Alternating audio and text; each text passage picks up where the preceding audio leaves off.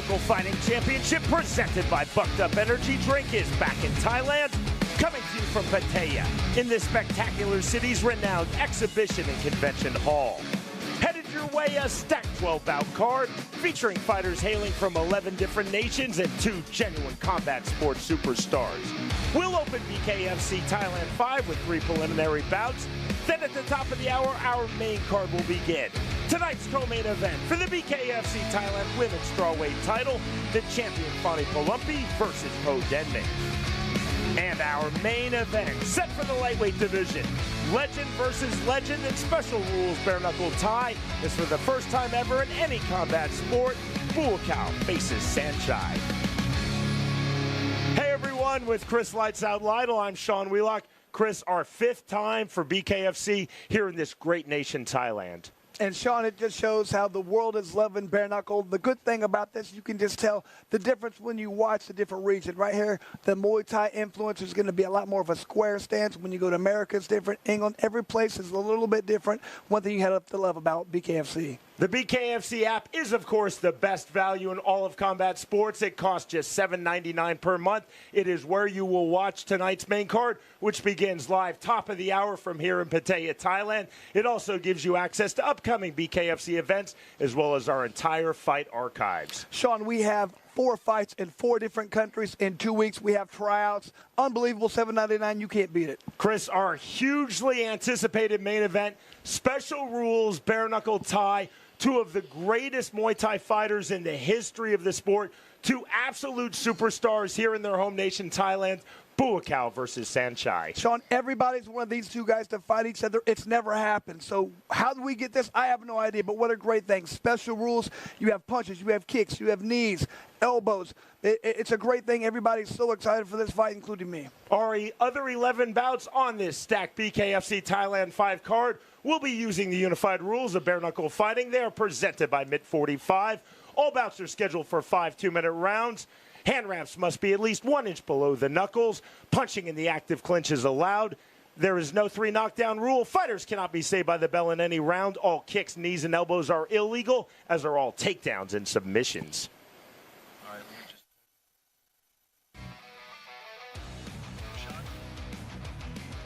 We open BKFC Thailand 5 with a bout in the lightweight division. Crescent Tools brings you our tale of the tape for Maseng versus Tumba. And the thing here, Sean, the 4-inch height advantage, the 4-inch reach advantage for Tumba. These guys are both street fighters, but Tumba's going to make sure he makes Maseng pay every time he tries to get close.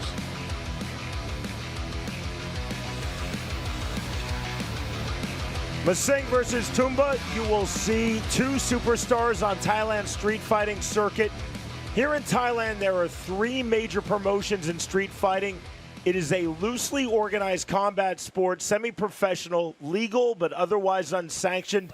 They have referees, but now they're fighting fully professional in BKFC. สวัสดีครับขอต้อนรับทุกท่านเข้าสู่ BKFC Thailand 5อยู่กับผมแมทธิวดีนะฮะสดๆจากพัทยานะครับวันนี้จัดเต็มจริงๆฮะทั้ง 12 คู่คุณภาพครับด้วยการชกแบบสุดโหดมือเปล่าครับและแน่นอนครับคู่เอกของเราครับการปะทะกันระหว่างบัวขาวและแสนชัยที่คนทั่วโลกรอชมกันอย่างแน่นอน Good evening ladies and gentlemen, welcome to BKFC Thailand 5. My name is Matthew Deem, honored to be your host this evening here for this fantastic event live from Pattaya, Thailand. 12 fights, bare knuckle boxing. Our main event, of course, the fight between 2 Muay Thai legends, Bual and Sanctioned. Make some noise! Let's go, guys! With our first bout here this evening, it will be fought at a catchweight, 69 kilograms, and is presented by Jack and Daves. Let's meet the fighters.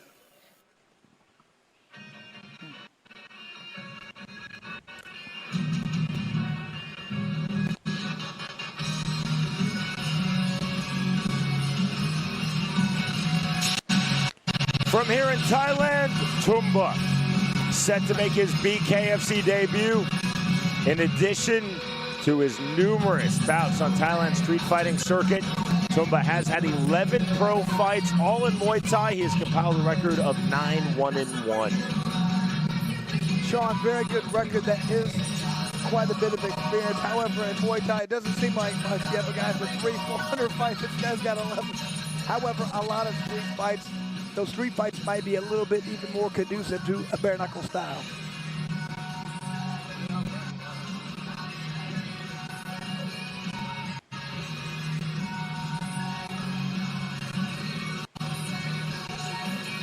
With BKFC Thailand, you see fighters with various backgrounds not often seen with BKFC in the United States, including Muay Thai, Letway, kickboxing.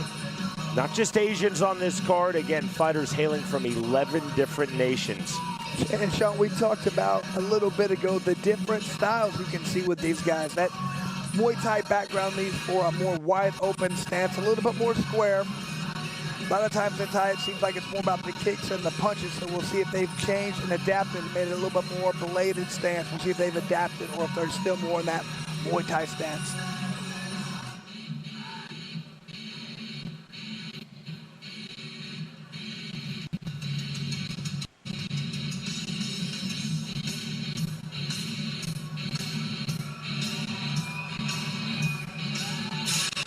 Maseng set for bout number 3 in BKFC. Overall, this will be Maseng's 4th fight in the sport of bare knuckle, as well as numerous fights in Thailand's street fighting circuit. Maseng made his BKFC debut May of last year. Defeated fellow street fighting superstar Naeem by unanimous decision.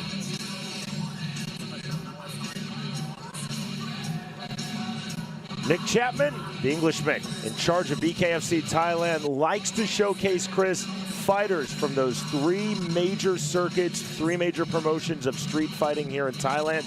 And we're having that showcase with this bout to open BKFC Thailand 5, Maseng versus Tumba at 155 pounds. And Maseng having this being his 4th bare knuckle fight, that could be a pretty good advantage right there. He might understand the range and the distance and the timing a little bit more. We will have to see.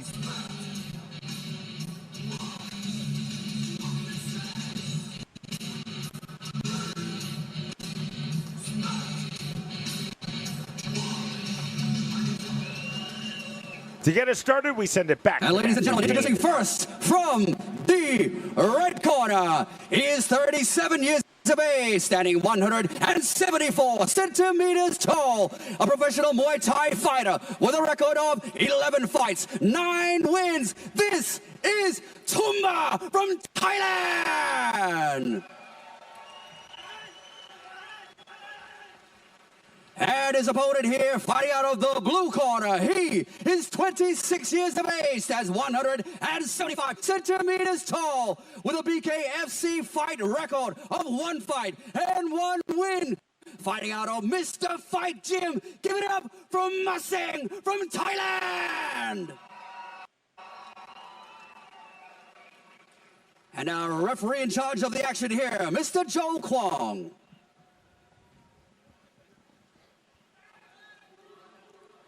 Thai versus Thai here in Pattaya to open BKFC Thailand 5. Final words from referee Joel Kwong. Both fighters up to scratch, standing 3 feet apart. Round number 1. Blue trunks for Maseng, red trunks for Tumba. Maseng immediately with the right hand. Big overhead right now, the rear right uppercut from Tumba. Tumba on the Superman punch. Right hand missing from Tumba. Well, you can tell these guys with that street fighter background, they are entertainers. Tumba, you can see talking to Maseng. There's the jab from Maseng. Maseng on the jab again. Tumba sitting back on that right hand, misses with the lead hook to the body. Jab again from Maseng. Straight right hand, Tumba throwing a lot of naked 2s. And Tumba just continuing to egg his opponent on. The eye poke, time called by referee Joel Kwong. But Sean, you can see, by the way, Tumba, he has his hands wide open out there the entire time. His fingers are, this is going to happen more often if he doesn't make fists out of his hands. He's having that very wide open stance, hands open. Referee needs to be on him about that. Maseng now has up to 5 minutes to recover. A very rare eye poke in BKFC. So we talked about earlier that a lot of times the Muay Thai guys, they kind of have a slower style, slower pace. Not this fight. These guys are coming at each other right away. Maybe it's more that Street Fighter influence, I would have to think. Time in from referee Joe Kwong. Good sportsmanship on the touch of hands, right back to it. There's that jab again from Maseng. Chris, early on, we're seeing much more conventional strikes from Maseng, but we're seeing the power shots with that rear right hand, just like that on cue from Tumba. Tumba's got to be careful. He continues to egg his opponent on. He might want to stay in position a little more. He's going to get hit hurt. Overhands, hooks from Tumba coming forward. Check left hook on the lead from Maseng. Jab again from Maseng, not fully through. Two fighters continue to talk to each other. 30 seconds remaining, round number one. Jab to the body from Tumba. Jab to the head. Jab right back from Maseng. Tumba is constantly talking at his opponent right now, Sean. See the activity with the lead hand of Maseng. Throwing the jab, also using it as a diversionary tactic. There's the check hook from Maseng once more. Closing seconds, opening round. There is the bell. We move to round two. A bit of a cut already on Tumba's face. He's going to have to make a few adjustments right here. Tumba continues to throw that overhand right as Maseng dips his head down to the right. So the overhand right's not going to land right there. He's going to have to start throwing some left hooks, some left uppercuts. If Tumba wants to land those shots, the overhand right is not there right now. So again, there's that counter. So once again, the way Maseng continues to dip down to his right, it avoids that overhand right, but it opens him up for that left uppercut or left hook. Hopefully in the corner of Tumba, they're telling him this. They're telling him, fake the overhand right, come with the left hook. Confirmation, round number two is upon us. We are sold out here at Pattaya Exhibition and Convention Hall.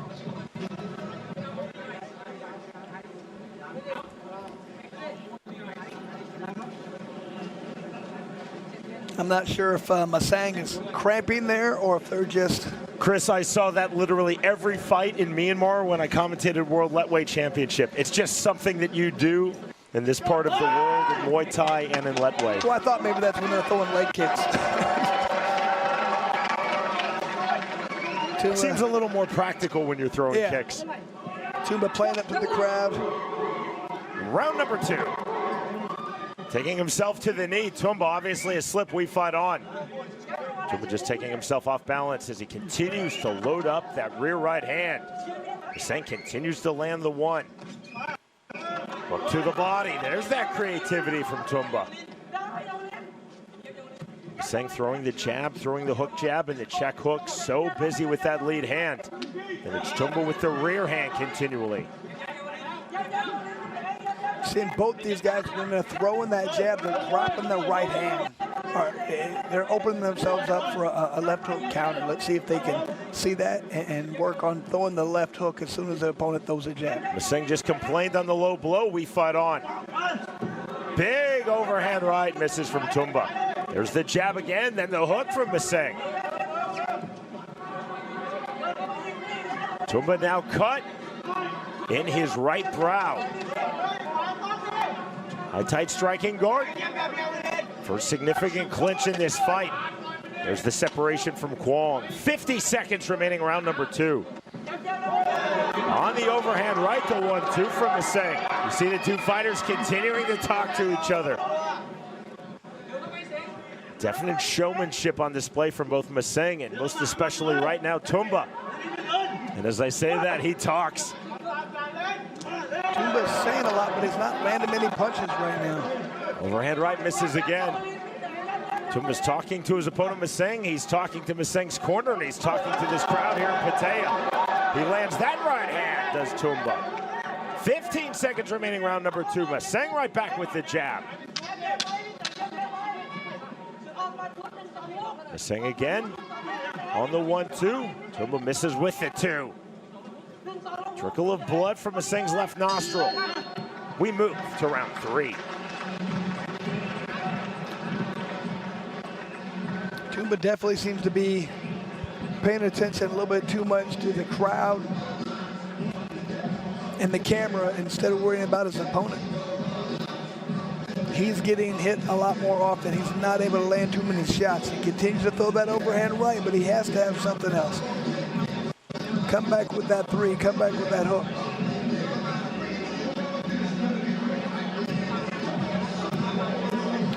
Definitely a low blow right there.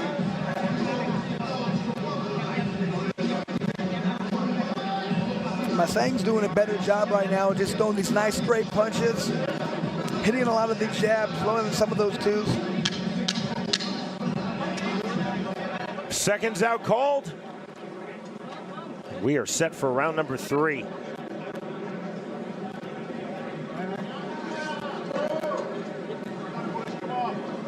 For all of the talking, all of the histrionics, you see the sportsmanship and the respect as well. Maseng immediately forward off of scratch to start round number 3. Tumba throwing the diversionary rear right hand straight up. Jab again from Maseng, a jab once more. 2-3 combination from Tumba. Thing is, Maseng's giving his opponent some opportunities. Throwing these jabs, he's dropping his hand, his chin is wide up in the air. If Tumba would throw that left hook, he would land it. Tumba on the 1-1, then the overhand right. Chris, to this stage in the fight, now with 1:20 remaining, round number 3, this is really the activity of the lead hand of Maseng and the power of the rear hand of Tumba. Like I said, Maseng's been landing a lot more, landing those jabs, landing those 1-2s. There's the right hook from Tumba with that rear right hand. Chang right back with the lead left hand of Maseng. Turning up the pressures, Tumba continuing to throw the overhand rights. And deep swelling now in Tumba's right eye. Rear right uppercut from Tumba, that was clever. Yeah, but that eye is becoming a problem for Tumba. He's not going to be able to see out of it too much longer if he doesn't stop those jabs. Jab again from Maseng. There's that hook jab. Both fighters definitely showing their creativity, showing their flourishes, showing their showmanship. Hook to the body from Tumba. There's that lead hook again from Maseng. Jab hook, jab hook. Overhand right from Tumba. Jab to the body now from Maseng. See the big smile on the face of Maseng as he landed that jab, then landed the 2. He knows it's landing right on that eye, causing more and more damage. We are through 3 rounds.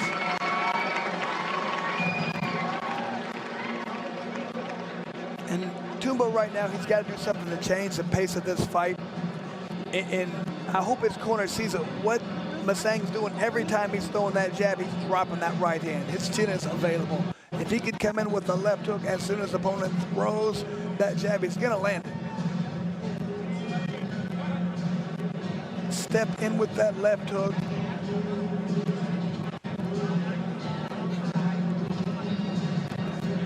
I mean, right now, Tumba is taking these jabs.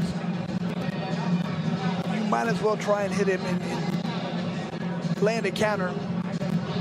You're eating the punch anyway. You might as well land your own shot. Land a harder shot.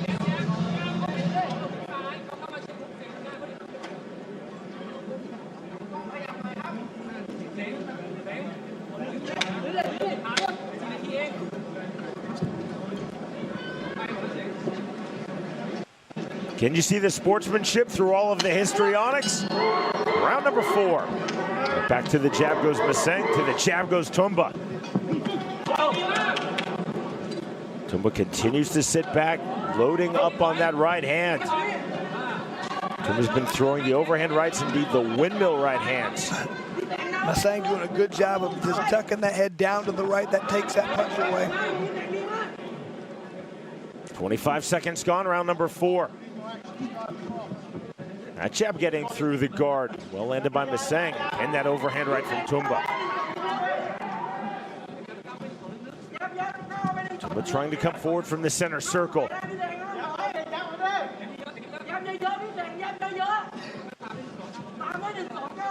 not getting that jab through.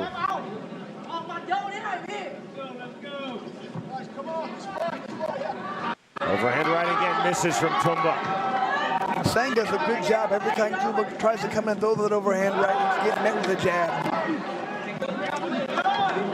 There's that naked overhand again, and another one from Tumba. Short right hook lands from Tumba. Maseng resetting on the outside. Both fighters turning up the temperature here. 40 seconds remaining, round number 4. You can see, Chris, both fighters really trying to sit down on their punches here in the latter stages of round 4. Definitely throwing harder. Tumba throwing that very hard, but missing. The jab again from Maseng. Jab to the body now. There's that windmill overhand right from Tumba. Hasn't had much luck landing that right now. Both fighters in the center circle. Forward pressure from Tumba. Saw the hook jab from Maseng. Leaping that punch from Maseng, and a double thumbs up.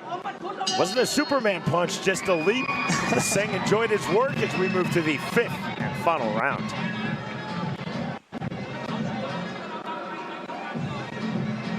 I mean, if I'm in the corner of Maseng, I'm just saying be very careful. Try and keep that right hand up a little bit more. I don't see your opponent throwing too many hooks, but that's what you have to worry about. You're dropping that right hand.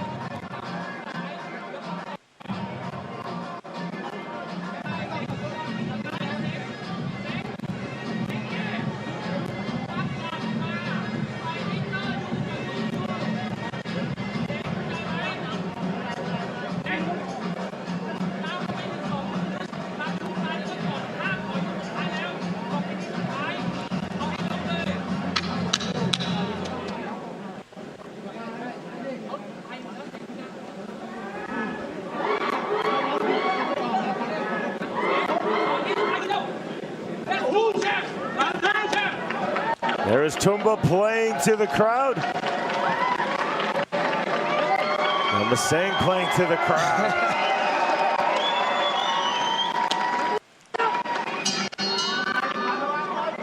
Fifth and final round underway. We're in the lightweight division. Maseng versus Tumba. There's the right hand. Rear right uppercut, right hook from Tumba. And you can tell Tumba feels like he's down on the cards. He's coming for it. He's going for broke. Maseng staying busy with that lead hand and missing with the lead hook. You can see here a lot more punches being thrown by Maseng. Tumba telling Maseng, let's brawl, let's just throw. Again telling him that. Yeah, Maseng's probably saying, no thanks, I'm winning this fight. Why would I do that? Maseng again claiming a low blow. It's the second time he has done so in this fight. Neither time an admonition from referee Joel Kwong as we fight on. 105 remaining, 5th and final round. Now call for action from Kwong. There's the left hook that lands from Tumba. Finally threw it, and look what happened. It landed perfectly. Cut his opponent open with it, I believe. Tumba rear right hand. So much creativity in the striking of Maseng and Tumba. Tumba lead overhand left. When was the last time we saw that punch, Chris? A Superman punch, speaking of creativity. That was a Superman hammer fist, I believe. Yeah, you don't see that too often. Somewhere Tim Elliott is smiling. Now Tumba punching himself in the face. Hook jab from Maseng, right hand counter, right hook. 20 seconds remaining in this fight. Thumbs up from Maseng. Both fighters, as you see, cut.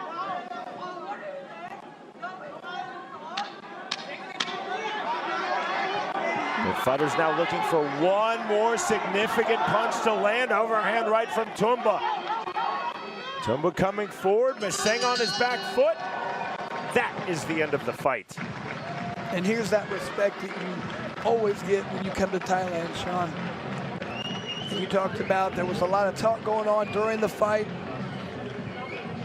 but the respect after the fight.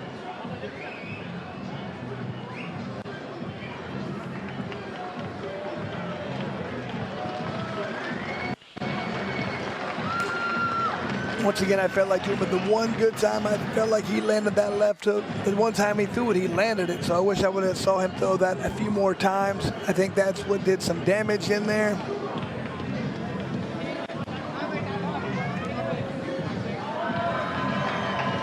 Our three judges here in Thailand scoring on the 10-point must system ringside. This Pattaya crowd seemingly evenly split in their support of Maseng and Tumba. And you can see another thing, Sean, I noticed they don't seem to mind them climbing on the ropes nearly as much. Every time one of our guys jumps on the ropes, they say, get off the ropes. It's almost like they're encouraging them to.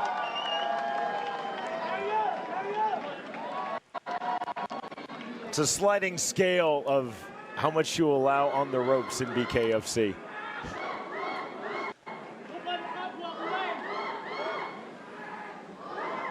Tumba cut in his right brow, Maseng cut in his left brow. That was a fun fight.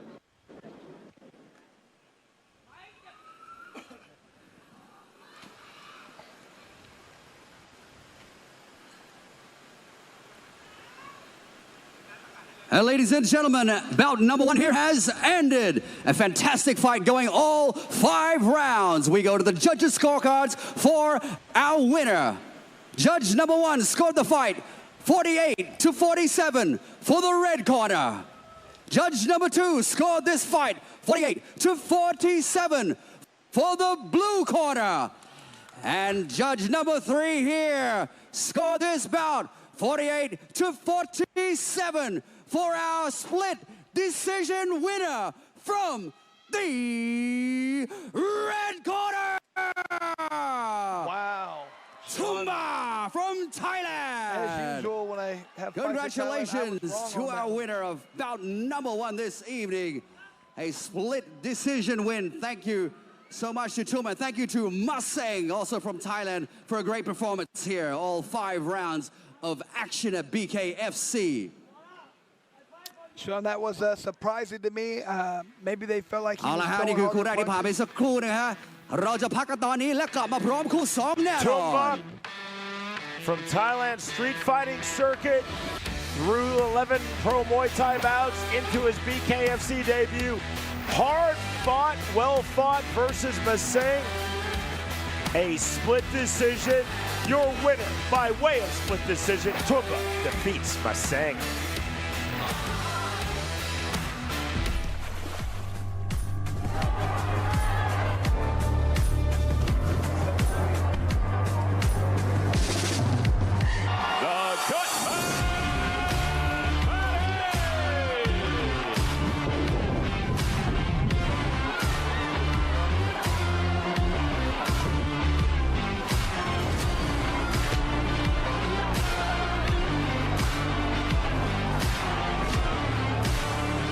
It's the biggest bare knuckle fighting championship card ever. In the main event, Platinum Mike Perry knuckles up with Eddie the Underground King Alvarez. In the heavyweight co-main event, Big Ben Rothwell and Todd Duffy collide. Also a rematch for the women's bare knuckle world title as champ Christine Misfit Faria fights Rowdy Beck Rawlings. Plus 2 other world title fights. Watch the world's most exciting combat sport live Saturday, December 2nd on pay-per-view through Fight.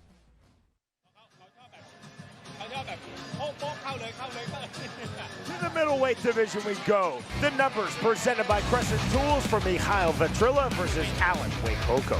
Everything's fairly similar here. There was a 3-inch height advantage for Vetrilla, 2-inch reach advantage. Not that big of a difference. Should make a big difference in this fight.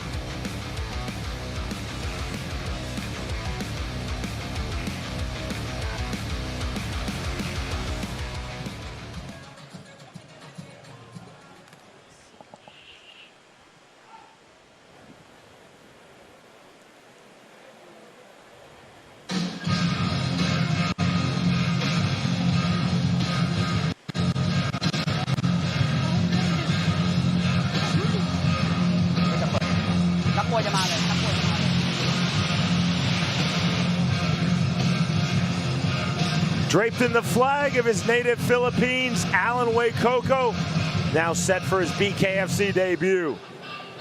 Wycoco is 2-0 in the sport of bare knuckle fighting, 1-0 in pro mixed martial arts.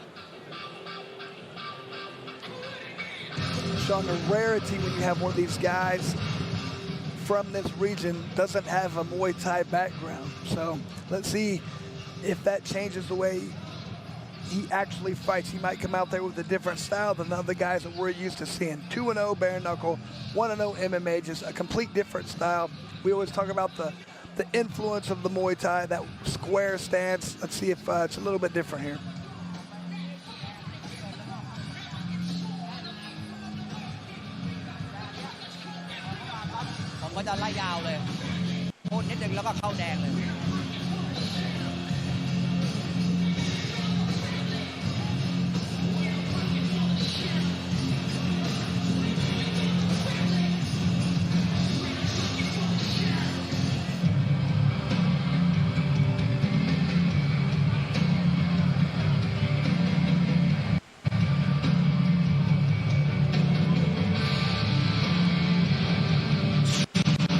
The Russian Mikhail Vetrilla, set for his third fight in Bare Knuckle Fighting Championship, his fourth bout overall in the sport of bare knuckle.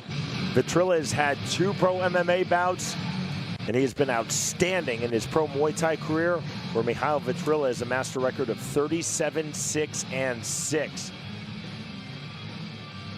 And that's a well-rounded career there, Sean. You talked about 50 Muay Thai fights, a little MMA, a few bare knuckle. This guy just likes to fight anything. Looks like he's willing to do. Vetrilla's last bout in BKFC occurred September of last year. He defeated the Brazilian Luis Paloteja by unanimous decision.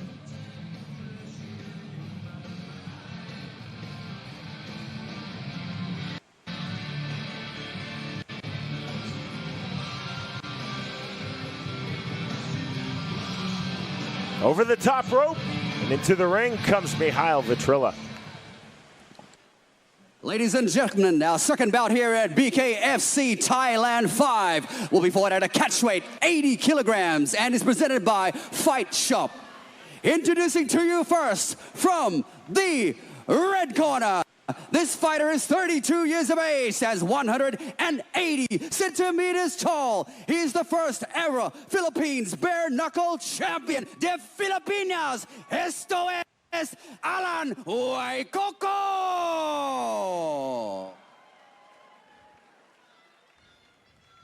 And his opponent here from the blue corner. He is 30 years of age, stands 187 centimeters tall. A Muay Thai fighter with a record of 49 fights, 37 wins. Eta Mikhail Vetrilla of Russia.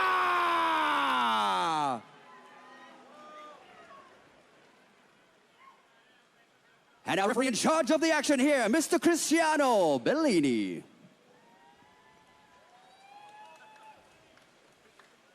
First appearance of the night by the most no-nonsense referee in all of BKFC, Cristiano Bellini. Showing the height difference appears to be a little bit more than from the tail of the tape. Round number 1. Blue trunks for the Russian Mikhail Vetrilla. Red trunks for the fighter from the Philippines, Alan Wycoco. Stiff jab from the southpaw stance for Vetrilla. Wycoco now coming forward from the orthodox stance. Wycoco on the right hand, left hook just off the mark. Big swings from both fighters. We're in the middleweight division as we open this bout. On the right hand, and down goes Alan Wycoco. Just got caught coming in. We talk about, a lot of fighters always talk about the jab being the most important. Wycoco coming straight in with hard punches. Mandatory 8 count to Wycoco from referee Cristiano Bellini. Right back to it. Just got to be careful coming in with those hard punches with no jab. High volume from Vetrilla. Overhand right misses. There's a clubbing right hand in the left hand from the Russian Vetrilla. 60 seconds remaining, round number 1. Wycoco coming forward.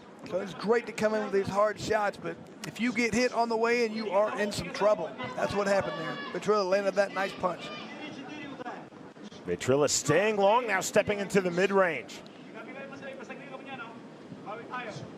And you can just see right now what Vitrilla's want to do. He's not really throwing with power. He's just trying to land volume, throw a lot of punches, wait for his opponent to walk in and catch himself.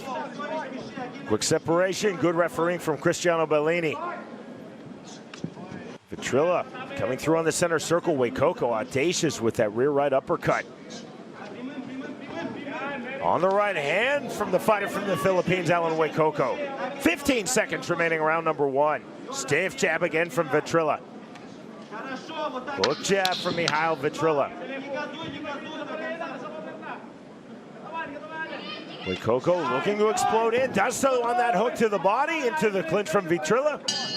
That ends round number 1. And Sean, what a contrast in styles right there. You can see exactly what Vitrilla is waiting for Wycoco to come in and just land those counter shots. He doesn't have to throw hard. He's throwing a lot of punches, making his opponent come in, and when Wycoco comes in, he's ready to counter.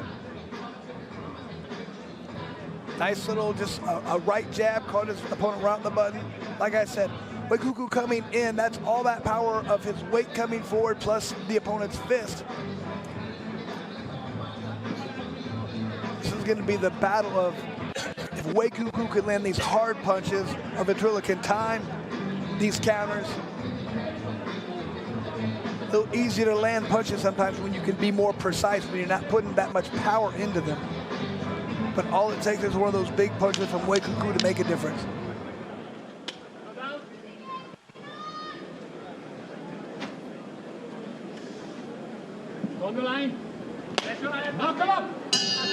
See the sportsmanship between Vitrilla and Wycoco as we start round number 2. Presumably a 10-8 round for Mihail Vitrilla in round 1, dropping Alan Wycoco with that short, sharp right hand. And Vitrilla just trying to keep that jab pumping right in his opponent's face, giving him something to think about every time he rushes in. There's the rush hit from Wycoco and the counter on the left hook from Vitrilla. Wycoco complaining to referee Cristiano Bellini on the finger wag. Possibly Wycoco saying Vitrilla led with the head. No warning from Bellini as we fight on. Vitrilla's doing a good job of keeping right at the end of his punches, keeping his opponent just out of his range. That was a clever sequence. The left hand, then the left hook. Vitrilla landing flush. Left hook again from Vitrilla. Vitrilla turning up the pressure. Into the clinch hard. Bellini keeping this bout moving. 1 minute remaining, round number 2. Vitrilla on the left hand, right hand, stiff left hand now from Mihail Vitrilla. On the overhand right, that spins out Wycoco. Wycoco trying to reset the left hook, triple left hook from Vitrilla. I love the way Vitrilla, shaking his hand. I love the way Vitrilla is fighting right now. He's doing great from the outside, and when it gets inside, he's pushing his opponent around and bullying him. Chris, twice now here in round number 2, Wycoco has done the finger wag. The first time it was to Bellini. That time, I think, just to the audience. Taking big shots, left hand. We'll see how Bellini rules this. I could have saw that being a knockdown, Sean. But Cristiano Bellini ruled it a double slip. Vitrilla continuing with the pressure now, chest to chest in the clinch. More volume from Mihail Vitrilla on the flurry to the head. Wycoco trying to duck under, roll through those punches. Wycoco talking to his corner. We are through 2 rounds. And Sean, we talk about it often, how the more people do this, the better they get. Sometimes there's a big jump between fights 1 and 2 or 2 and 3. I feel like Vitrilla in between round fights 2 and 3 has gotten much better. Seems more relaxed, more comfortable. He's controlling the range beautifully. Like I said, he's outside, he's landing his shots. And when they get in close, he's tying up and bullying his opponent, pushing him around. He's fighting when he wants to. You can see a good little flurry right there, just what I'm talking about. There's the finger wave. Great counters. Now he closes the distance and pushes his opponent around. That is so tiring when you're the guy being pushed around. There's him keeping his distance. Now he closes the gap. We always talk about either you're fine where your opponent can't touch you at range, or you're fine close. It's that middle gap that's the danger zone. Vitrilla's not staying there at all.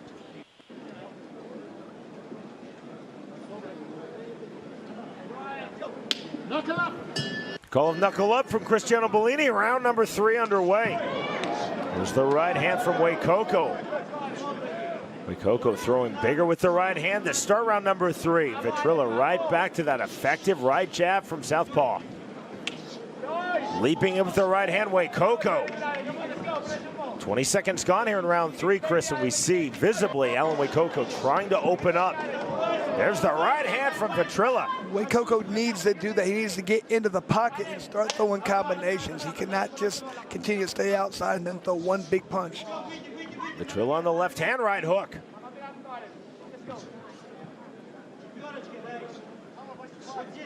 The volume most definitely at this point in the fight belongs to Michal Vitrilla.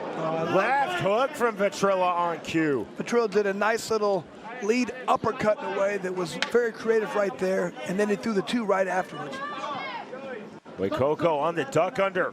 Tried to roll through with that lead left uppercut. The idea was there, he could not land. 55 seconds remaining round 3. There's the right uppercut from Wycoco just off the mark. Vitrilla clean 1-2. These aren't big punches, Chris, for Michal Vitrilla, but they're sharp punches. And there's a lot of them, and they're accurate. That's a good thing about what he's doing. He's not throwing with a lot of power, but a lot of accuracy. Your right uppercut misses again from Wycoco. Wow. On the flurry to the inside, from the head to the body goes Michal Vitrilla. That was a lot of volume being thrown by Vitrilla right now. He's doing a great job out there. Vitrilla, big left hand on the step in. 15 seconds remaining round 3. See Wycoco trying to time the lead hand, but it's the timing right now of Michal Vitrilla. But on the turn, left hand from Wycoco into the clinch. Wycoco on the underhook. Jab right back, left hand, right hand, just before the bell that ends round number 3. Very impressed right now that Wycoco has no cuts. I don't know, maybe they're landing more on the top of the head, the side, but he's been hit a lot, and he really doesn't look that bad for the number of shots he's taken so far, Sean. Good little exchange. And right here, this is Vitrilla just doing what he's been doing best right now. Look at that great right hand, just controlling the range. Not staying in that danger zone very long at all. Getting into his range where he's been doing the best. Outside or totally inside.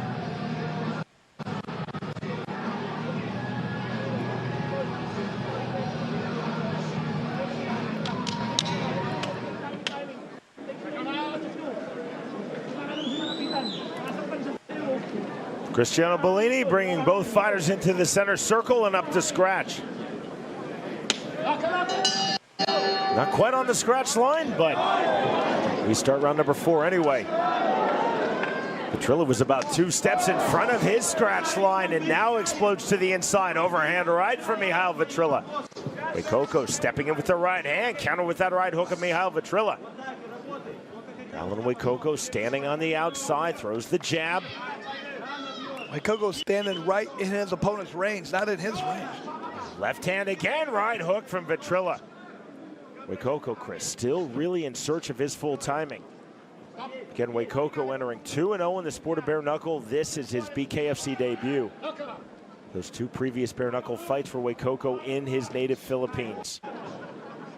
Overhand right just misses from Vitrilla. Vitrilla left hook. Lunging right hand from Wycoco, that off the mark. I mean, look at that volume. Almost 100 punches more thrown by Vitrilla right now. We're seeing volume, we're seeing timing from Michal Vitrilla to this stage in the fight. Now 55 seconds remaining round 4.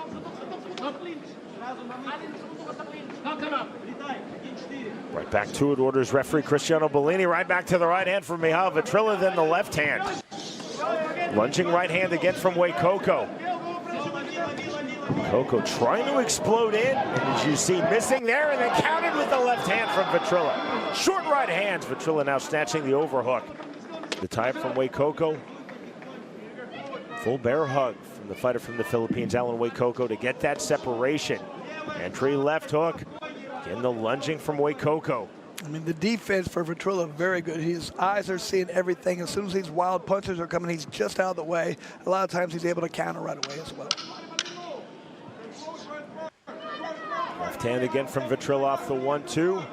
Slight swelling under Vitrilla's right eye. 2 more punches after the bell as we move to round 4.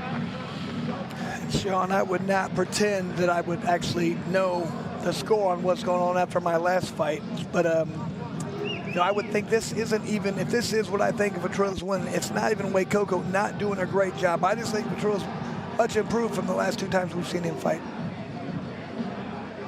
Good right hand right there, landed by Wycoco, but came right back. So there was that good right hand once again. And here's just a flurry of punches. We see Vitrilla has a lot more being thrown right now, probably 2 to 1, I would have to think.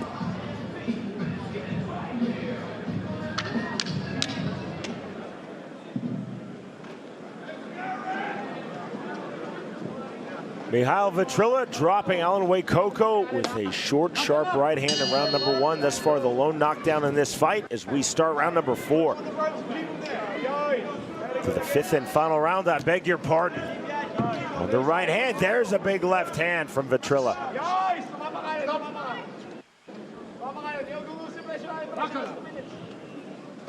Lunging in again with the right hand, Alan Wycoco.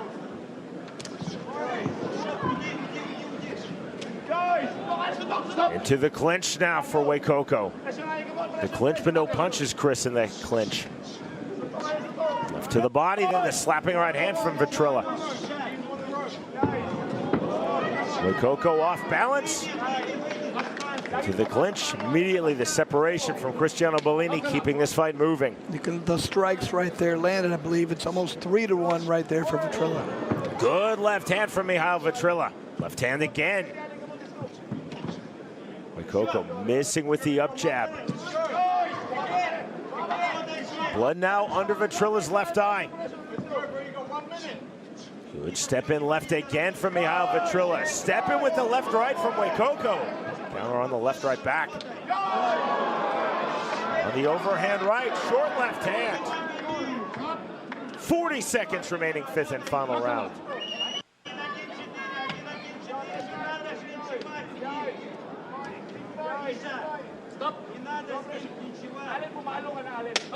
Separation once more from Bellini. Vitrilla again coming forward, clubbing right hand, misses with the left uppercut. Big right hook lands from Vitrilla. Third finger wag of the fight from Alan Wycoco. Had to show the fans he was not hurt. Entry left hand now from the Russian Mihail Vitrilla.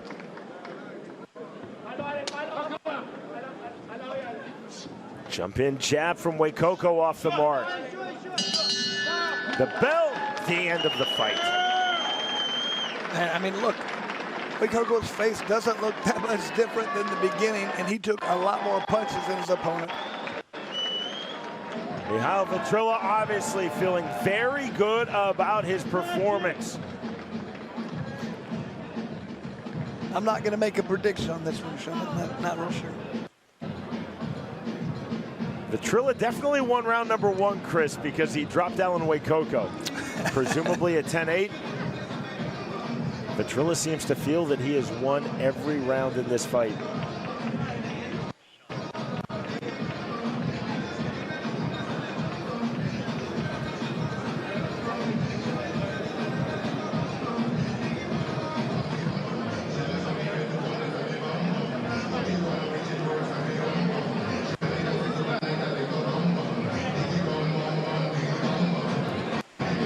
We await the telling of the 3 judges' scorecards here in Pattaya.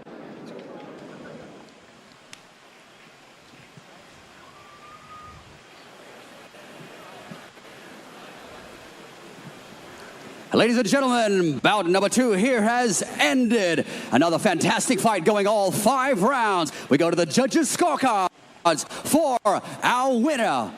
In this fight, all 3 judges scored this bout 50-44 for our winner from the blue corner, Mihail Vitrilla, Russia. Well done. Was right on that one, Sean. Vitrilla looked fantastic. We kept talking about the improvement right there. So relaxed. Also, so thank you calm. to Alan Wycoco from the Philippines for a great performance. 5 rounds to none across the board from our 3 judges ringside here in Thailand. 50-44, that's the 10-8 in round 1. As Vetrilla scored the lone knockdown in the bout with that short, sharp right hand. Now 2 wins in BKFC for Mikhail Vetrilla. Alan Wycoco in his 3rd bare knuckle fight loses for the first time and falls short in his promotional BKFC debut. The winner by way of unanimous decision, Mikhail Vetrilla defeats Alan Wycoco. BKFC Thailand 5, coming to you live from Pattaya, is presented by Bucked Up Energy Drink, Sing Beer, OnlyFans, and by Cicerone.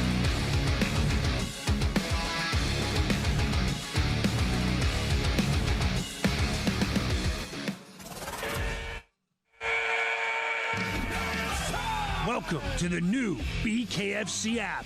Get monthly BKFC events for $7.99. People that are missing it are missing out big time. Enjoy our all-new library of content, including behind-the-scenes access, exclusive BKFC original series, and additional live bare-knuckle fights from around the globe. Knuckle up with the new BKFC app, only $7.99 per month. Let's go! Make sure to get your Bare Knuckle Fighting Championship merch at bareknuckleshop.com with a huge selection of sizes and styles for everyone.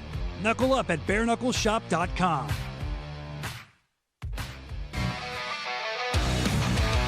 In the featherweight division, Pumpy Chongyong versus Denman Yu. Our tale of the tape is presented by Crescent Tools. And Sean, these guys, almost mirror images, very similar. 1 inch height difference, 1 inch reach difference, everything very similar on these two from the tale of the tape.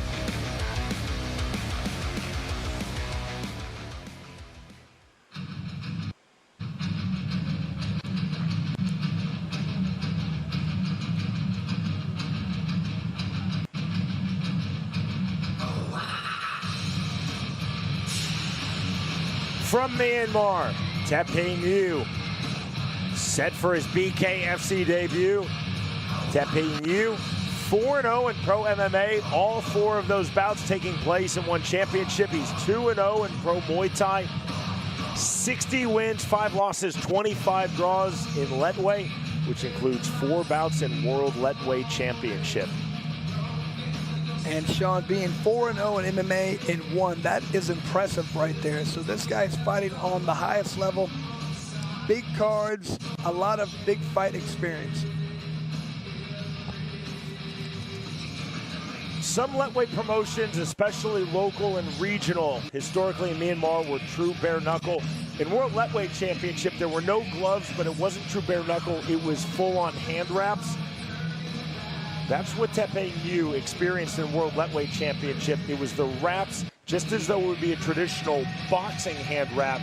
So this is one step beyond that, but Taeping Yu does at least have experience, even though this is his bare knuckle debut, fighting without gloves. Very similar feeling then. I mean, the wrap is a great thing, but it's not anything like a glove. With the blocking, with the defense, it's more similar to bare knuckle.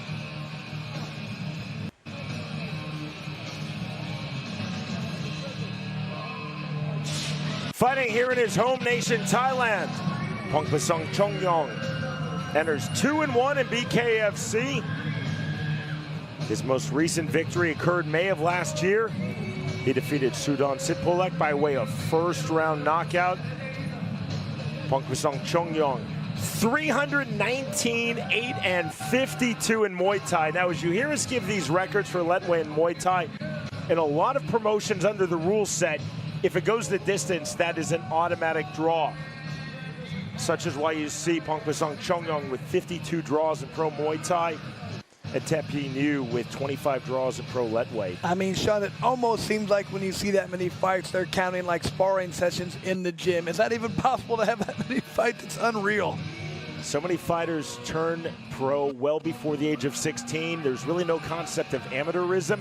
So when you start fighting, even is... Ladies and gentlemen, bout number 3 this pro. evening at BKFC Thailand 5 will be fought at featherweight 66 kilograms. This fight is presented by the Tiger Media Group. Introducing first, fighting out of the red corner. He's 33 years of age, stands at 160 centimeters tall, with a lightweight fight record of 90 fights, 60 wins, fighting out of Satien Muay Thai. This is Ta Pia No from Myanmar. And his opponent here from the blue corner. He's 35 years of age, stands 172 centimeters tall. A professional boxer with a record of 90 fights, 72 wins, fighting out of Luktafa Muay Thai. This is Pongsapan Chongyong from Thailand. And our referee in charge of the action, Mr. Joel Kwong.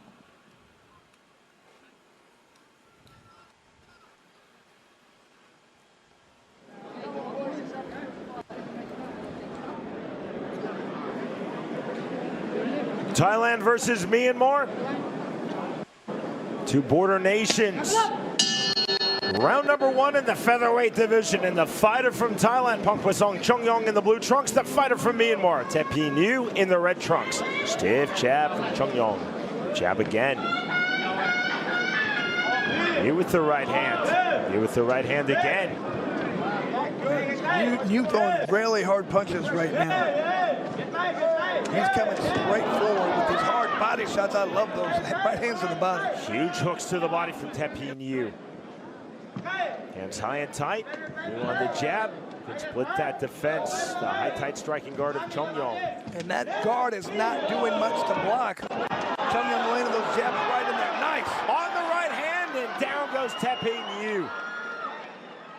Niu complaining on the knockdown, but he was clearly dropped by that right hand. Now taking the mandatory 8 count from Joel Kwong as he grabs his mouthpiece, puts it back in, and right back to it. Like I said, Niu trying to walk right through these punches with that tight guard, but I mean, he's getting hit a lot. You cannot trade in bare knuckle. That's not the sport for that.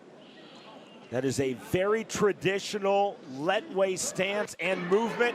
Exploding forward with big shots now on the uppercut from the half-Thai plum goes Pongpasong Chongyong. You can just see a little bit more experience in bare knuckle is paying dividends for Chongyong right now.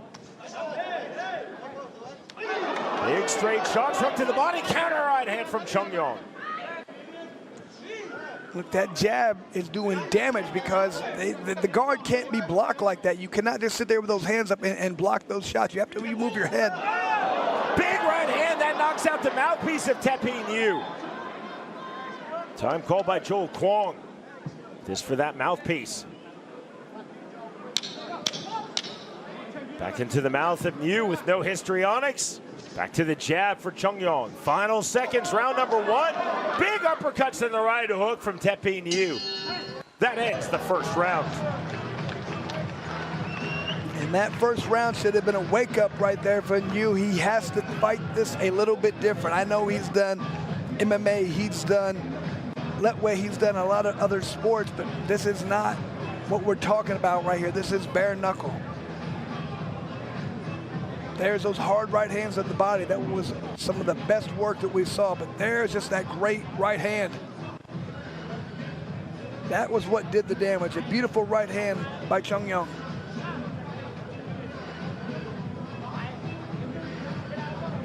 Chongyong continue to do work inside. Another right hand that knocked the mouthpiece out. Beautiful punch by Chongyong.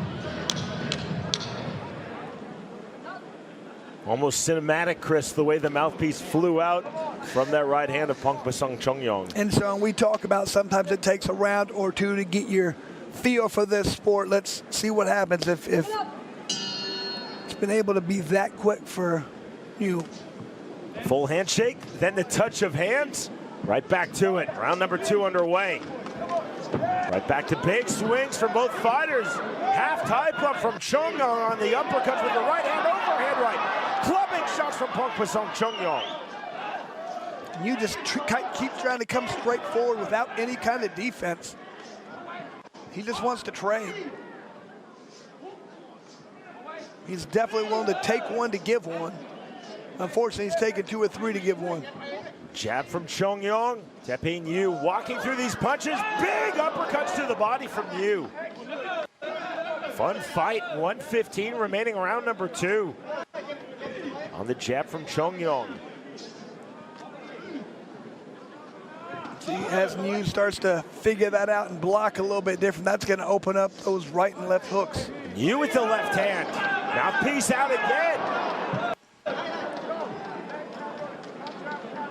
I wonder if they're going to start saying, hey, if you keep dropping your mouthpiece, they might take a point at some point. Yu has now lost his mouthpiece 3 times, the first of which came on the knockdown. Joel Kwong telling Yu, keep your punches up. No complaint, though, on the perceived low blows by Kwong from Pongpasong Chongyong. He fights on. On the jab, the hooks, the uppercut, entry on the right hand from Pongpasong Chongyong. Right uppercut just missing. Yu, I mean, he just continues to say, bring it on, but he's taking a beating out there right now, Sean. Stiff on the jab, tripling and quadrupling his jab, Pongpasong Chongyong.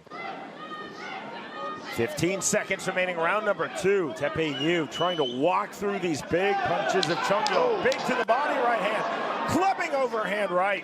And Yu is so tough, man. That body shot was devastating right there. On the right hook, mouthpiece out for the 4th time. As that ends round 2. And you have to wonder at what point is the referee going to say you have to keep your mouthpiece in. Bite down on it, do something, because if we have to keep stopping this, I am going to take a point. I mean, Chongyong looking fantastic out here, landing a lot of hard shots.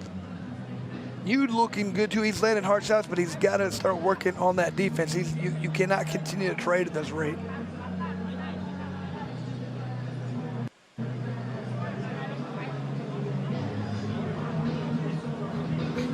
There was that beautiful right hand to the body by Chongyong.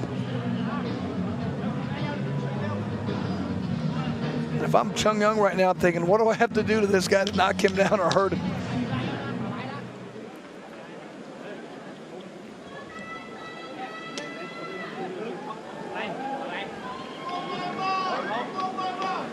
Chris, I commentated Teping Yu in all 4 of his bouts in World Lightweight Championship in Myanmar. This is exactly how he fights, be it Lightweight or now bare knuckle. Straightforward, big swings, thinking offense first, defense second, or maybe 5th. Very dangerous style in bare knuckle. We'll see how it goes for him. Yu coming forward, waving Chongyong forward. Chongyong with the shuffle step, Yu to the body. Overhand right, left hand, big shots. Both fighters landing big on the right hand. Huge percentage of connection right now for Chongyong, just really landing a lot of shots. You see our strike stats all night there, presented by Bucked Up Energy Drink. On the left hand, right hand from the fighter from Myanmar, Teping Yu. Right hand from the fighter from Thailand, Pongpasong Chongyong. Chongyong a bit of a face wash on the push off of Yu. On the uppercut, big right hook, overhand right again. Yu is walking through some huge shots. Half Thai plum now from Chongyong. Teping Yu to the body. 45 seconds to go round 3. I really like how Chongyong, when he's in that clinch, he's coming out with a right hand, a right hook. It's beautiful. Face wash again from Chongyong.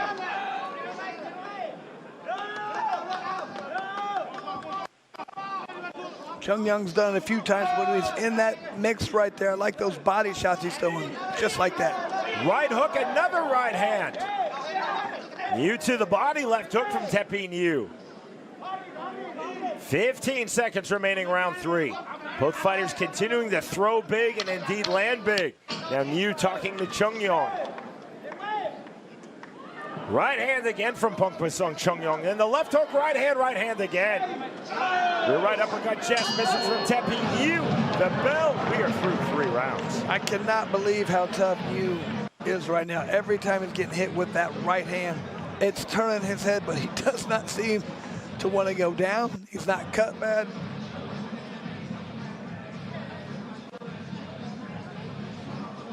There's the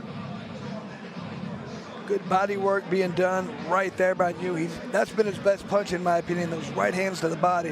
However, the problem is he's dropping his own left hand. He's getting hit consistently with that right hook. Just like that. Just like that. Just like that. Just like that. I mean, just repeatedly, I'm really impressed with his chin and Chongyong's ability to continue to throw that right hand. Seconds out cold. Both fighters set to come up to scratch to start round number 4.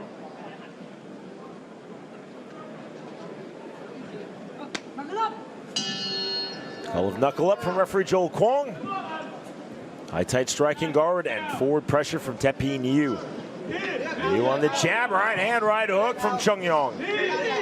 Right hand again, left hand. These are huge shots landing to the head from Pumpy Chongyong. And the right hand once more. Tepin Yu, Chris, is just taking massive shots and still coming forward. Chongyong from the half tie plum, now the reset. There's the jab from Pumpy Chongyong. Overhand right.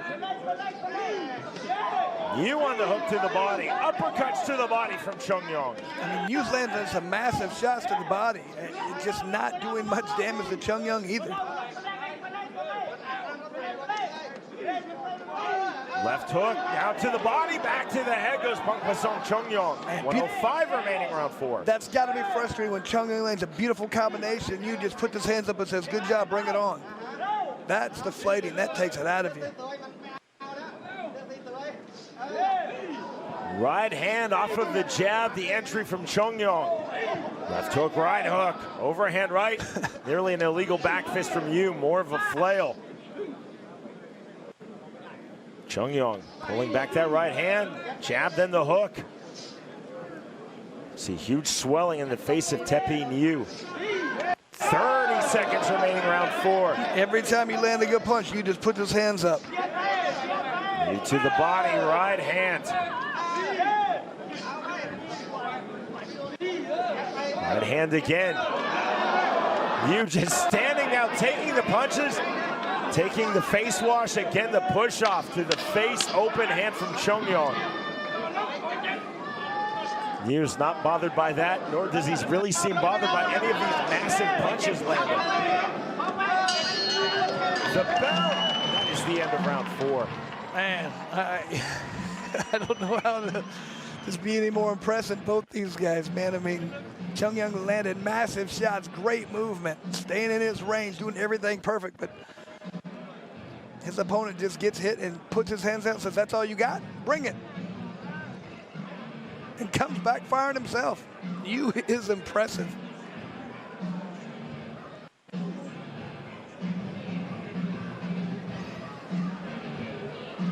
Just like that, Sean. Couple good shots. That's it. That's all you got. Bring it.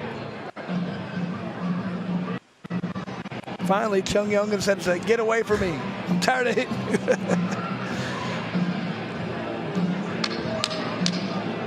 The face wash, not really legal under the now unified rules of bare knuckle fighting, but no complaint from Tepin Yu. Yeah, he just put his hands up and said, bring it. That's all you got.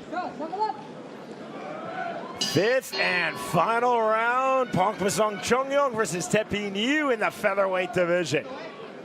One knockdown in this fight. Chongyong dropping Yu in round number 1. Ironically, I think Yu has been hit by about 9,000 harder punches since he took that lone knockdown. It was just getting used to look at this. 300 punches thrown right there from Chongyong. Almost 100 more than his opponent. There's the right hand from Pumpy Chongyong. Over 100 more landed. There's the very traditional let way guard walking forward, Tepin Yu. Yu, the right hand to the body, not there. Chongyong resetting, coming forward. Slight smear of blood around the mouth of Pumpy Chongyong. To the body, left hook. Again, Tepin Yu does not seem bothered in the least. He might not be bothered, but Chris, certainly our three judges scoring ringside here in Pattaya are noting all of these big strikes landing by Pongpasong Chongyong. One would have to think. 40 seconds remaining in this fight. A reset from Chongyong. You single-mindedly coming forward on the straight line. Fast 1-2 from Pongpasong Chongyong. That backed off Tepi Niu. On the uppercut, Niu dipping his head to the body, takes the right hand from Chongyong on the turn. See the blood now leaking from the cut on Niu's left cheek. On the left hook, right hand. Another right hand. Final seconds of this fight. Overhand right from Tepi Niu. Right hand, left hook again from Chongyong. Big right hand, both fighters throwing, they throw to the bout. That is the end of the fight. And I love how both guys poured it on there at the end, showing they both let it all hang out.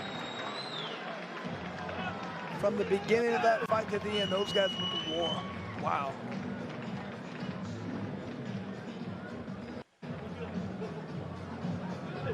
Chris, I don't know if you're a believer in moral victories, but Tepi Niu, that might be a moral victory. I believe that Pongpasong Chongyong is going to win. He did record the lone knockdown of this fight, that around number 1, but Tepi Niu, that is different level in terms of determination, fortitude, character, and durability. I can tell you what, if I'm fighting and somebody shows me that video, I'm not wanting to fight you. I'm saying, no, who else do you have for me? Anybody else? Who else do you want me to fight? I'm not fighting that guy. I can't hurt him. I mean, good headshots, a few really good body shots landed by Chongyong. It just didn't seem to phase his opponent. Like I said, he would look at you and go, that it? That all you got? All right.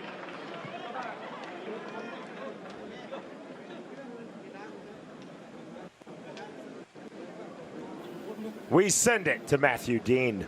Ladies and gentlemen, give it up for these two warriors here in this ring. What an absolute war. Now, guys, before we announce the winner here, I'd like to tell you of something very special from our CEOs, Mr. Nick Chapman and Good Golf. Regardless of the winner here, these two guys are getting a generous bonus. Both of them. And ladies and gentlemen, after 5 thrilling rounds of bare knuckle boxing here, we have a winner. All 3 of our judges scored this bout 50-44 for our winner from the blue corner, Pongpasong Chongyong. Just like we thought. Congratulations, and give it up for Tao Peng Ye from Myanmar. Great fight for Chongyong. Looked phenomenal What out a there. fight.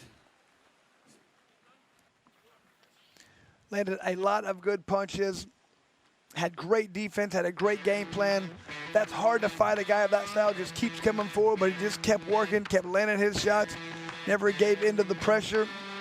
Looked fantastic this fight. 5 rounds to none from all 3 judges ringside here in Pattaya, Thailand. The knockdown, the 10-8 round in round 1. The winner by way of unanimous decision, Pongpasong Chongyong defeat Tepi Niu. Decision, Pongpasong Chongyong defeat Tepi Niu.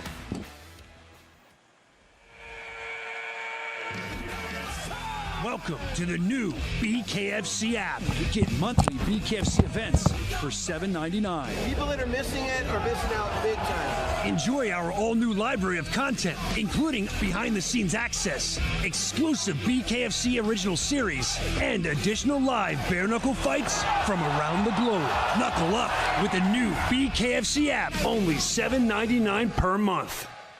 It's the biggest bare knuckle fighting championship card ever. In the main event, Platinum Mike Perry knuckles up with Eddie the Underground King Alvarez. In the heavyweight co-main event, Big Ben Rothwell and Todd Duffy collide. Also a rematch for the women's bare knuckle world title as champ Christine Misfit Faria fights Rowdy Beck Rawlings. Plus 2 other world title fights. Watch the world's most exciting combat sport live Saturday, December 2nd on pay-per-view through Fight.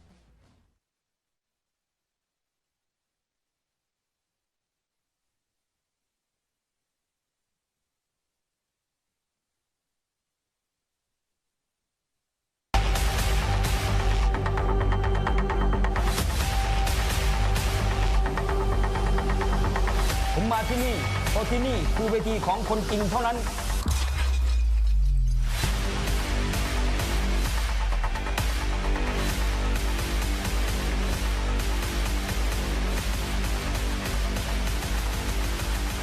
Bare Knuckle Fighting Championship is live in Pattaya, Thailand's Sin City, inside the Pattaya Exhibition and Convention Hall for one of the biggest fights in history.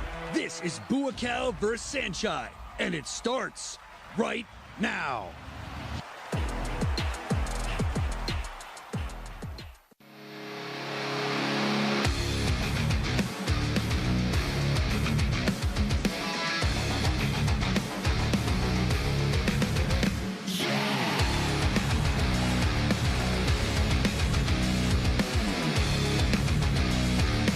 Tonight, Bare Knuckle Fighting Championship presented by Bucked Up Energy Drink is back in Thailand, coming to you from Pattaya in this spectacular city's renowned exhibition and convention hall. It's BKFC Thailand 5, and we are now set for our stacked main card. Our feature fight for the vacant BKFC Thailand Featherweight title, Shumu versus Kritsanas Sang. Tonight's co-main for the BKFC Thailand Women's Strawweight title, the champion Pumpy versus Denman. And our main event, set for the lightweight division, legend versus legend in special rules bare knuckle tie, is for the first time ever in any combat sport, Bual faces Sanchai. Hey everyone, with Chris Lights Out Lytle, I'm Sean Wheelock. Chris, two true superstars, not just in their home nation here in Thailand, but across the world of Muay Thai, indeed across the world of fighting. Bual versus Sanchai, scheduled for 5 2-minute rounds, the possibility of an overtime round, special rules bare knuckle tie. They have combined for 650 professional combat sports bouts. This will mark their first ever fight. Sean, and most cards don't even have a whole card with guys having 650 combined fights, but these guys have it right here, and they're superstars for a reason. They have very similar styles, but that's the thing with the similar style right here. It's not only about who's going to be able to come up with a better game plan, but who's going to be able to implement that game plan. That's going to win the fight. Chris, our co-main event for the BKFC Thailand Women's 115-pound title, the champion Pumpy versus Denman. And Sean, the last time we saw Pumpy, she was a phenomenal counterpuncher, did a great job. Denman, she's a counterpuncher too, but different ways. Fanny gets in your face and waits for you to punch, and then she counters. Her opponent goes backwards and waits for you to come in, tries to counter that way. So it's going who's ever going to be able to get in there, get their game plan going, they're going to win the fight. Sounds good. That's the layout. Let me just confirm it's stuck. We open our main card from here in Pattaya, Thailand. Did that make sense when I said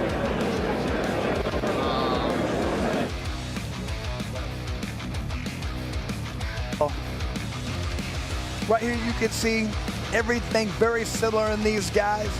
Exactly the same height, 6'1", 1 inch, reach different, not that big of a difference in anything we see on the tail of the tape here with these two fighters.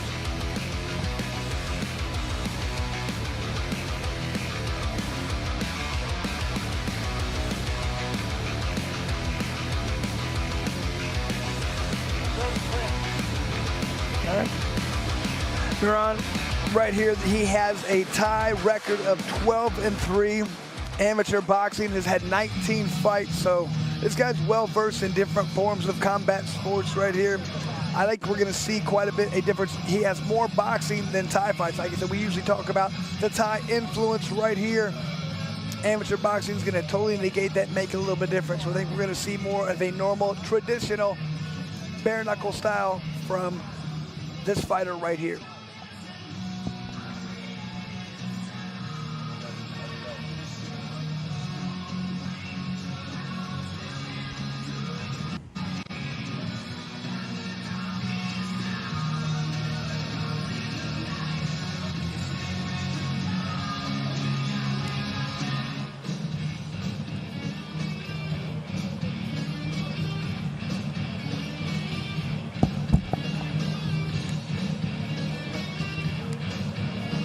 And Rokhneh right here, 10-1 as a professional boxer, 9-0 in Muay Thai. So very similar to his opponent right here. Both these guys have multiple disciplines right there, but with that boxing background, we're going to think this isn't as much of a wide open square stance that we see with the Thai fighter. So both these guys being very similar, this should make for a very traditional fight that we see in the bare knuckle style. Both these guys, this is their debut for a bare knuckle style, but have a lot of boxing in their background. Should make this for a great, very fun fight. Whoever matched this up did a very good job.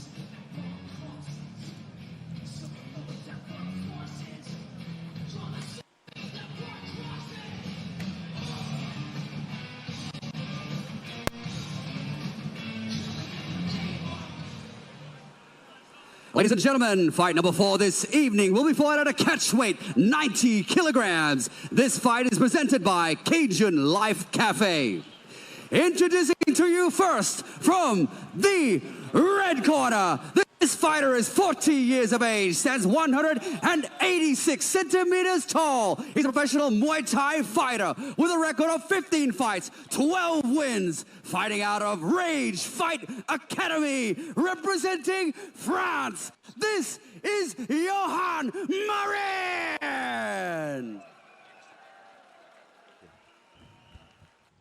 And his opponent here from the blue corner. He is 36 years of age, stands 185 centimeters tall, a boxer and Muay Thai fighter with a boxing record of 11 fights, 10 wins, 8 coming by way of knockout, fighting out of Muay Thai Academy. This is Rokhneh from Iran. And our referee in charge of the action, Mr. Cristiano Bellini. Apologies for the audio difficulties. Chris, not only am I back with you, that's the quietest I have ever been in my entire broadcasting career. I can still hear you talking, it just wasn't on camera there, Sean. Well done handling the walkouts. We are set in the Cruiserweight division, round number 1. The fighter from Iran, Rokhneh. He's in the blue trunks. The fighter from France, Johan Marin. He's in the red trunks. Marin on the entry. There's the uppercuts to the body from the Iranian. Rokhneh resetting from the outside. Tight, low striking guard for the Frenchman, Johan Marin. Misses with the overhand right, back into the clinch. Right back to it, orders referee Cristiano Bellini. On the right hand, Rokhneh looking to counter on the uppercut. Short right hand from Marin. 120 remaining, round number 1. Exploding in again, Johan Marin. Marin on the uppercut, snatching the underhook. And Rokhneh not even really trying or making an attempt to throw any punches in the clinch. He's just waiting for the referee to break them up. From the half-time plum goes Johan Marin. Marin using a lot more of his full skill set right here. He's fighting in the mix. He's fighting right there in the clinch. Throwing punches, landing punches. Marin dipping his head again. 45 seconds remaining, round number 1. Rokhneh with the left hand, rear right uppercut. That was slick down the left hook. On the left hand, and down goes Johan Marin. He's up good, but Rokhneh did a great job of landing that nice little uppercut on the inside. We'll see how hard now Rokhneh goes for the finish. Marin off the canvas, takes the right hand, and back to the canvas goes Johan Marin. And Rokhneh landing these uppercuts right there that's doing a lot of damage. Closing seconds, round number 1. Rokhneh grabbing the guillotine position, huge uppercut. Marin spins out, that is the end of round 1. Marin was in a lot of trouble right there. Let's see if this 1-minute rest is enough to get his legs back underneath him, because Rokhneh, if he lands a few more of those uppercuts, that could be all she wrote. There's a good uppercut. There's another left hand that did some damage.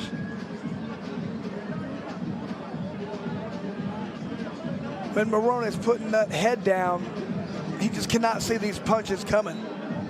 And it's those ones that you don't see that do all the damage.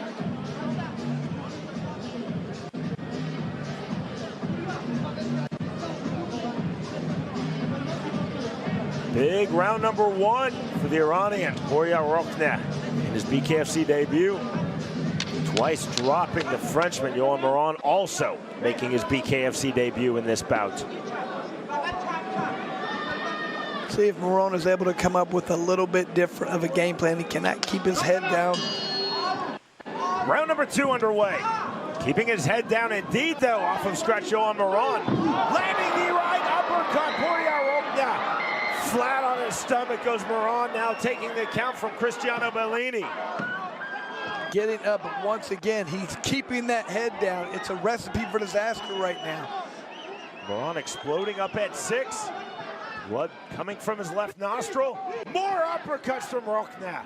Now the uppercuts, right hand, right hook from Yohan Marin. Marin trying to gain back the momentum in this fight, but the left hand from Rokhneh and knockdown number 4. The blood just pouring out right now. Trying to get up. And you gotta like the heart of Marin right now, but Rokhneh left hook, right hook. Those uppercuts continue to be there for Rokhneh. Marin, heavy front shoulder with 60 seconds remaining, round number 2. Heavy stance and a heavy shot. The results in knockdown number 5.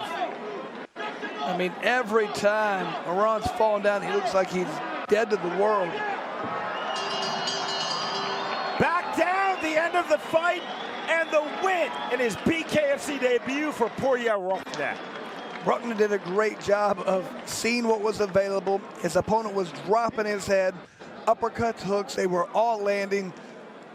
So all you have to do is keep taking what he's giving you. If he's giving you the body, take the body. If he's giving you that uppercut, continue to throw it until he stops you. Until he makes you do something else, you continue to go with what's working. 5 knockdowns to the finish for Rokhneh.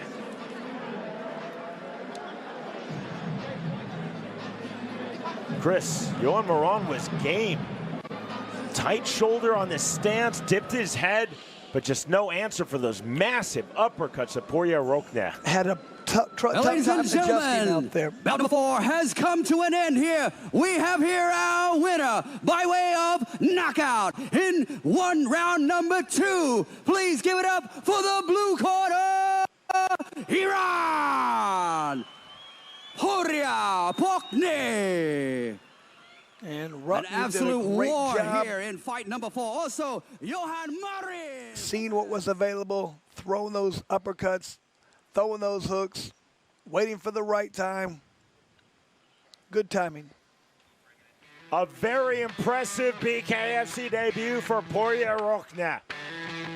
2 knockdowns of Yohan Marin in round number 1 and 3 knockdowns of Marin in round number 2 to the finish.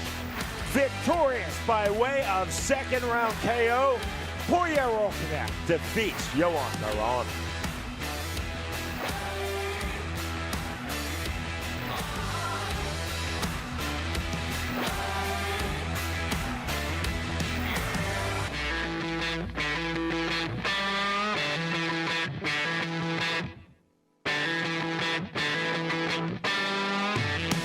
Most exciting combat sport, Bare Knuckle Fighting Championship, returns to Planet Ice Leeds on Saturday the 18th of November. In the main event, it's the United Kingdom versus the United States, when undefeated UK star Danny Christie knuckles up against the USA's heavy hitter, Jared Captain Deadpool Warren. In the co-main event, the tough as nails Anthony Holmes throws down with the always ready Bartek Kroll. BKFC 55 in Leeds. Get your tickets now at bkfc.com.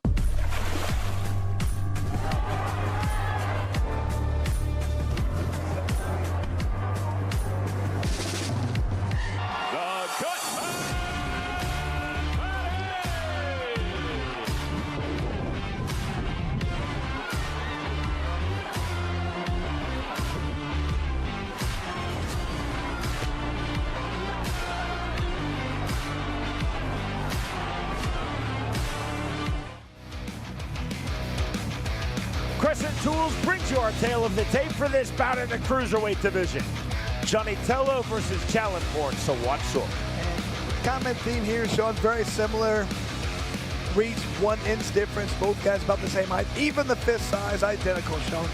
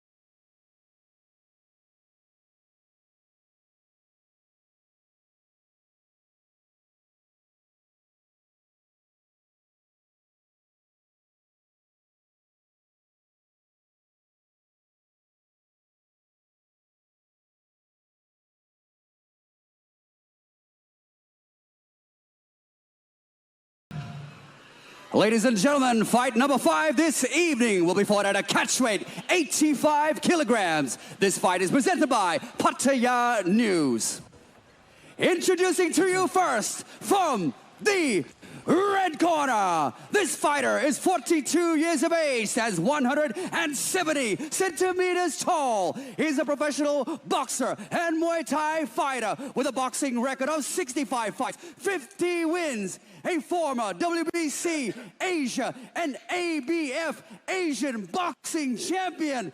This is Tumba Swatuk from Thailand. And his opponent here, fighting out of the blue corner.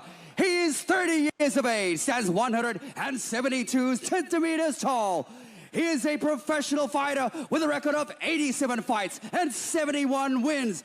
A Canadian amateur boxing champion. Give it up for Johnny Tilo from Canada.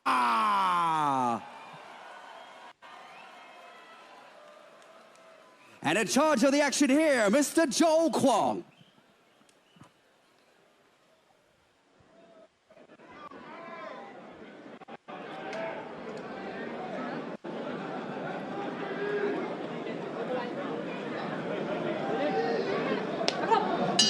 Joel Kwong starts this bout.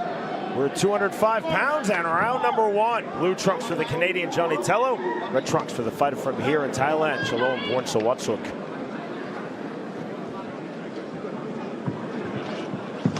Fast on the jab. There's the lead check hook from Swatuk. There's the right hand from Tilo. That was quick. Into the half tie plum. Into the clinch, underhook from Swatuk. Joel Kwong sees this as an active clinch, letting it continue. Now the left hand from Chongyong Swatuk. And the separation from Kwong. Tilo on the jab. Entry left hook. Now the combination, the flurry and the hook to the body from Tilo. Seen several lead left hooks from Swatuk right there. I like that, mixing it up, not letting your opponent know where they're coming. The jab will open up then when you throw those lead hooks. Left hand, right hand, Tilo landed. That right hand drew a smile from Swatuk. The smile, no doubt, Chris, the acknowledgement. Yeah, that caught me flush. Yeah, you got me one, good job. Now Swatuk waving Tilo forward. Bouncing the step of Johnny Tilo, resetting on the outside. Big left hook from Chongyong Swatuk. Swatuk's found a home for that left hook. Heavy in the clinch. Good turn from Tilo. Short right hand, right back from Chongyong Swatuk. 20 seconds remaining, round number 1. Swatuk cut on his right cheek. Joel Kwong keeping this fight moving. On the jab, right hand, not there from Swatuk, but it definitely moved Tilo off his striking line. Big left hook from Swatuk just before the bell ends round number 1. I feel like that's been the biggest punch so far for Swatuk, is that left hand, that left hook. He's landed it on more than one occasion right there. It's going to have to give Tilo something to think about, keeping that right hand up at all times. There's that left hook, that lead left hook. Even though it didn't land there, it was thrown.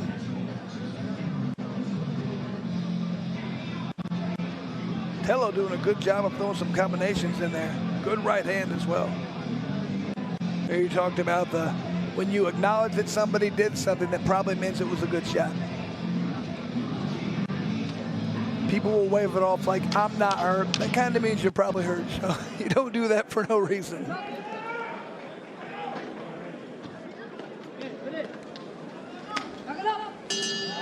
Round number 2 underway.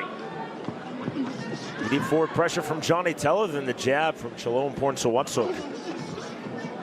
Tilo to the body with the hook, overhand left. Good body work from the Canadian Johnny Tilo. And Tilo throwing some good combinations in here. It's not one punch at a time. It's like 3 punch combinations. Just saw the leaping entry jab from Swatuk. Tilo continuing the move from the outside. Swatuk feinting with the rear right hand. Swatuk on the entry. Tilo again to the body. I like body work. I'm liking every punch being thrown at Tilo, who's throwing back 3. Swatuk on the left hook. 70 seconds remaining, round number 2. Straight 1-2, the hook not there from Tilo. 1-2 though landed. On the right hand, left hook from Chaloemporn Swatuk.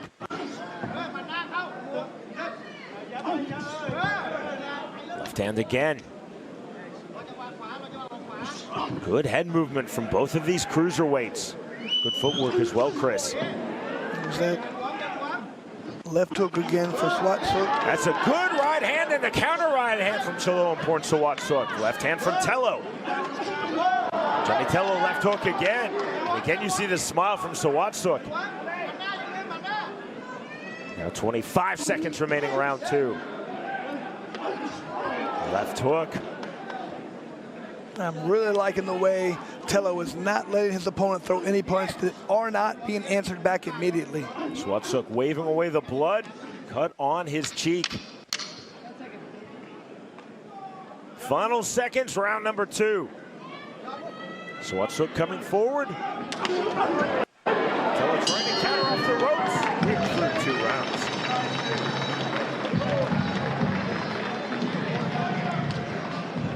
Some tough rounds to call right here, Sean, because Swatuk doing a good job of coming in there and bringing the action. However, every time he throws punches, Tilo is countering with multiple shots back. Look at this good body work we saw. Like I said, this is just a matter of both guys doing a lot of good offensive output right there.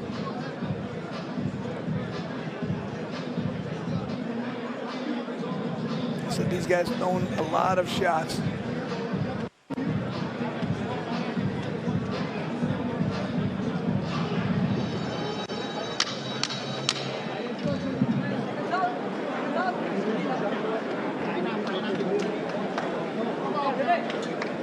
Mouthpiece in for Chaloemporn Swatuk. He's now up to scratch. Round number 3 underway. We're just missing that left hook to the body. Step in with the right hand from Swatuk.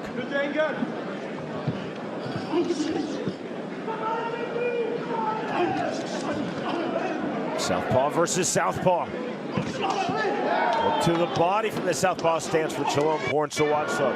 Tilo, that's a sharp right hand to the body. That's acknowledged by Swatuk.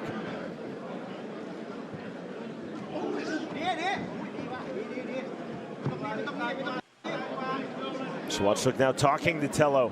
Tilo cut under his right eye.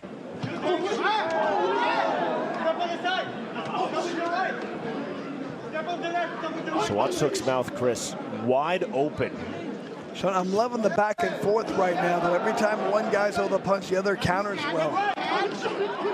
Swatuk with the right hand. Swelling now in Tilo's right eye as he takes a backward step. See Chaloemporn Swatuk now mirroring the hips of Johnny Tilo. Swatuk again acknowledging that shot. Good left hand from Tilo. Left hand entry, Tilo to the body, 2 right uppercuts. Uppercut again, good sequence for the Canadian Johnny Tilo. Swatuk now to the body. Trying to snatch back the momentum. 25 seconds remaining, round 3. Cut on the right cheek, cut on the left cheek on the face of Chaloemporn Swatuk. Tilo on the jab, back to the body for Tilo. Over the neck, and Swatuk, let's go with the half-tie plug. Mouthpiece goes flying. That ends round 3.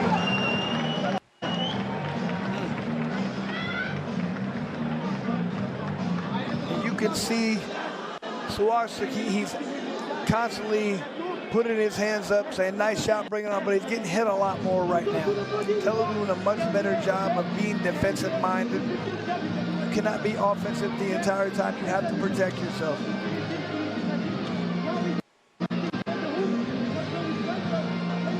There's a good counter, like I said, but both these guys, another counter by both guys there. Like I said, this is a fantastic fight where both guys, when one guy throws and lands, the other guy fires back immediately. You're not getting a guy who's just covering up and letting the guy land punches and waiting. I mean, as soon as he gets an opportunity, he's throwing back. There was that right hand that knocked the mouthpiece out. Tilo's mouthpiece went flying from that Swatuk right hand. Round number 4. Johnny Tilo versus Chaloemporn Swatuk. Round number 2 for both fighters in BKFC. Tilo leaping left hook. That's acknowledged by Swatuk.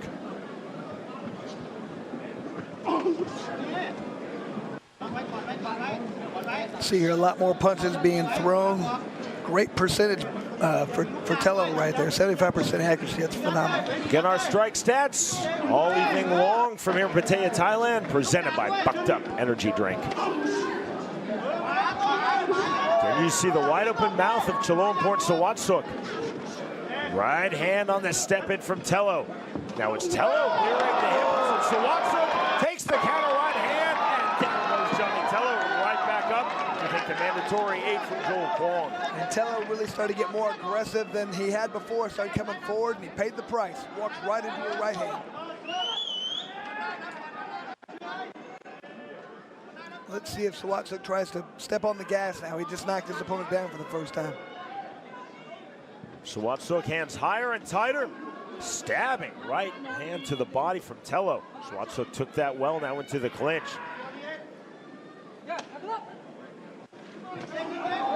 Jab from Tilo. Chaloemporn Swatuk now cut in his left brow. He's cut on both cheeks, and now he's cut in his left brow. On the jab, left hook from Tilo on the return. 15 seconds remaining, round 4. Short uppercut from the half tie plug, then the left hook from Tilo. Heavy in the clinch goes Swatuk. Left hand, right hand, good left hook again from Johnny Tilo. We move to the 5th and final round. Swatuk's face is starting to become a mess there. He needs to think a little bit more about being a little defensive minded out there. The thing he did to get the knockdown was beautiful. He waited for the counter punch. His opponent came in.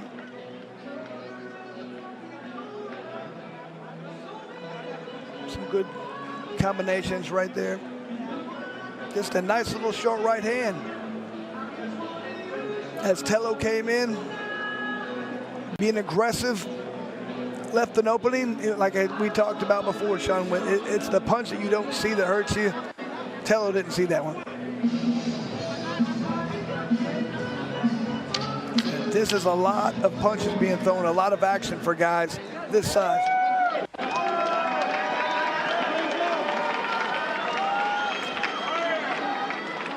Chaloemporn Swatuk playing to the crowd here in his home nation, Thailand. Great sportsmanship, the full hug with the Canadian Johnny Tilo. 5th and final round underway in this cruiserweight fight.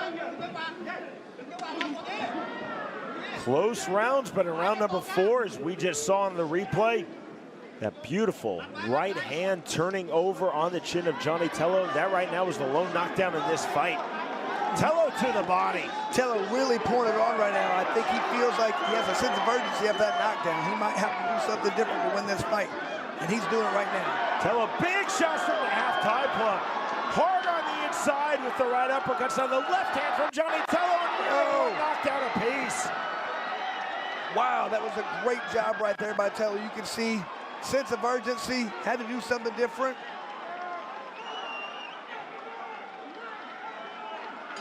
The count of 10 and the come from behind win for Johnny Tilo. Wow, I would have loved to see the scorecard that round. Felt like he had to do something, and he did it. That was impressive.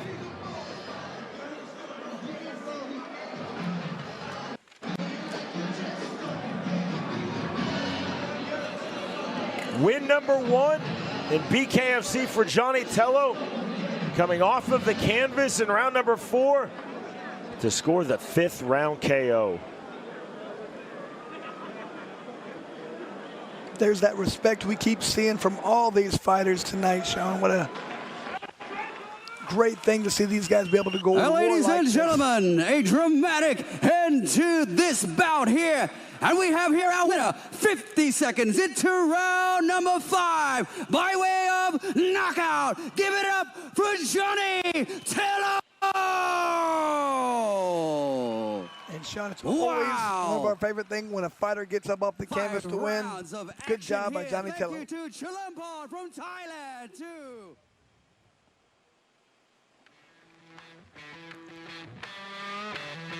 Three very even rounds. In round number 4, Chulampon Swatuk dropping Johnny Tilo. Tilo then with a real sense of urgency in round number 5. The knockdown, the 10 count, and the come from behind win for the Canadian Johnny Tilo.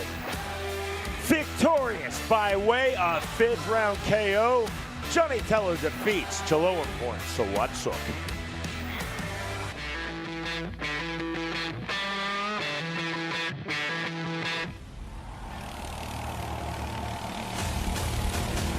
Lions Not Sheep Apparel isn't just a clothing company, it's a movement of savages who fight like hell for their families, for their independence, and for their freedom. No day and no time has ever been more important than this day for us to rise and stand together as lions, not cower as sheep. Lions Not Sheep Apparel. Stand tall, fight hard, lead or be led. It's the biggest bare knuckle fighting championship card ever. In the main event, Platinum Mike Perry knuckles up with Eddie the Underground King Alvarez. In the heavyweight co-main event, Big Ben Rothwell and Todd Duffy collide. Also a rematch for the women's bare knuckle world title as champ Christine Misfit Faria fights Rowdy Beck Rawlings. Plus 2 other world title fights. Watch the world's most exciting combat sport live Saturday, December 2nd on pay-per-view through Fight. Featherweights for you now. The numbers presented by Crescent Tools for Gustav Sederholm versus Jomel Miato. Common theme here, Sean. Everything very similar. 5'10" to 5'9", 1 inch reach advantage. Everything very similar to these two fighters.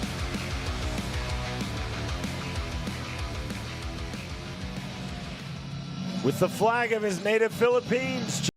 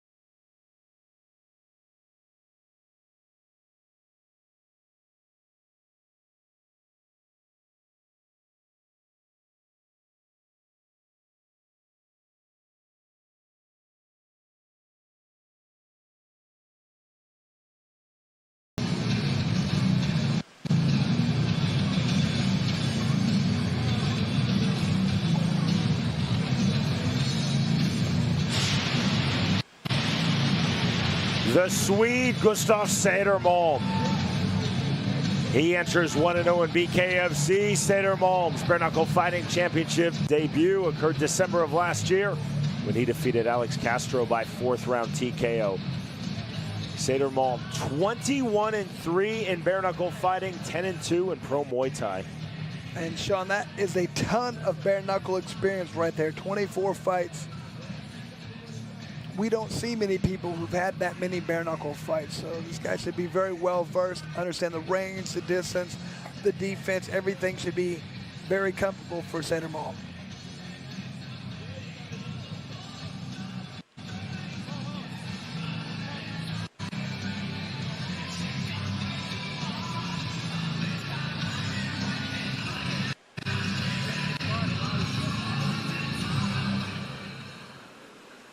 Ladies and gentlemen, bout number 6 here at BKFC Thailand 5 will be fought in the featherweight division, 66 kilograms. And this fight is presented by Fresh Digital. Introducing to you first, fighting out of the red corner, he is 25 years of age, stands 169 centimeters tall. Coming into this fight with a professional boxing record of 11 fights with 10 wins. Fighting out of Morocco Force Gym de Filipinas, esto es Joe Mil Miado.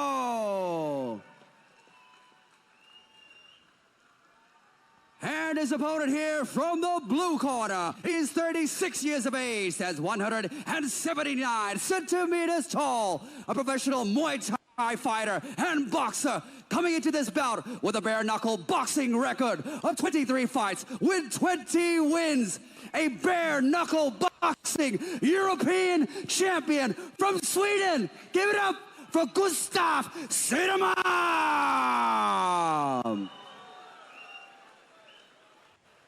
And in the ring here, in charge of the action, Mr. Cristiano Bellini.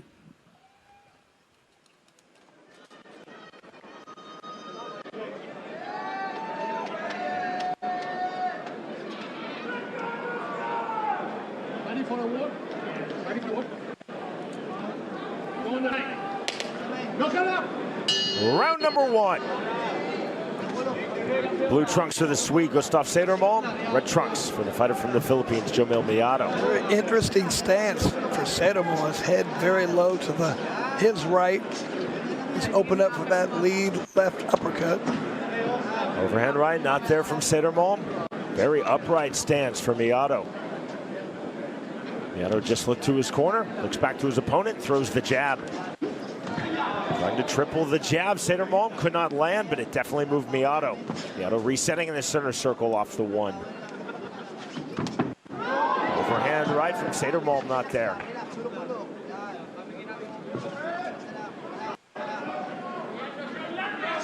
Sedal continuing to use that very low stance. Smirk on the face of the Swede, Gustav Sedal.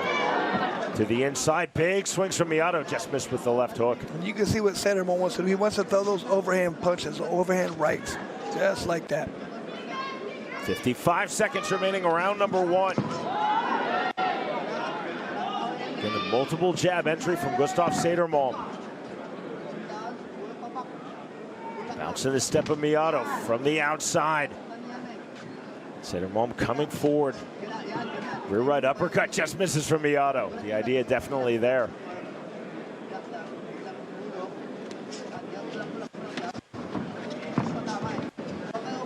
Miado just off the mark again. On the left hand, right hand. Now Sedal coming forward.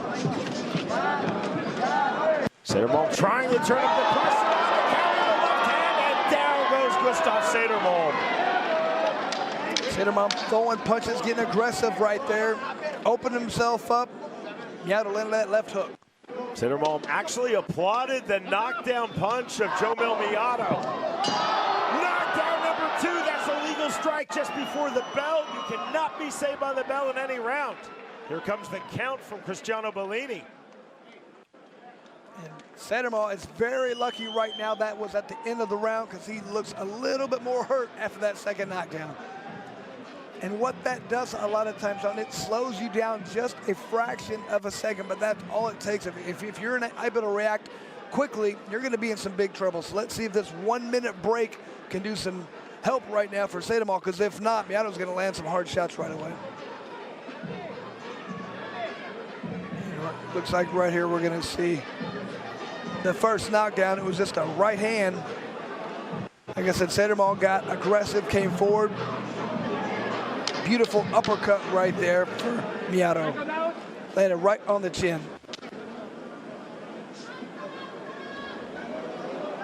Right at the buzzer there, Sean. Just a beautiful uppercut thrown. Presumably a 10-7 round number one. Jomil Miyato twice, dropping Gustav Sedal. You can say Sedal right now trying to get the cobwebs out, trying to bounce around a little bit. Sedal staying with that low stance. Miyato staying with that very upright stance. Going to the jab, Jomil Miyato. And that's exactly what we talked about. Miyato needs to throw a lot of uppercuts.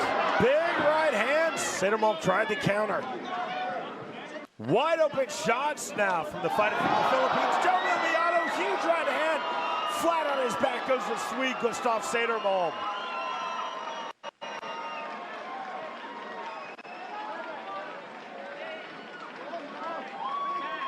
The count of 10 reached, and just like that, Jomil Miyato now 2-0 in BKFC. And it just took Miyato a little bit of time to get used to that awkward stance right there from Sedal. He was crouched down very low. He was opened up to uppercuts. That's why it's a very dangerous way to keep your head down there. You can roll underneath punches. It makes an opponent not be able just to time it perfectly, but if your head's down there, you're going to get hit with uppercuts, Sean.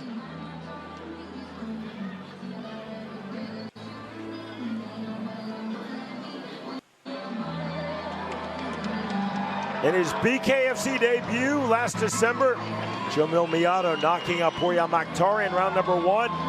In this, Miyato's second BKFC bout, he knocks out Gustav Sedal in round number two. And that's a great thing about a fight like this, Sean. It takes a minute to figure your opponent out, but once you do, you make corrections, you make adjustments. Miyato did a great job of doing that in the second round. Ladies and gentlemen, fight number 6 here has come to an end. We have a winner, 43 seconds into round number 2 by way of knockout. Please put your hands together for Jomil Miyato. Great fight for Miyato, 2-0, 2 knockouts. The future's very bright for this guy. A fight here ending in just round number 2. Thank you. Jomil Miyato stayed on the outside, kept his composure. Recorded 2 knockdowns of Gustav Sedal in round number 1. And then the knockout of Sedal in round number 2. Beautifully timed with that naked rear right uppercut.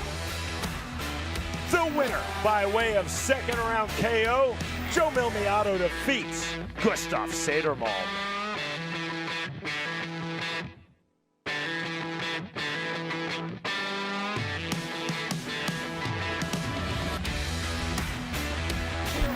Live from Satellite 5, I'm Brian Sosha, and as always, so much to get into this week on the Bare Knuckle Show. We're glad you're hanging out. Bare Knuckle just takes one shot. If he can land a good shot, he can do some damage. 6 new major signings, a new location overseas that we're going to be doing. It gives me so much more energy and reason to go ahead and do what I do.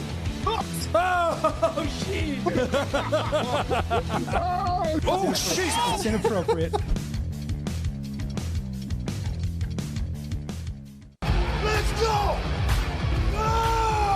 Make sure to get your Bare Knuckle Fighting Championship merch at bareknuckleshop.com with a huge selection of sizes and styles for everyone. Knuckle up at bareknuckleshop.com.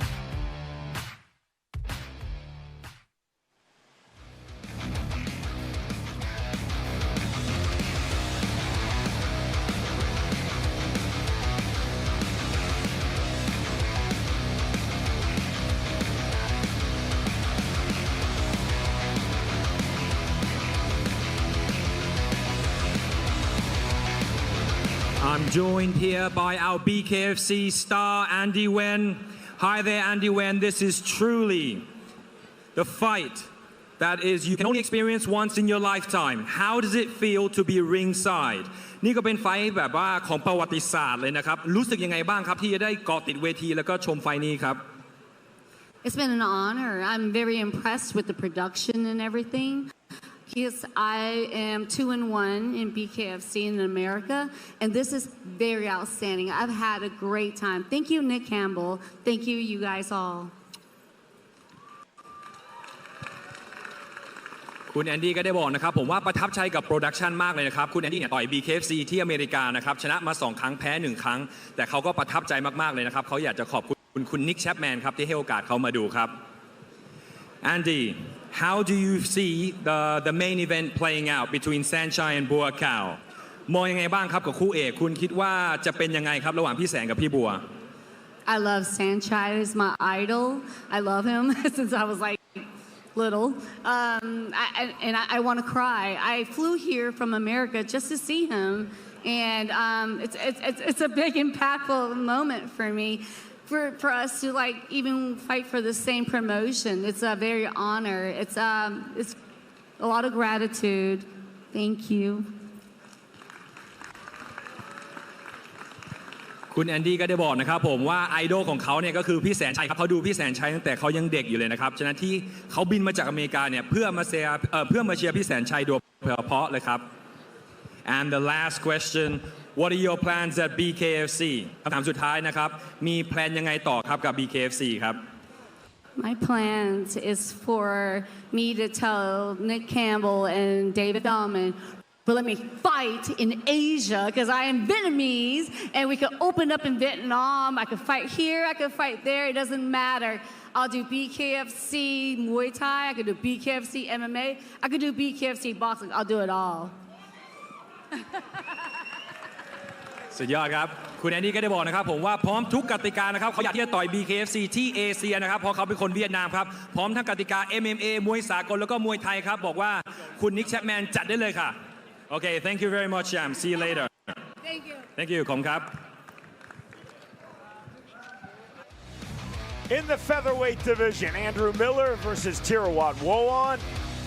Our numbers are presented by Crescent Tools. And Sean, once again, as usual, it seems like extremely even right here. Reach 73, 73, both guys very similar there. Matter of fact, identical, height about the same. These guys are very similar from the tail of the tape.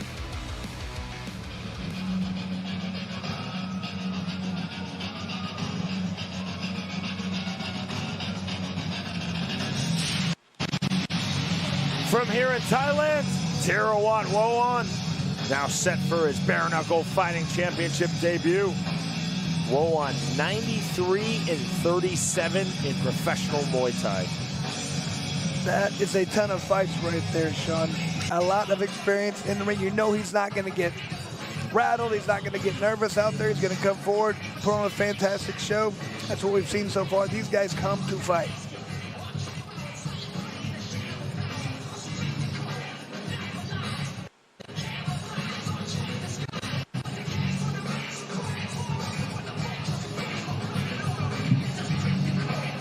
If you've noticed, Sean, a lot of the walkout music has been like 90s heavy metal American music. I'm not hearing much Thai music. Have you noticed that? It has largely been 90s metal and new metal with some hip hop.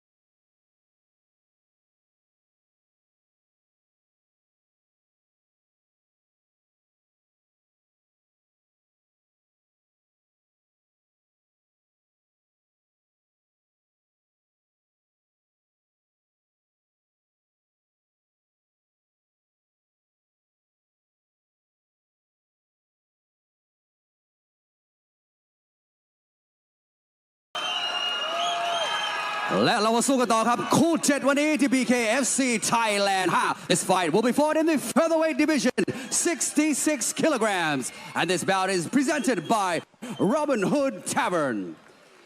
Introducing to you first from the red corner, he is 41 years of age, that's 178 centimeters tall. Coming into this fight with a boxing record of 17 fights with 13 wins. Fighting out of Big Joe Boxing. Give it up for Tilo from Thailand.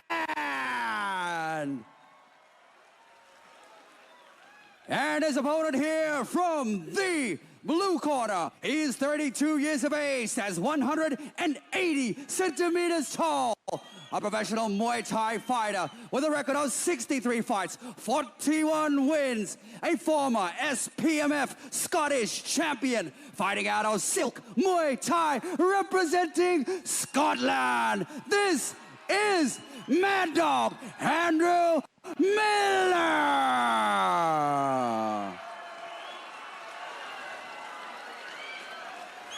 And in the ring here with the action, Mr. Joe Kwong.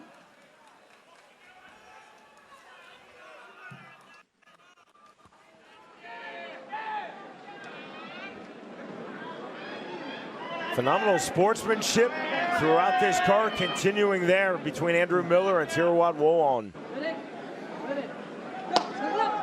Round number 1. Blue trunks for the fighter from Scotland, Andrew Miller. Red trunks for the fighter from here in Thailand, Tirawat Woon. Hard entry and a hard right hand from Miller. Woon resetting on the outside.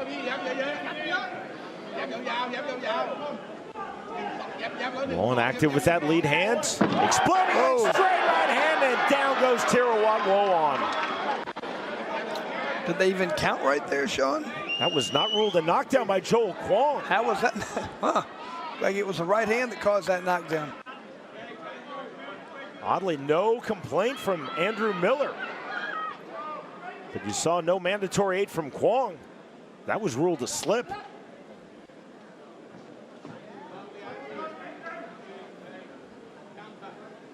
Miller cutting distance. Good duck under from Tirawat Woon. Good jab from the Scot Andrew Miller. Miller mirroring the hips, gauging the timing. Right hand, that's a clean knockdown. Not going to be able to call that a slip, Sean. And Woon looks like he was not prepared for this style of a fight. The count of 10. Game, set, match, Andrew Miller.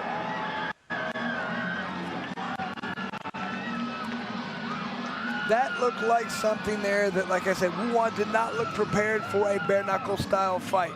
Andrew Miller did. He came forward the entire time looking to land the first shot. We talk about it a lot. Whoever's landing the first big punch here has a huge advantage. The first time I thought for sure was a knockdown. That one we left no doubt that was a knockdown, but indeed a knockout. Over the top rope. And the celebration continues. Andrew Miller with the CEO of BKFC Thailand, Nick Chapman.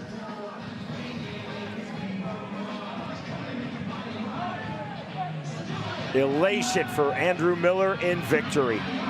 Well, Chris, there are BKFC debuts, and then there are BKFC debuts. I said 2 knockdowns, really, I guess technically 1, but looks like he adapted well. We talked about that Thai style usually being a slower, more measured, feeling out portion at the very beginning. Andrew Miller had none of that. He came forward the entire time looking to land that big right hand, did it.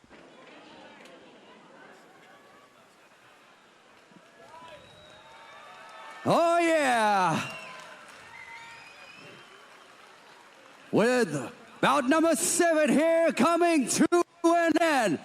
Ladies and gentlemen, we have a winner. 1 minute and 13 seconds into round number 1. Give it up for Mad Dog Andrew Miller. Good debut for Miller, coming out with good, straight, hard punches. Getting off first, exactly what you need to do in this sport. Tirawat Woon entered with 93 wins in his pro Muay Thai career. But in his BKFC debut, He simply had no answers for the relentless pressure and the sharp, hard, accurate punches of the Scot Andrew Miller, who finds huge success in his BKFC debut. The right hands, and that proves to be the final punch of the fight.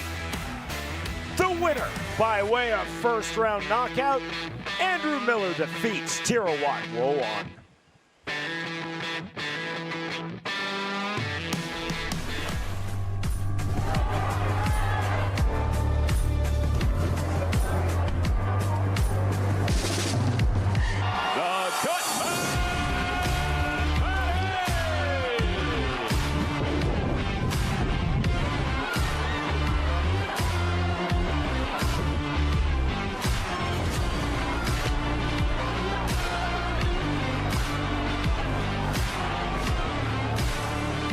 It's the biggest bare knuckle fighting championship card ever. In the main event, Platinum Mike Perry knuckles up with Eddie the Underground King Alvarez. In the heavyweight co-main event, Big Ben Rothwell and Todd Duffy collide. Also a rematch for the women's bare knuckle world title as champ Christine Misfit Faria fights Rowdy Beck Rawlings. Plus 2 other world title fights. Watch the world's most exciting combat sport live Saturday, December 2nd on pay-per-view through Fight.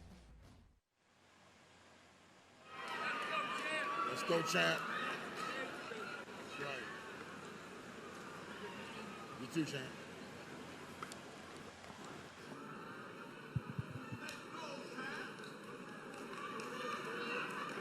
Ladies and gentlemen, I'm joined by the former 2-time heavyweight world champion, Shannon Briggs. Let's go, champ. The first question, who do you think's favorite to win the main event, Sanctioned or Bual? ตอนนี้ครับผมอยู่กับคุณ Shannon Briggs นะครับอดีตแชมป์โลกเฮฟวีเวท2 สมัยนะครับคำถามแรกครับคุณ Shannon คิดว่าใครจะชนะครับพี่แสนหรือพี่บัวครับ Well, champ, I think it's an evenly matched fight. It's a 50-50 fight at this point, but I'm leaning towards Sanctioned. Yes, Sanctioned. Yeah, I'm leaning towards Sanctioned, to be honest with you. I'm a big fan of his, and I'm very excited to be here. To me, this is like the World Series or the NFL Super Bowl back home. This is an ultimate great fight. เขาได้บอกนะครับเขาคิดว่าพี่แสนกับพี่บัวเนี่ยสูสีมากเลย 50-50 แต่ถ้าต้องบังคับให้เขาเลือกเนี่ยเขาเลือกพี่แสนชัยครับเพราะเขามองว่าพี่แสนเนี่ยเป็นคนที่ฝีมือดีมากครับแล้วเขาก็เป็นแฟนคลับพี่แสนครับแล้วเขาก็บอกเขารู้สึกว่าเขาประทับใจกับอีเวนต์ครั้งนี้มากเลยนะครับเพราะว่าการจัดเนี่ยยิ่งใหญ่อย่างกับ NFL แล้วก็ซูเปอร์บอลเลยนะครับ So the second question, would you ever consider going into bare knuckle คำถามที่2นะครับแชมป์เนี่ยสนใจที่จะชกสากลหมัดเปล่าไหมครับ 100%. I love to fight in bare knuckle here in Thailand. I got the biggest fist in the world. I'll knock any man out, especially with a bare fist. เขาบอกแน่นอนครับเขาสนใจที่จะต่อยสากลหมัดเปล่านะครับเพราะหมัดเขาเนี่ยใหญ่ที่สุดในโลกเลยนะครับ Let's go, champ. Let's go, champ. คำถามถัดไปนะครับ and the next question apart from the main event which fight are you looking forward to the most นอกจากคู่เอกนะครับผมพี่เนี่ยสนใจที่จะดูคู่ไหนมากที่สุดครับ I'm looking forward to my next fight out, which will be in March, which will be against Rampage Jackson and possibly Saudi Arabia. I'm gonna knock him out cold. For all the boxing fans around the world who got to see the Tyson Fury fight, don't worry, I'm gonna make up for it. I'm gonna knock him out cold. Let's go, champ. คุณแชนนันบิ๊กก็ได้บอกนะครับผมนอกจากคู่เอกเนี่ยเขาสนใจคือแมตช์ของเขาอันถัดไปนะครับผมต่อยกับ Rampage Jackson นะครับเขาบอก Rampage Jackson นะครับไม่ต้องกลัวครับโดนน็อกแน่แล้วก็ Tyson Fury นะครับเขาขอโทษแทน Tyson Fury ได้เดี๋ยวเขาจะจัดแทนครับผม Let's go, champ. Let's go, champ. Thank you very much, champ. ขอบคุณมากครับ Thank you. Is there anything else you want to say very quickly? I want to shout out to Sammy, Fairtex, and all my team, Byron, all the people back at home, Mark Julian, the whole team, all my brothers from Dubai. Let's go, champ. Let's go, champ. And my boy Justin. Thank you, guys. Let's go, champ. เขาก็ได้บอกว่าขอบคุณทีมของเขามากเลยนะครับแล้วก็ขอบคุณทีมจากซาอุดิอาระเบียมากเลยนะครับคืนนี้เขาสนุกมากขอบคุณมากครับ Let's go, champ. สวัสดีครับขอบคุณครับ Thank you. Thank you, brother. Thank you. To the Cruiserweight division, Daniel Dura versus Tofan Pirani. It's not much here, Sean, but there is a few-inch reach advantage. Pirani Like I said, these guys are very tall, not that big of a difference. That is the only thing that I see that might make any kind of a difference.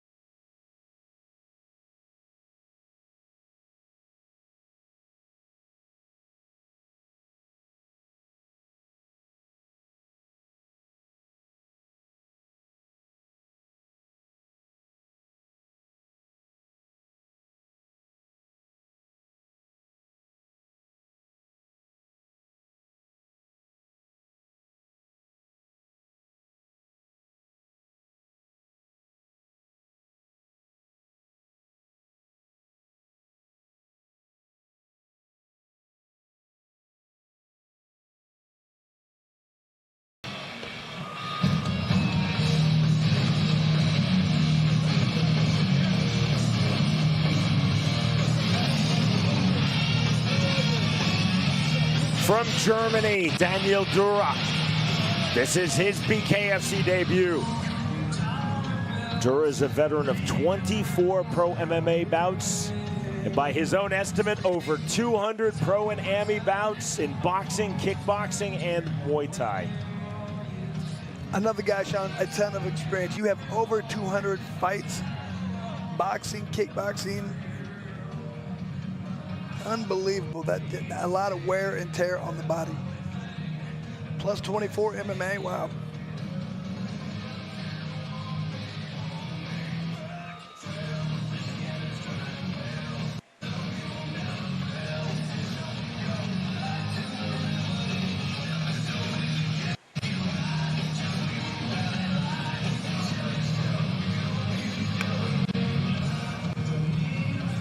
Into the ring. Maybe over the top rope. Nope. Between ropes 2 and 3 comes Daniel Dura. He thought the better of it, I think. And ladies and gentlemen, with fight number 8 this evening, we are moving up to the Cruiserweight division, 93 kilograms. This fight is presented by Youth Sports Gear. Introducing to you first, fighting out of the red corner. This fighter is 42 years of age, stands 191 centimeters tall. He is a former Asian, European, and world kickboxing champion. Coming into this fight with a professional kickboxing record of 80 fights, 68 wins. Fighting out of Sitpolek Gym. Give it up for Tofan Pirani from Sweden. And his opponent here from the blue corner, he's 38 years of age, stands 189 centimeters tall. A world champion kickboxer with over 200 fights in MMA, boxing, and kickboxing from Southside MMA, representing Germany. This is Daniel Dura. And in charge of the action in the ring, Mr. Cristiano Bellini.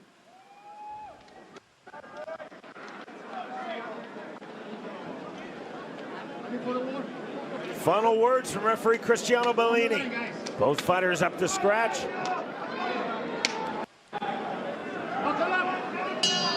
Call of knuckle up from Bellini. Touch of hand sportingly, and round number 1 underway. Blue trunks for the German Daniel Dura. Red trunks for the Iranian-born Swede Tofan Pirani. Measured start for both men. Forward pressure, big shots now from Pirani. On the counter left hand from Dura as Pirani slaps his own face. Pirani's coming forward ready to go right away, throwing hard shots. Heavy feints from Dura. Lead left hook not there from Tofan Pirani. And Sean, a lot of times you have a guy with over 200 fights, they have a slower start. You can see that with Dura right now. It kind of has to warm up to get into the fight a little bit. You don't have much time with 5 2-minute rounds. It's a very open guard from Pirani. That's a big right hand, left hook right to the body as Dura shakes his head no. Dura on the left hand now, closing pressure from the German Daniel Dura. Dura stiff on the jab. 55 seconds remaining round number 1. Pirani waving Dura forward.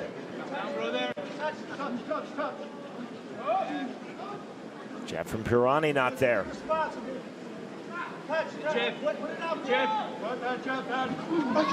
See the head movement from both fighters now into the clinch. Dura tried to snatch the half tie plum. Left hand, right hand from Dura. Left to the body. Now Pirani on his back foot. 25 seconds remaining round number 1. We're at 205 pounds. See Pirani trying to do a lot of parries with this open hand method.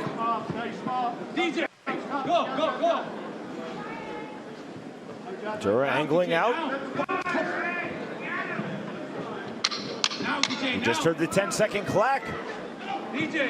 Final seconds, round number 1. Pirani seemingly slipped in the center circle. There is the bell. Pirani doing some great blocks here with that open-handed parry, but he needs a counter as soon as he does that. Dura is open for the counter. He's throwing his combination, he's throwing his punches, and when you block that, you kind of can't get your hand back in time. So I'd like to see first step blocking, second step is countering that punch.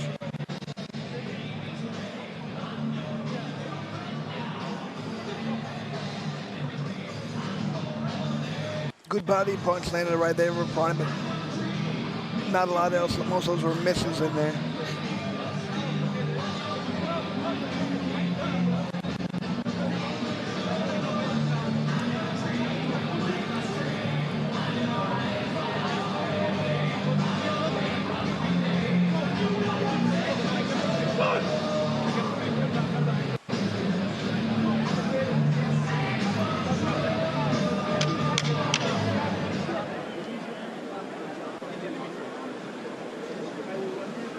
Cristiano Bellini in the corner of Tofan Pirani. An extended conversation. And this fight is over. What happened there? Daniel Dura, he is the victor. He hurt his hand? Bellini has ended this fight. Again, you can see the conversation between referee Cristiano Bellini and Tofan Pirani in Pirani's corner between rounds 1 and 2.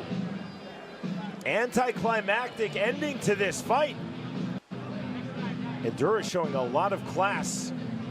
No big celebration. To the contrary, he actually looks very disappointed. Yeah, nobody wants to win a fight like that, Sean. You want to go out, win a true fight, get a knockdown, get a decision, something. But because somebody else got hurt, that's no way for a fighter to win. So victory for Daniel Dura is either going to be a fighter retirement, a corner stoppage, or a TKO due to physician stoppage. That's semantics. The result, though, is victory in his BKFC debut for Daniel Dura. Well, it's obviously something with his left hand. They keep looking at it.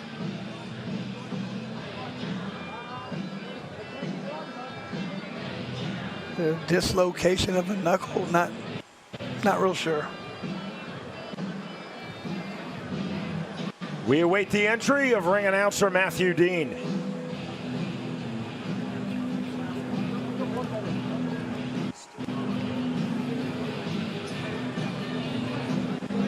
Again, clearly the issue is the left hand of Tofan Pirani. And at the end of bout number 8 here, ladies and gentlemen, we have a referee stoppage. Our winner by way of TKO from the blue corner, Daniel Dura. I mean, I'd love to say more positive things about Dura. He did a great job of just getting into the fight, trying to wait for the right time. He was a slow starter. We talked about that, but I mean, he really didn't get a chance to put it in the skill that he really has. You see the assessment between rounds 1 and 2 by referee Cristiano Bellini. The left hand of Tofan Pirani. Bellini rules that he cannot continue. The winner by way of first round TKO, Daniel Dura defeats Tofan Pirani. We are all the way live from Satellite 5. I'm Brian Socha, and as always, so much to get into this week on the Bare Knuckle Show. We're glad you're hanging out. Bare Knuckle just takes one shot. If he can land a good shot, he can do some damage. 6 new major signings, a new location overseas that we're going to be doing. Gives me so much more energy and reason to go ahead and do what I do. Oh, shit! Oh, shit! It's inappropriate. Let's go! Make sure to get your Bare Knuckle Fighting Championship merch at bareknuckleshop.com with a huge selection of sizes and styles for everyone. Knuckle up at bareknuckleshop.com.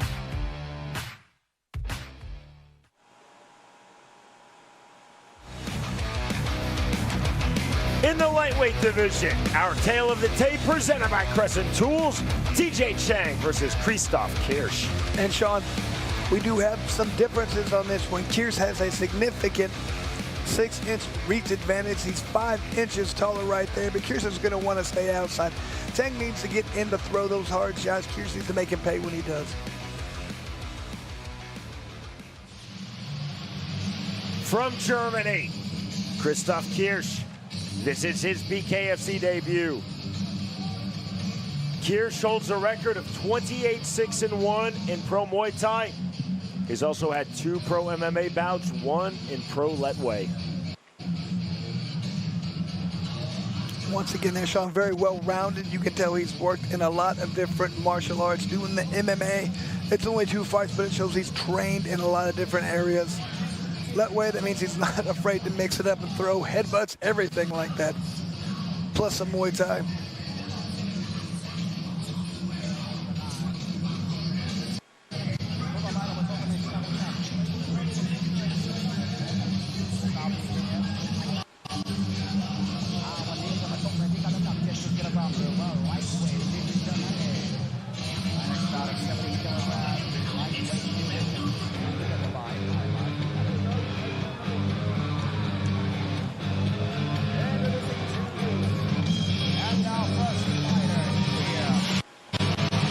Englishman, Thomas Newton, also known as TJ Chang. This is bout number 3 in BKFC for Chang. He last fought in Bare Knuckle Fighting Championship May of last year. He defeated the Brazilian Fabiano Hawthorne by unanimous decision. Overall, in the sport of bare knuckle, this will be bout number 5 for Chang. He's also had 8 pro boxing bouts. So as you can see here, definitely more of a complete boxing style right here. He's had boxing, he's had bare knuckle, but it's all been just straight hand based right here. No kicks, no groundwork. And he flipped off our cameraman. Yeah, I'm not sure what that's all about. I'm not sure what that cameraman did to him. และสำหรับคู่กล้าวันนี้ที่ BKFC Thailand 5 จะมาชกในพิกัดน้ำหนัก 70 กิโลกรัมหรือว่า lightweight division นั่นเอง Our next bout, ladies and gentlemen, at 70 kilograms, the lightweight division is presented by High Life Management. Introducing to you our first fighter here in the red corner. He is 27 years of age, stands 190 centimeters tall. A professional Muay Thai fighter with a record of 35 fights, 28 wins. A former Chiang Mai Stadium Muay Thai champion, fighting out of Muay Thai Academy. Give it up for Krzysztof Kirsch from Germany.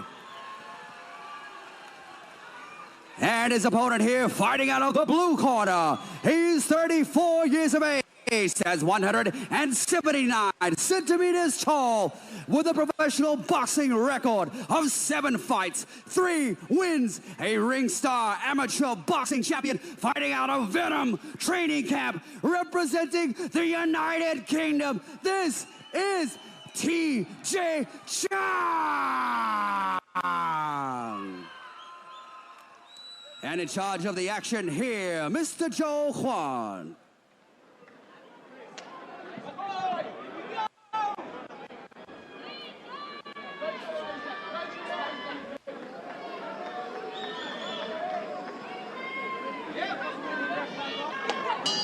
The bell, round number 1. Blue trunks for the fighter from England, TJ Chang. Red trunks for the fighter from Germany, Christoph Kirsch. Big swing and a miss to the body for Chang. Chang feigning with that rear right hand, again exploding, and counter right hand, and the straight punches from Kirsch. Right hand hard on the entry goes TJ Chang. Over the neck, and that draws the separation from Joel Kwong. 30 seconds gone, round number 1. Fast start to this lightweight fight from both men. And Chang has got to be careful the way he's coming in. If he gets countered, he's putting all his weight and he's jumping in, he's leaping in. If he gets hit, he's going to be hurt. Chang, you see, that is a very unusual cut in BKFC. Yeah, back of the head. Back of the head. Haven't seen too many of those. I don't know if we've seen any, Sean. On the full takedown, landing in half guard. That does not work in BKFC, goes Christoph Kirsch. More blood on the back of the head of TJ Chang. Not an additional cut, just the smearing of the blood on that takedown. Into the clinch for TJ Chang. And when these guys are getting into the clinch, they're really not throwing many punches. They're just really trying to manhandle, squeeze hard. I'm not sure what exactly is going on there. Naked right hand from Chang, that landed. The roll under from TJ Chang. Right uppercut from Kirsch. Kirsch staying heavy on the back of Chang in that clinch. That is so tiring when you just put all your weight on to make him hold you up. Bouncing the step of Kirsch. Heavy entry again for Chang. Takedown number 2. That time, Kirsch landed in full mount. How many times are they going to allow this to happen, Sean? Apparently 2. Thus far, Chris. Final seconds, round number 1. Leaping left hand just before the bell. Next stop, round 2. I mean, TJ Chang does not look good so far. I mean, look at his face right there. He's bleeding on the back of the head. He's got knots.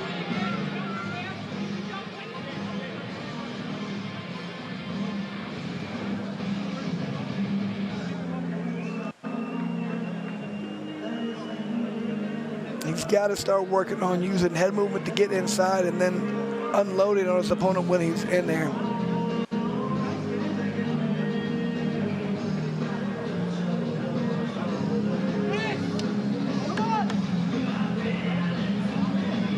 The right idea with that right hand, but then you're inside, you got to follow that up with the left hook.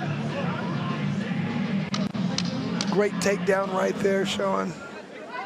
Unfortunately not useful or legal. Joel Kwong calling both fighters up to scratch. Round number 2. Fast off of scratch goes TJ Chang. Chang getting down so low, I'd like to see Kirsch throw some uppercuts in there. Kirsch now from the mid-range. Chang again, entry into the clinch. 3rd time in this fight, Chang has been on the canvas. The first time, though, that Kirsch did not follow him down. Oh, and a taking a point deduction. Now that one was a little different. He didn't take him down. He just turned him with that tie clinch. I don't even know if I would have counted that one. That is a clean knockdown on the right hand. I don't think Chan wants anything else to do with this fight.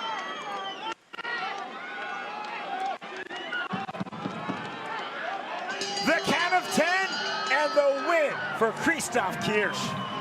You can tell by the way that Chan fell, he looked over, he's like, nope, I'm done with this fight.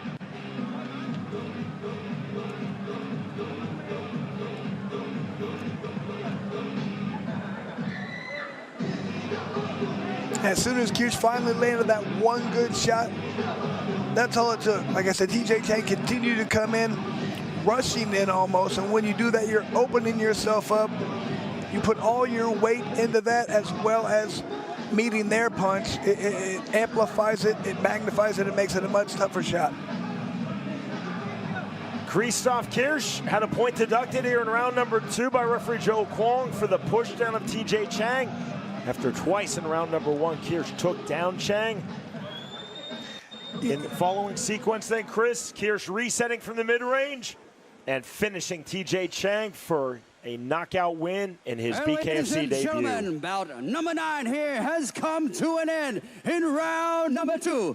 We have here our winner, 45 seconds into round number 2 by way of knockout. Give it up for the red corner, Christoph Kirsch. And great job from Kirsch right there, just settling down, waiting for the right time, studying his opponent, waiting for the come in, landing that hard shot. You see absolutely no animosity post-fight between TJ Chang and Christoph Kirsch. TJ Chang, as always, was very game, exploding in. Christoph Kirsch, though, settling in from the mid-range and then stepping in the right hand. And that proved to be the final punch of this fight. The winner, by way of second round knockout, Christoph Kirsch defeats TJ Chang.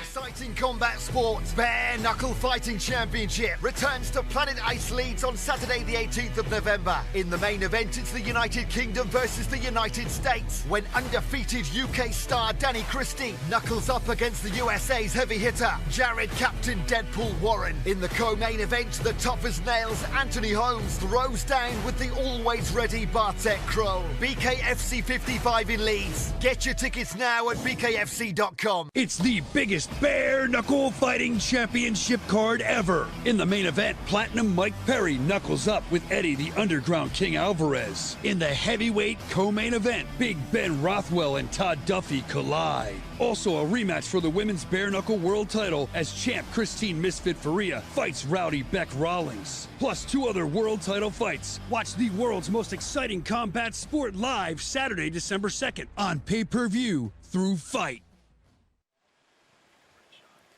BKFC Thailand 5 this evening. We're in Pattaya at the Exhibition and Convention Hall. Still to come, it is the business end of this stacked card. 2 title fights. That's our feature fight and our co-main. And then our hugely anticipated, highly intriguing main event. Ladies and gentlemen, I'm joined here by Nick Chapman and Kun Golf. Without these 2 people, BKFC 5 will never happen. Please give them a round of applause. First question to Nick Chapman. How on earth did you do it? Bual and Sanchai, most people would never dream of this. คุณทำได้ยังไงครับเอาพี่แสงกับพี่บัวมาต่อยกันหลายๆคนเนี่ยไม่กล้าไม่กระทั่งคิดนะครับแต่คุณสามารถประกบให้มาเจอกันเนี่ยทำยังไงครับ Well, I got this one. So look, it's a group effort. Yes, it wasn't just me. My business partner here has got a great array of contacts. Obviously my contacts, but honestly, we've got to give a lot of this credit to David Feldman in America. So. Without David and his support, it would never happen. But I learned, give him a round of applause, honestly. Thank you, everybody, very much. So here's the interesting thing. I've been working with David Feldman now for 2 years. And he was kind of on the fence about this fight until I said to him, Dave, apparently they say it can't be done. And that minute he went, then we're going to get it done. That's all you got to do to say to Dave. ครับคุณนิกแชมแมนก็ได้บอกนะครับผมว่านอกจากเขากับคุณกอล์ฟเนี่ยครั้งนี้เนี่ยจะเกิดขึ้นไม่ได้เลยนะครับถ้าไม่มีคุณเดฟฟิลแมนครับตอนแรกเนี่ยเขาเสนอไปนะครับว่าอยากจะให้พี่แสนเนี่ยต่อยกับพี่บัวแต่ว่าพี่แสนกับพี่บัวเนี่ยคนไทยเขาบอกว่าจัดไม่ได้หรอกพอนิกแชมแมนบอกคุณเดฟฟิลแมนนะครับเขาบอกว่าจัดไม่ได้หรองั้นต้องจัดให้ได้นั่นแหละครับ The second question, how did BKFC Thai, the rule set, come about?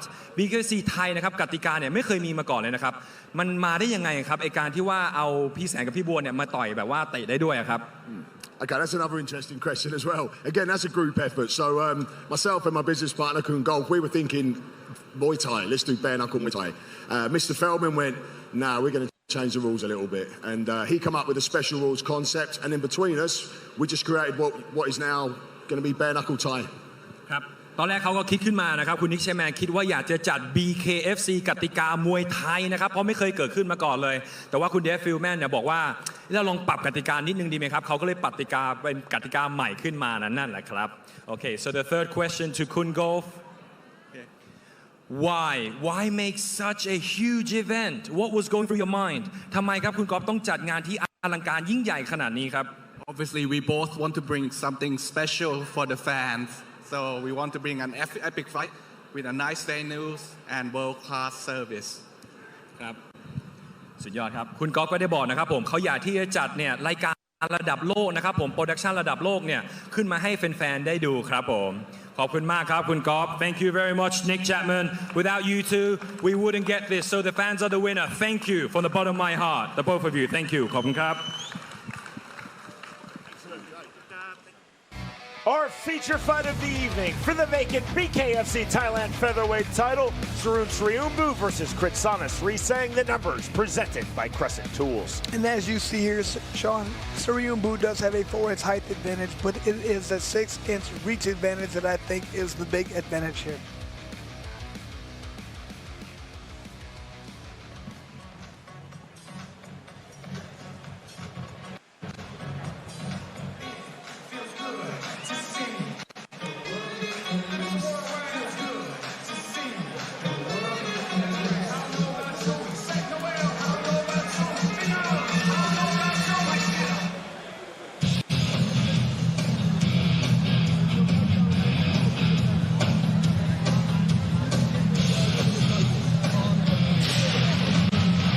Kritsanis Risang enters 2-0 in BKFC. His most recent victory occurred December of last year when he defeated the Frenchman Sohan Bengana by second-round TKO.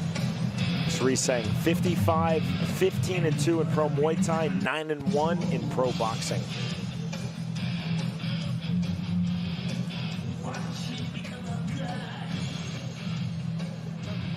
It's a lot of experience out there, Sean. Well-versed boxing, Muay Thai, everything. So let's see if he has a more traditional boxing stance. Understands this is more like boxing.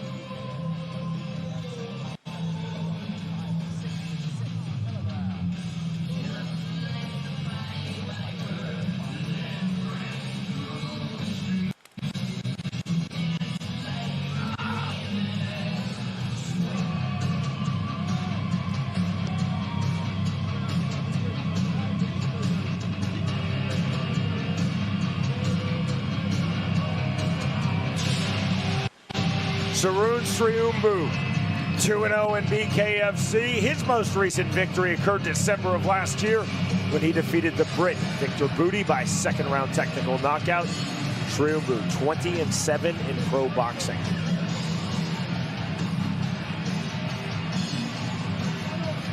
Thai versus Thai to become the new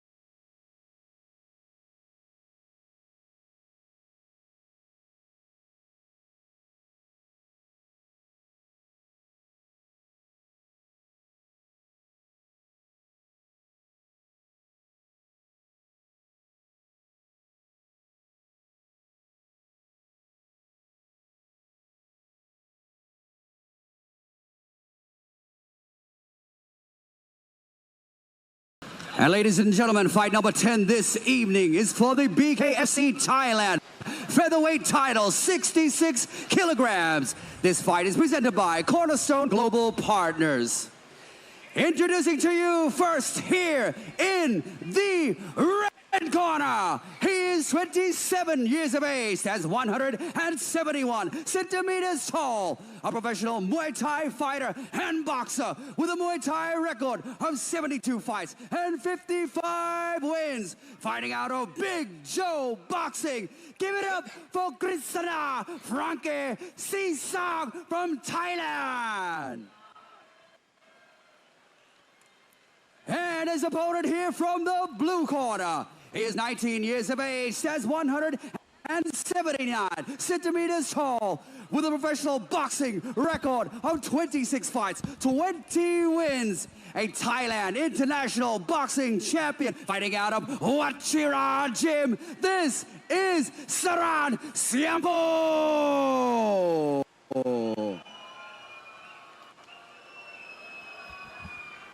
And in the ring here in charge of the action, Mr. Cristiano Bellini.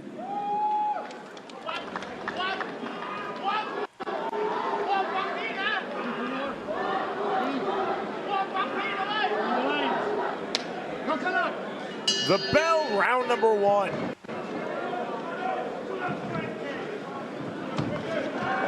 Blue trunks for Sharun Sriumbu, red trunks for Kritsana Srisang. Fast jab. Sriumbu trying to use that long jab right now.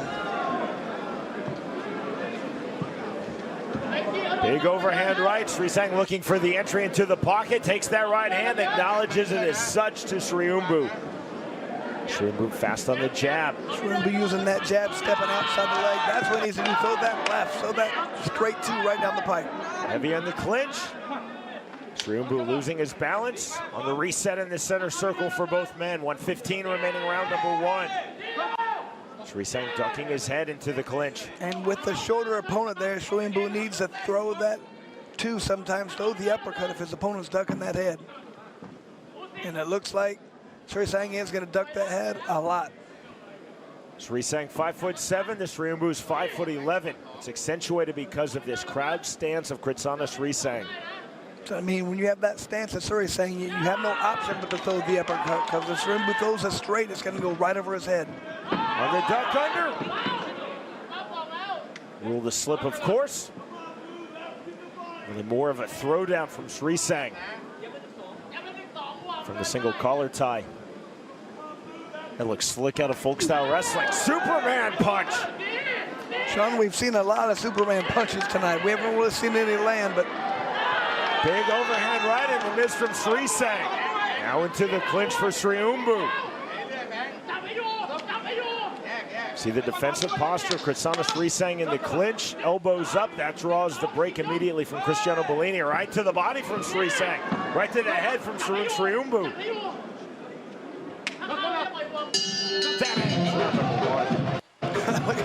Just happy and smiling after the round hugging.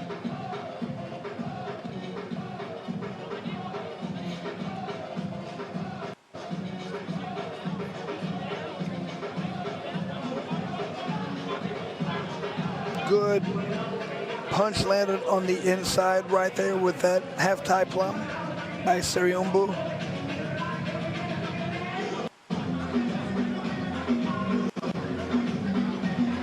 That was a nice throw. It's just not legal under this unified bare knuckle rule set. Let's see if this second round they're settling down a little bit, understanding each other, timing a little bit better here.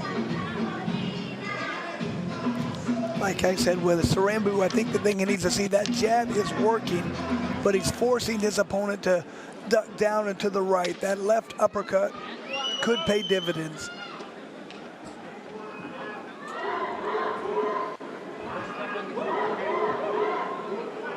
Both fighters now fully up to scratch. Round number 2. Fast jab from Sriumbu. Srisang staying in that very low stance, heavy on the front foot. Modified Superman punch from Kritsana Srisang. And that's the second throw hit by Srisang. And now the one-point deduction from Cristiano Bellini. It's not playing around, Sean.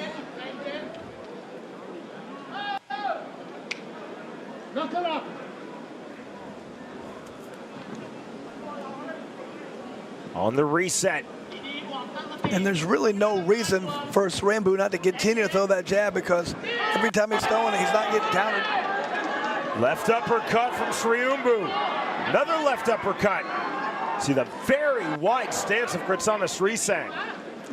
Srisang coming forward off the naked 2. Srisang is really just wanting to load up and throw that overhand right. Right to the body from Srisang. 55 seconds remaining, round number 2 of our feature fight. So big, accentuated steps from Kritsanis Risang, much smaller steps from Sarun Sriumbu. Good work by Bellini, keeping this fight moving. Again, Chris, you see that very wide stance, heavy on the front foot from Risang. Short right hand in the clinch from Sriumbu. 25 seconds remaining, round two. Sarun Sriumbu trying to find the jab from the southpaw stance against the orthodox stance of Kritsanis Risang. Down on the right hook. Risang keeps dipping his head, trying to explode into the clinch. That is an open guard from Risang on the angle. Overhand right misses. Into the clinch, left to the body. There is the bell. We are through 2 rounds. Now the problem with what Risang's doing right now is he continues to do the exact same thing, and it's throw that overhand right. Well, I know it, you know it, but the main thing is Sriumbu knows it's coming. All he has to do is avoid that big punch, and he's going to be fine. Modified head and arm throw. That results in the 1-point deduction. As you see these overhand rights being thrown, Sriumbu trying to counter. So that's either a 9-9 round with the 1-point deduction issued by Cristiano Bellini to Kritsanis Risang, or a 10-8 round for Sarun Sriumbu. I wouldn't presume to know that, Sean, but I would say I feel like Risang's not really landing many punches right now. He's throwing a lot of these overhands. Are they giving him credit for attempting hard punches?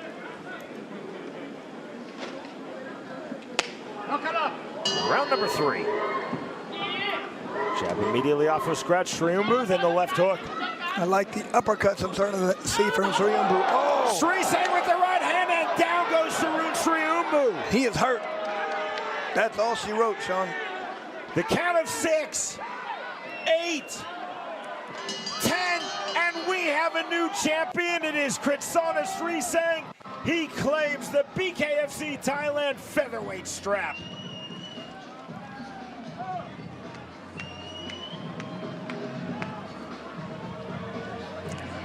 I want to see that again, exactly what happened right there, but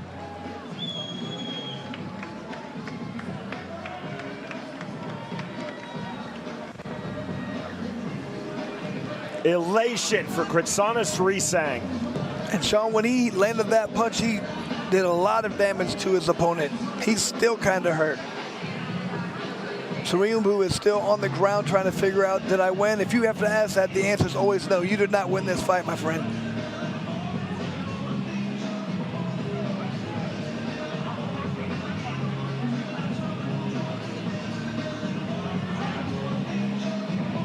Very sporting by Kritsanis Risang, helping Sarun Sriumbu back to his corner.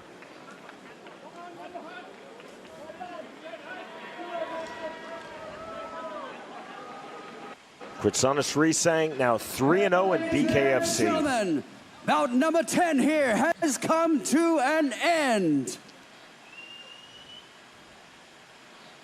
And we now have a new champion here, 18 seconds into round number 3 by way of knockout. Our new BKFC Thailand Featherweight champion. Give it up for the red corner, Kritsanis Frankie Cesar. I think Risang was able to do much better. He quit throwing just those overhand rights, landed a hard shot.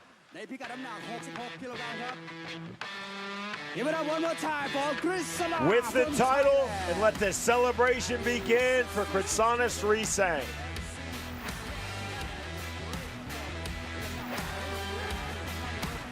Now being belted by BKFC Thailand CEO Nick Chapman.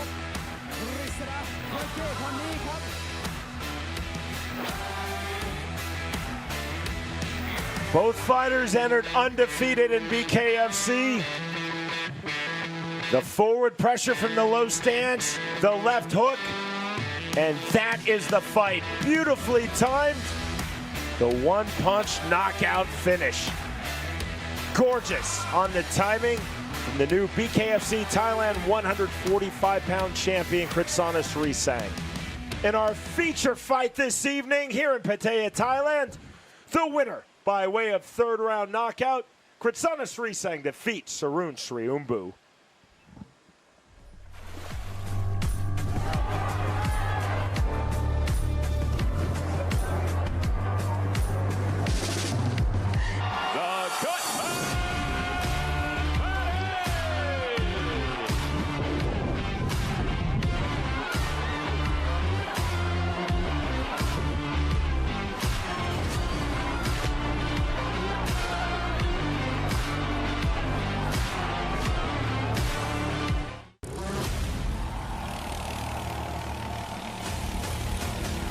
Lions Not Sheep Apparel isn't just a clothing company. It's a movement of savages who fight like hell for their families, for their independence, and for their freedom. No day and no time has ever been more important than this day for us to rise and stand together as lions, not cower as sheep. Lions Not Sheep Apparel. Stand tall, fight hard, lead or be led.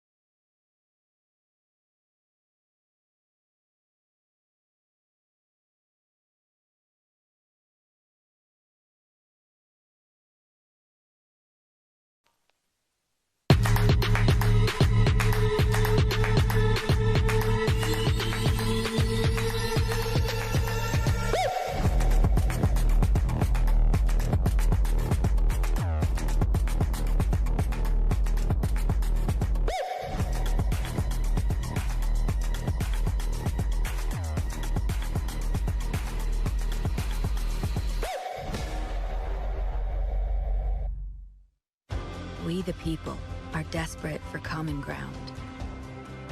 On this, we agree. Those who protect our freedom and families deserve our unwavering support. We give it through folds of honor. We the people have found what unites us. We will meet sacrifice with hope. Join us.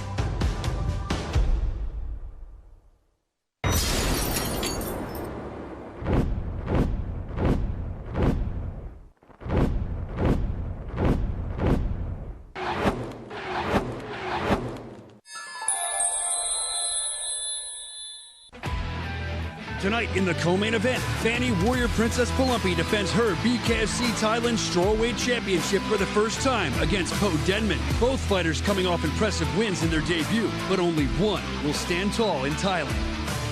Then, in the main event, two of the greatest kickboxers of all time collide in a special rules bare-knuckle Thai fight. With 240 wins to his name, Wycoco battles the 6-time national champ and former World Muay Thai Council title holder, Sanctioned.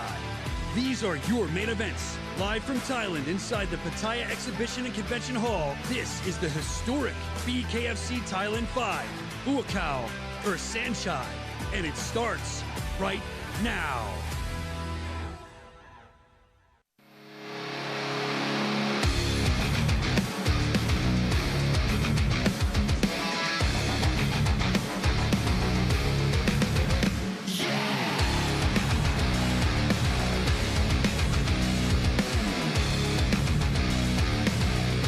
BKFC Thailand 5, presented by Bucked Up Energy Drink.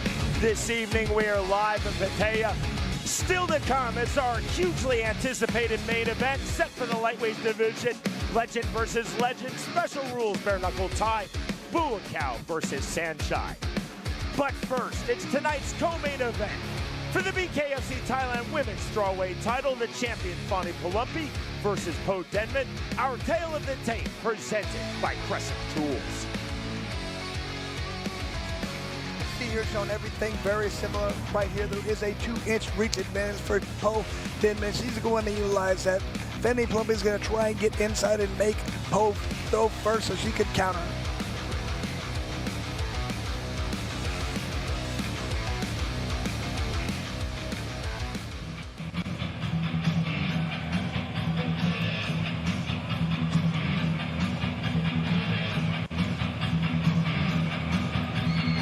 From here in Thailand, Denman.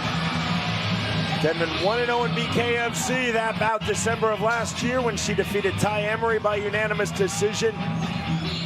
Overall in the sport of bare knuckle fighting, Denman enters 3-0. She's 17-1-1 in pro boxing, 7-0-1 in pro Muay Thai, 6-0 in pro Letway, and 4-0 in pro kickboxing. And that is some phenomenal work right there. Great record by Denman right there. But Sean, that one draw, I believe, that was against her opponent tonight, was it not? October 2021 in Bangkok, Denman versus Fani Pumpy. 3-round exhibition boxing, which ended in a draw.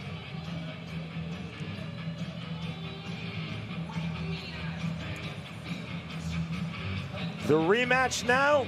It is our co-main event, BKFC Thailand 5 here in Pattaya. And it is for the BKFC Thailand women's 115-pound title. Sean, there's a lot of interest in here for someone like a Bret Hart who wants to come over here and trying to unify these belts.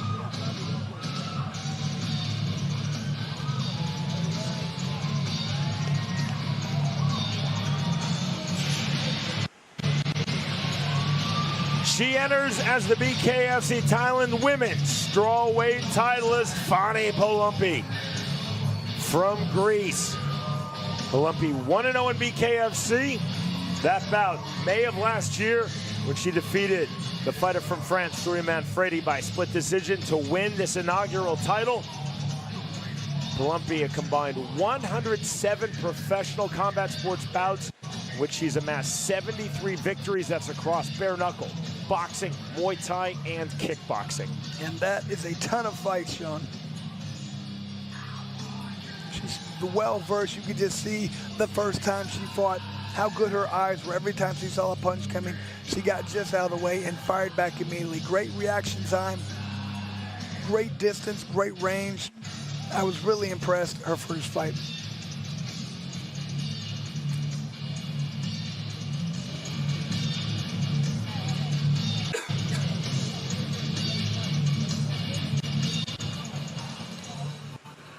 Ladies and gentlemen, are you ready for the co-main event of the evening?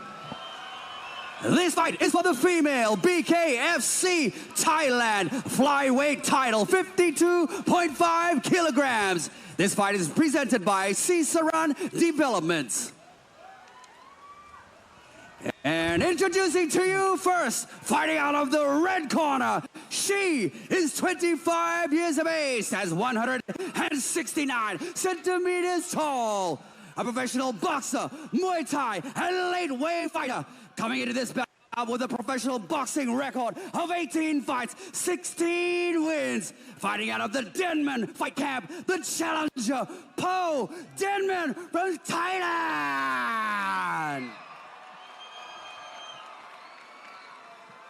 And her opponent here from the blue corner. She is 37 years of age, stands 165 centimeters tall. She is a multiple-time Muay Thai champion with a record of 91 fights, 67 wins. Please give it up for the champion, Theophano Pumpy from Greece.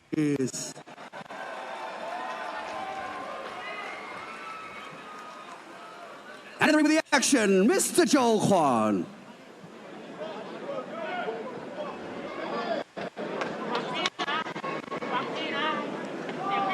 Final words from referee Joe Kwong, both fighters up to scratch.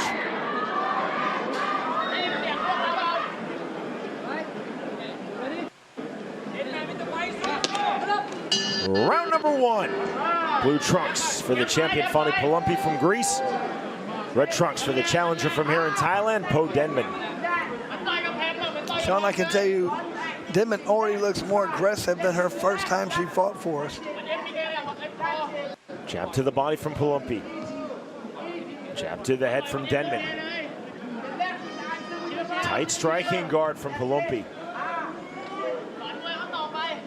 See the very fluid open guard from Denman coming forward off the long jab. Jab to the body from Pumpy in return. Denman again on the jab. Pumpy from the tall stance coming forward. Both fighters reset in the center circle.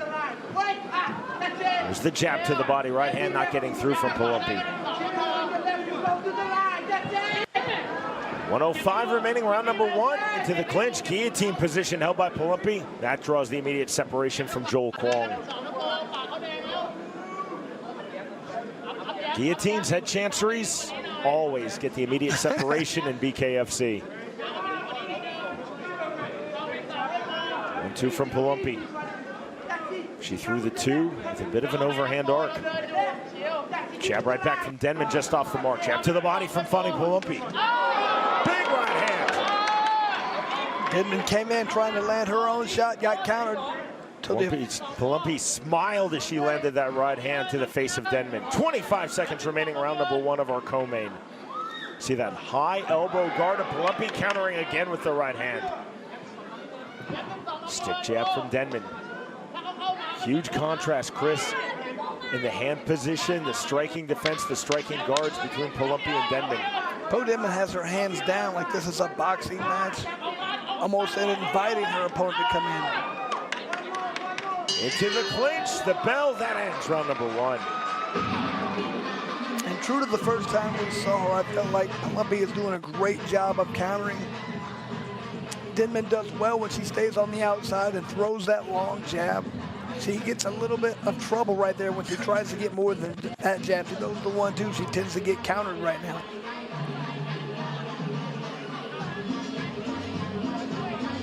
There's that nice little counter right hand again.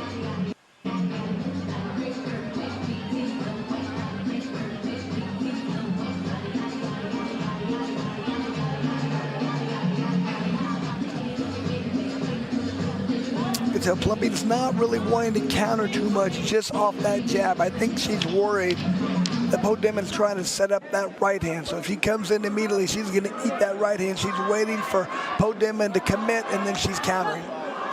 Round number 2 underway. Forward off the jab comes Denman to start the second round. Pumpy trying to time the overhand right. Pumpy tried to time that overhand left to the body with the lead left hand. Can you see that high elbow guard of Funny Pumpy? There's the jab left hand. See, and when Denman's throwing that jab, she's doing a better job than some other people we saw, keeping that right hand, guarding that chin. Denman with the head movement eludes that right hand of Pumpy.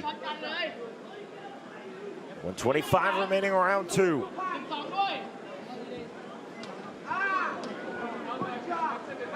Pumpy resetting. Denman does a great job of when she's backing away, she gets her head just out of range, makes it very difficult to hit. Denman literally just punched the elbow of Pumpy, then Pumpy lands the left hand into the clinch.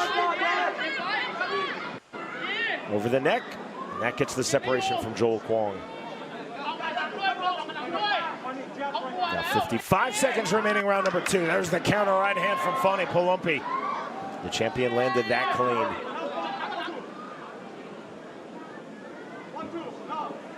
Denman continuing to stick the jab.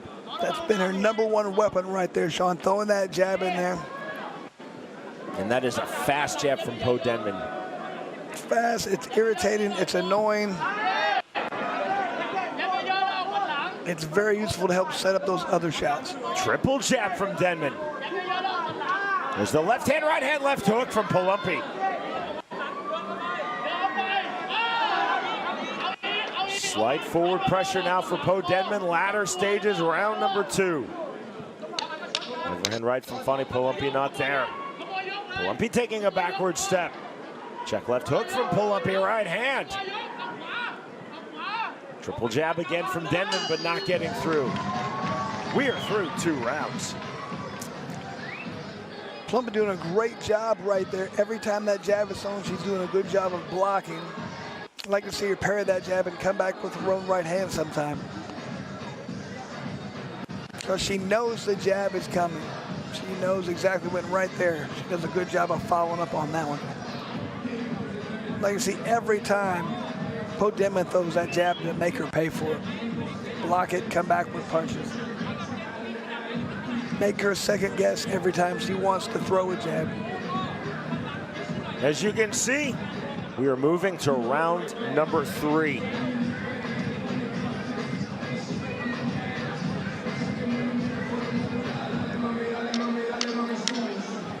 Seconds out called.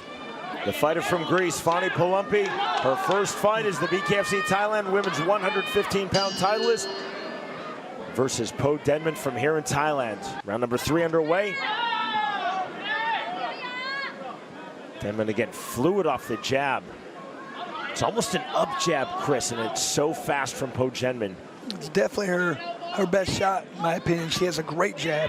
Overhand right from Pumpy, couldn't land it. Denman throwing the 2. Again, there's that fast jab from Po Denman. Double jab. Interesting the way Fani Pumpy's trying to block that that jab now. She's just putting her right hand all the way up. That elbow out. Look at she's blocking it with her elbow. Just like that.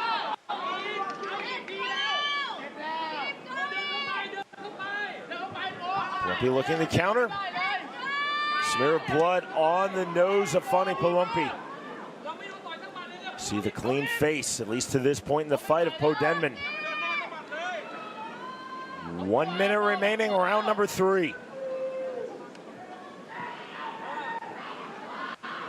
Pumpy on her back foot. Right hand. Denman forward again into the mid-range. Pumpy looking to counter once more. Pumpy throwing a lot of 2s. Denman throwing a lot of 1s. There's the 2 to the body from Fani Pumpy. There's the jab, the 1 from Po Denman. Jab again.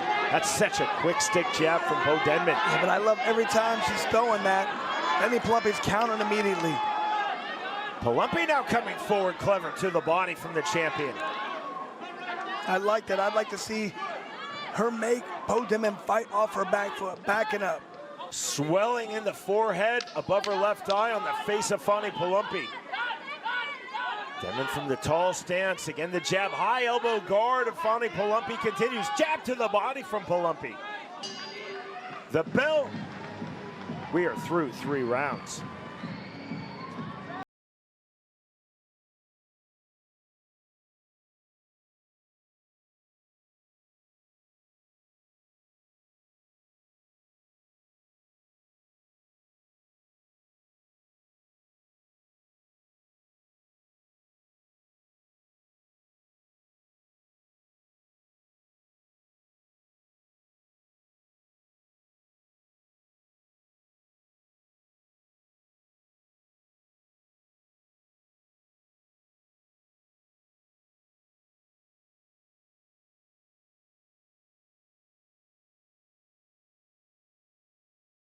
Interesting to see how they're scoring this, Sean, and how each fighter feels, if they're winning or not, because if they feel like they're winning, they want to keep doing the same thing. However, if you're losing, if you feel like you're losing, like, okay, I need to change this up. Chris, we need to export real-time open scoring from Kansas to Thailand. I love it. Round number 4. Can you see that high elbow guard of the champion Fani Pumpy, trying to negate the jab of the challenger Po Denman. There's the jab to the body from Pumpy, right hand. Switch of stances by Denman. Right to the body again from Fani Pumpy. That's what Pumpy's finding open, that right hand of the body. Because like I said, Po Denman does a good job of throwing a jab and keeps her head back.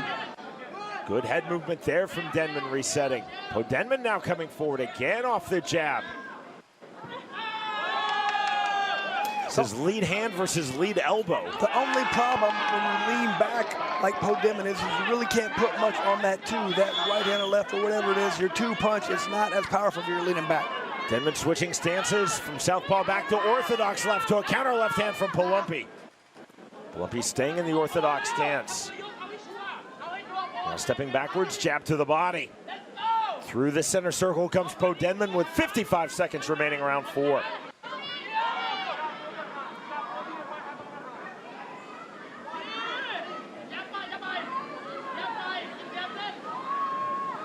Denman switching stances again. Pumpy on the right hand. A rare clinch in this fight.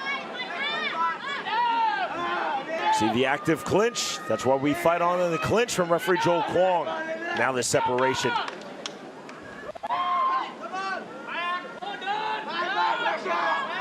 20 seconds remaining, round 4. Pumpy on the left hand. Good duck under from Denman to elude that right hand. Again into the clinch. I like the way Pumpy blocked, came right in so he could throw hard shots. Denman walked down pressure. Right hand not getting through that high elbow guard of Fani Pumpy. The bell. We move to the 5th and final round. Sean, we haven't seen a lot of people using that blocking technique, that defense right there that Pumpy's using, but it seems to be very effective right now, the way she's using it.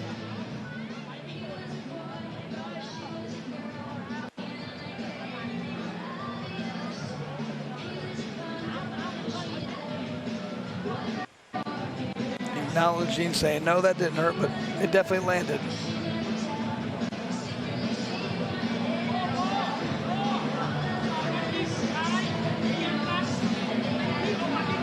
There's that guard we're talking about.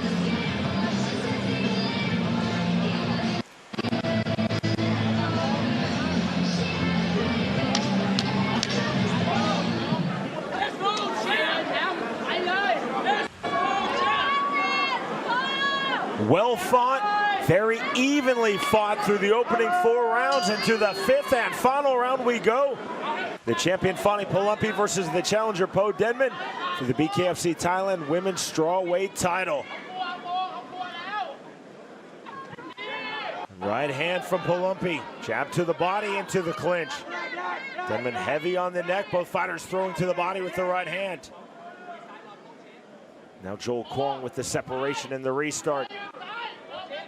You see the strike stats there, presented by Bucked Up Energy Drink. See a lot more being thrown by Denman, but a lot more being landed by Pumpy. Downward left hand from Po Denman. Denman on the jab. Denman continuing the switch. Southpaw orthodox, southpaw orthodox. Pumpy on the underhook. Under over now, right hands to the body from both fighters. 60 seconds remaining in our co-main. Good right hand from Pumpy on the entry. Denman now on the turn. Rights to the body by Po Denman.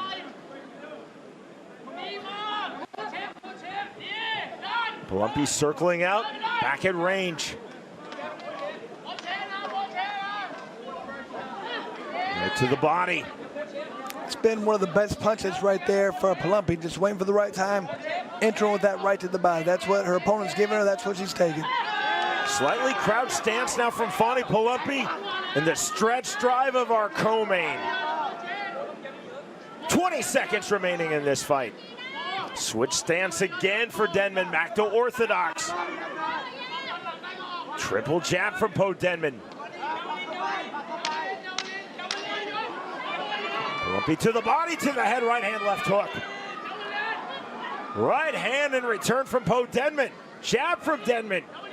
The bell, the end of the fight. Very evenly matched right there, Sean. Both fighters did, I think, what they felt like they wanted to do. We're just going to see what the judges thought.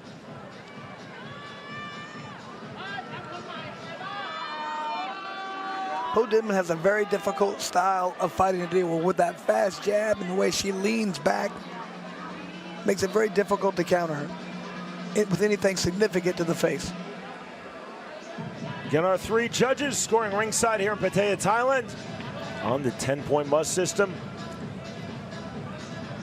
We are using the unified rules of bare knuckle fighting.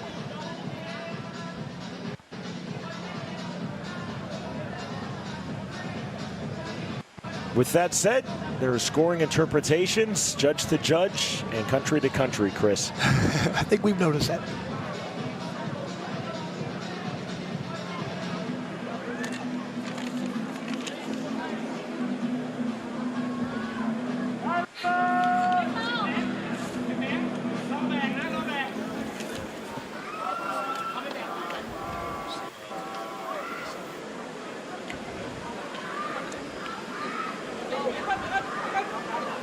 To end all suspense, ladies and gentlemen, our 11th bout of the evening has ended. This was for the BKFC Thailand female flyweight title. We go to the judges' scorecards after 5 rounds of Muay Thai boxing action here. And from our 3 judges, Judge number 1 scored this bout 49-46. Judge number 2 scored the bout 48-47. And our 3rd judge scored this bout 49-46 for a unanimous decision win. And the new BKFC Thailand flyweight winner is from the red corner, Paul Denman with the win. Congratulations to Paul Denman here. Thank you so much to Theophano Pelopi. And to present our new champion with the belt, please welcome Mr. Lawrence Knowles from Cicerone Developments.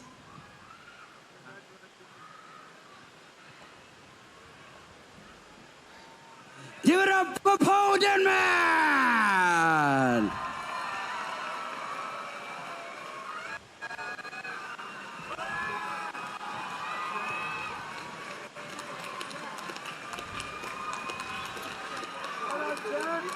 Well, once again, to our new champion here. And for a few words, Peter. I can officially call you champ now. Congratulations on a great fight and great performance. I've never seen you come forward. This is the first time. What happened? How did you do it? ยินดีด้วยครับตอนนี้คุณเป็นแชมป์ประเทศไทย BKFC อย่างเต็มตัวนะครับผมไม่เคยเห็นคุณเดินเข้าเลยปกติคุณจะถอยอย่างเดียวเป็นไปได้ยังไงครับทำได้ยังไงครับวันนี้เดินบู๊เลย First of all, I have to thank for this opportunity to Death Filman, Nick Shipman, Golf, and other people that involved, and especially you, Peter Denman, my coach. You've been with me from day 1 until now, and the training that we have has helped me to reach this new me today. And we've trained hard, yeah, that's why I think I'm able to perform and win this victory tonight. ก็ก่อนอื่นเลยนะคะต้องขอบคุณคุณเดฟิลแมนและนิกเชฟแมนแล้วก็พี่กอล์ฟแล้วก็เพื่อนๆและทุกคนที่เกี่ยวข้องนะคะที่โปสามารถทำได้วันนี้เนี่ยก็ขอให้เครดิตปีเตอร์เดนแมนเลยนะคะเป็นโค้ชของโปเป็นเพื่อนของโปตั้งแต่วันแรกจนถึงวันนี้ที่โปมาถึงจุดนี้ได้ก็เป็นเพราะเขาเลยค่ะขอบคุณมากค่ะ It seems to be this was one of the most challenging fights. If yes, is that so? Yes, I would say this one is one of the challenging fights that I have had. But I also have fought many great fighters. And Thai Emery was one of the top fighters I've had. And today I'm wearing the ring that she gave me last fight that we had. And I'm thankful for that. And I think she's here on the ringside cheering for me too, right? ก็โปเคยชกคู่ชกวันนี้นะคะก็เป็นการชกที่ยากอีกไฟล์หนึ่งเหมือนกันค่ะแต่ก็เคยชกกับนักสู้ที่เก่งๆก็คือคุณตายเอมิรี่นะคะที่วันนี้ก็น่าจะมาเชียร์โปอยู่ข้างๆสนามเหมือนกันค่ะแล้วเขาก็ได้ให้แหวนวงนี้กับโปปีที่แล้วนะคะก็ขอบคุณมากๆเลยค่ะ Congratulations, champ. Great performance. Looking forward to seeing you again. ขอบคุณมากๆเลยนะครับสุดยอดเลยขอบคุณครับผม Paul Denman, you are now a bare knuckle boxing champion. Congratulations once again. Very close fight right there. The judges felt her jab, her counters were enough to win the fight. The 3 judges scorecards see it 4-1, 4-1, 3-2 on the rounds in favor of the new BKFC Thailand women's strawweight titleist Paul Denman. Well fought though from the fighter who entered as the champion, Fani Pumpy. Very even rounds. The jab though there for Denman. Switching stances, the jab from southpaw and orthodox. The winner by way of unanimous decision, Denman defeats Pumpy.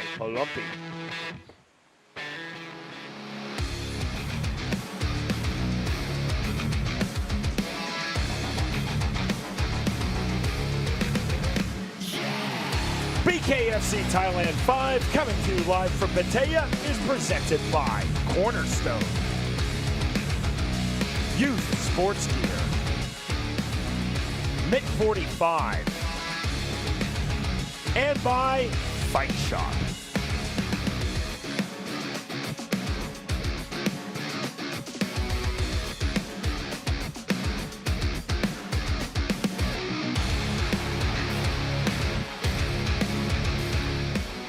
Biggest bare knuckle fighting championship card ever. In the main event, Platinum Mike Perry knuckles up with Eddie the Underground King Alvarez. In the heavyweight co-main event, Big Ben Rothwell and Todd Duffy collide. Also a rematch for the women's bare knuckle world title as champ Christine Misfit Faria fights Rowdy Beck Rawlings. Plus 2 other world title fights. Watch the world's most exciting combat sport live Saturday, December 2nd on pay-per-view through Fight. We are all the way live from Satellite 5. I'm Brian Sosha, and as always, so much to get into this week on the Bare Knuckle Show. We're glad you're hanging out. Bare Knuckle just takes one shot. If he can land a good shot, he can do some damage. 6 new major signings, a new location overseas that we're going to be doing. It gives me so much more energy and reason to go ahead and do what I do. Oh, shit! Oh, shit! It's inappropriate.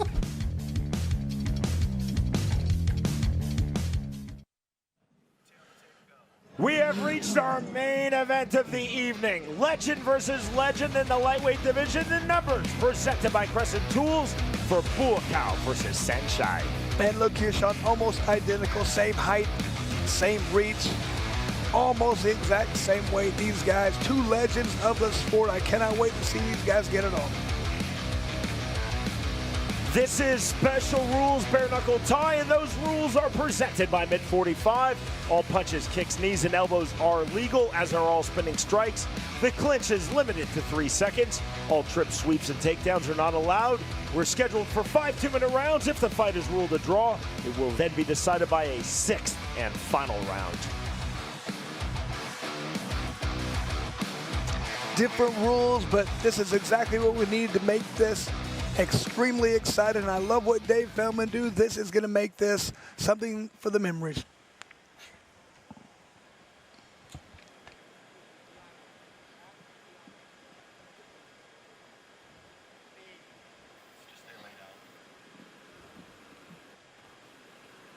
กลับมาอยู่กับผมแมทธิวกับคู่มวยที่โลกรอคอยมานานครับเราอยู่ที่ BKFC Thailand 5 และกำลังจะได้ชมการชกระหว่างนักชกมวยไทยในตำนาน2 คน Ladies and gentlemen, are you ready for our main event of the evening?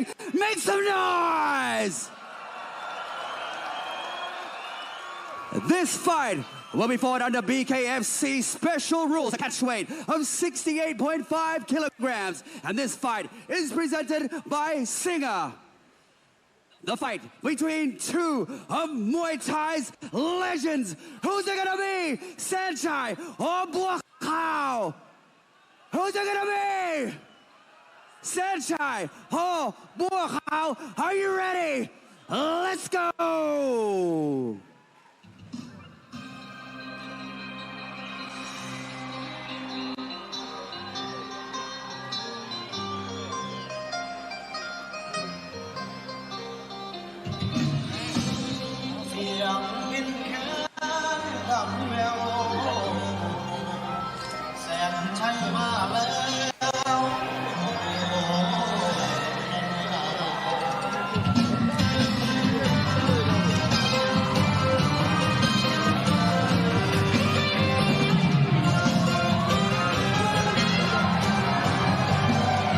This is the BKFC debut for Sanchai.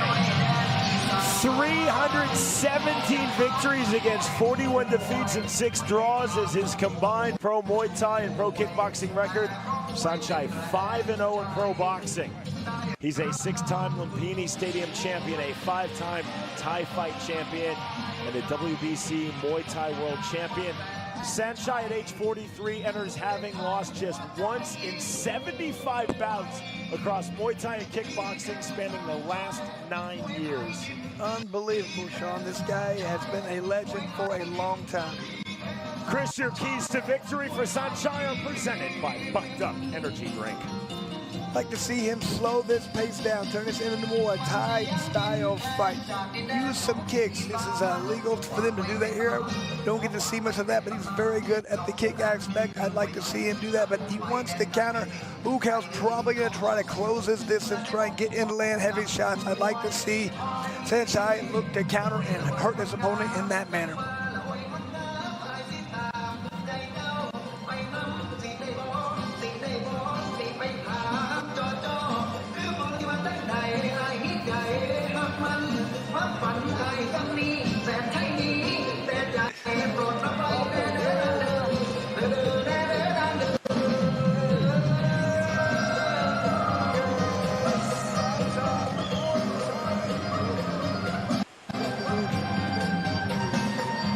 Saenchai and Bual are not just legends of Muay Thai, they are outright superstars here in their native Thailand, going beyond sports throughout Thai popular culture.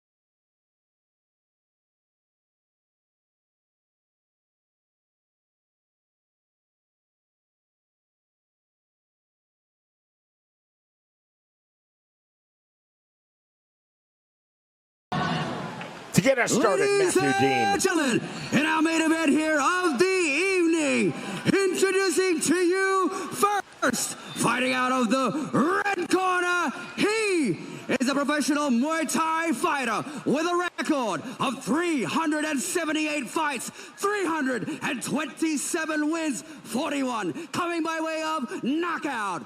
He is a five-time Lumpini Stadium champion, a WPMF World Welterweight champion, WMC World Lightweight champion, WBC Diamond World champion, the two-time Sports Writers Association of Thailand Fighter of the Year from Mahasarakham, Thailand. Give it up for Sanchai, PK Sanchai Maitayam.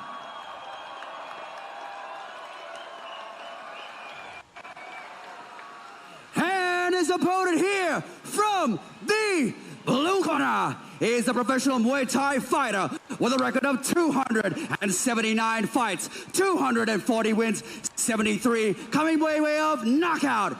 He is an MTA World Champion, a two-time Thai Fight Champion, WBC Diamond Muay Thai Champion, two-time All-Noise Stadium Champion, and a two-time K1 World Max Champion. This is the White Lotus, the living legend, Wycoco Benjamin.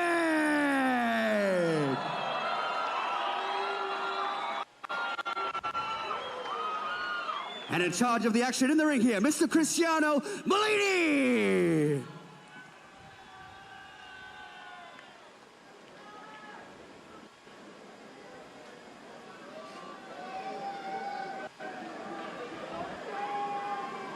Massively anticipated, massively intriguing.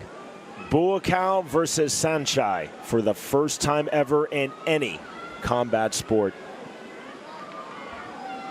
Special rules, bare knuckle Thai. We're at 155 pounds, scheduled for 5 2-minute rounds again. If we're at a draw through those 5 rounds, the winner will be decided on a 6th round. That is the 2-minute overtime round.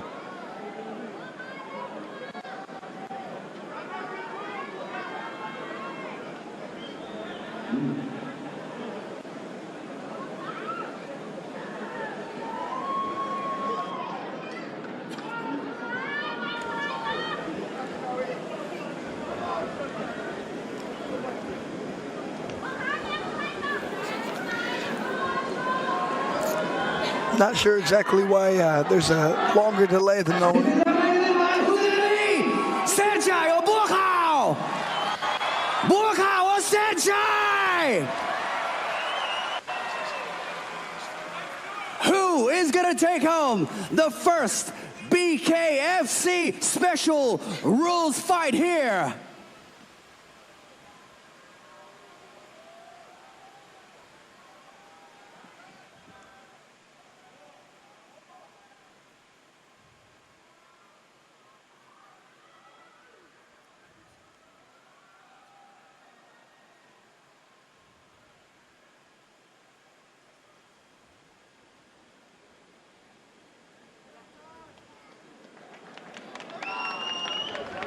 Cristiano Bellini now calling both legends up to scratch.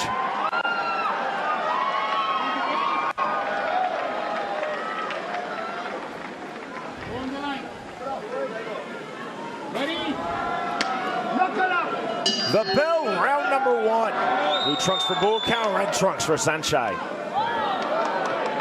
Immediate teep from Sanchai.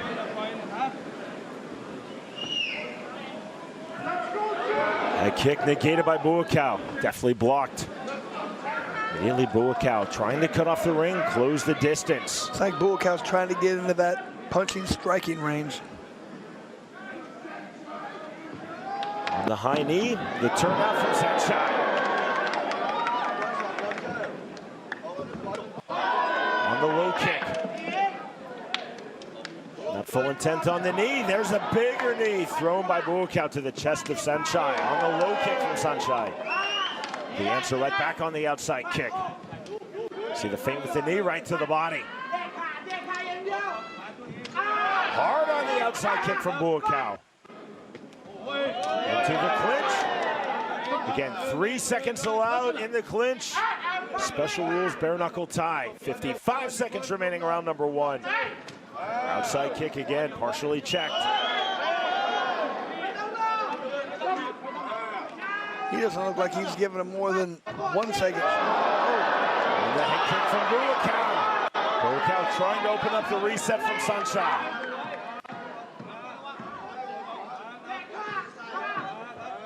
Bual resetting. Sunshine with the feint, running into the pocket, now into the clinch. Cristiano Bellini adhering to that 3-second rule, keeping this fight moving. Bual again on the outside kick, overhand left from Sunshine.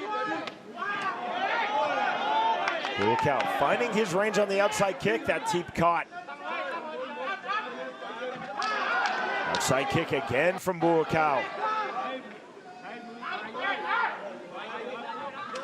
Sunshine fully checking that kick. Overhand right, not there. That ends round number 1. Sean, I'm really surprised right there. Bual, from his first fight, his hands look very good. I feel like if he want to get in there and throw more hands, throw some punches, sit down on those punches, I think he'd be doing very well right now. Great defense right there. Look how he just leaned back, look like the Matrix right there, Sean.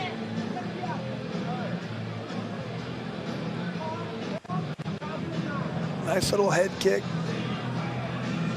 followed by a knee.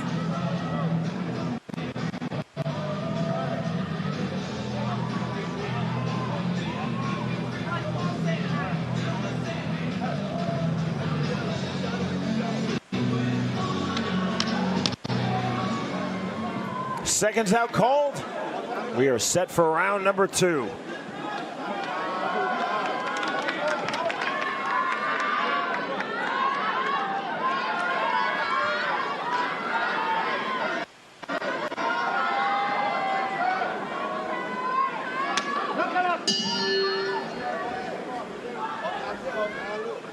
See the feint on the high knee from Bual. Sunshine checking that low kick. Bual immediately closing distance, Chris. The body kick not getting through from Sunshine. He's getting right into punch range. I'd like to see him throwing some more punches right now. He's not really throwing any. Sunshine blocking that kick. On the teep, partially caught. Short knee from Bual, short elbow. Sunshine pulling back that teep. Head kick now on the turn. To the body, that kick caught. There's the sweep, but again, that is not allowed under the special rules bare knuckle tie rule set. That sweep drew a smile from referee Cristiano Bellini. Just second nature right there for Bual. It was gorgeous, just doesn't count. Just doesn't legal. Spinning back fist, just off the mark, outside kick. That kick has been there thus far for Bual, that outside kick. Knee to the inside from Sunshine. 45 seconds remaining, round 2. Left hand on the entry from Sunshine. I like it. Sanchez starting to throw some hands. Threw one to the body a minute ago.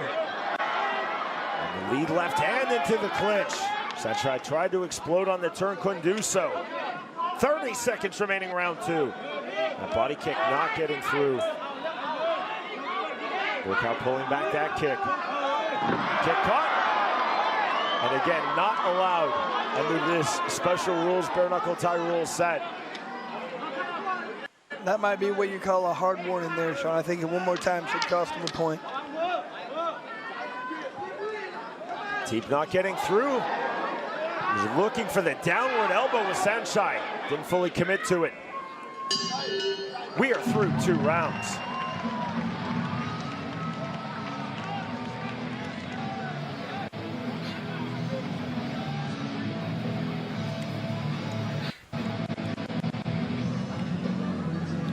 A nice low kick right there.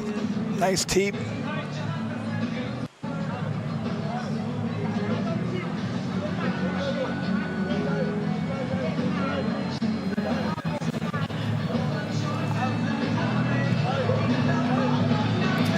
And Sean, these guys are fighting this fight.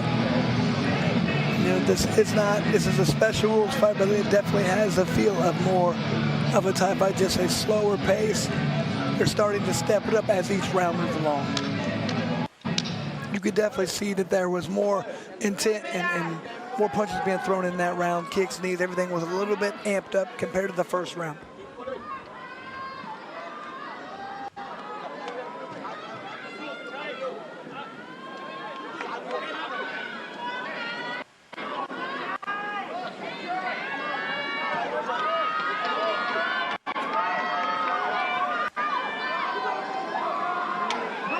Not quite a start on the scratch line. Round number 3 underway. There's that outside kick from Bual. Head kick not getting through. Hard outside kick and a kick to the body from Bual. Head kick just off the mark from Sanchai. Step in elbow from Sanchai. Big wind up knee from Bual to the body. 1:35 remaining, round 3. Spinning back fist not there from Bual. Bual knee to the body. Driving pressure from Sanchai, putting Bual's back against the ropes. Sanchai now from the center circle takes that outside kick. Chris Bual consistently landing the outside kick, catching that head kick. See what Cristiano Bellini does here. Just pushing his opponent to the ground right there. Bellini just gave Bual a look. Sanchai stepping in. Sanchai looking for that tomahawk elbow. Clever on the low kick from Bual. Sanchai with the right hand, then circling out. Hard outside kick. 45 seconds remaining, round 3. Both fighters ever so slightly turning up the pressure here in round 3. Sanchai again looking for that downward elbow strike. You see the teep from Sanchai, missing on the head kick. Entry on the left hook from Bual. There's the knee. Bual doing a great job of getting his head back out of the way from those kicks. Closing pressure again from Bual. Straight right hand. That landed clean. Sanchai checking that kick. Teep landing to the body. Step in knee, left hand duck under. There's the elbow from Sanchai. The return from Bual on 2 kicks. The kick caught. Again to the canvas goes Sanchai for the 4th time. All sweeps, trips, and dumps, which are not allowed. We are through 3 rounds.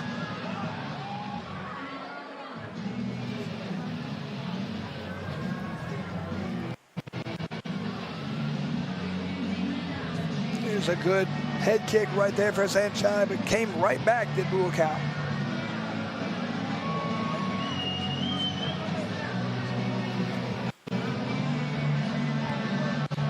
That winding up knee right there, trying to create space, trying to do whatever he can to make sure that lands as Bual.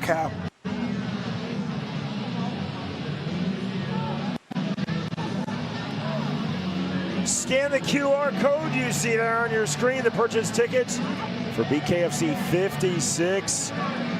December 2nd in Salt Lake City, our main event, Mike Perry versus Eddie Alvarez. You can also go online to bkfc.com. We are through 3 rounds. Bual versus Sanchai.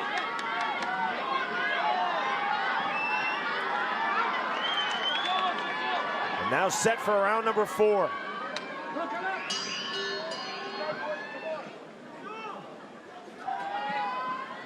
Bual immediately coming forward. Sanchai checking that kick.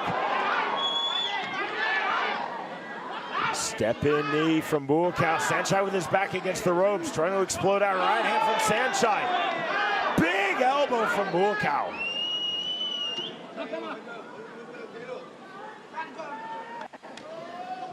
Again, Bual on his back foot, again taking himself to the ropes, putting out the teep.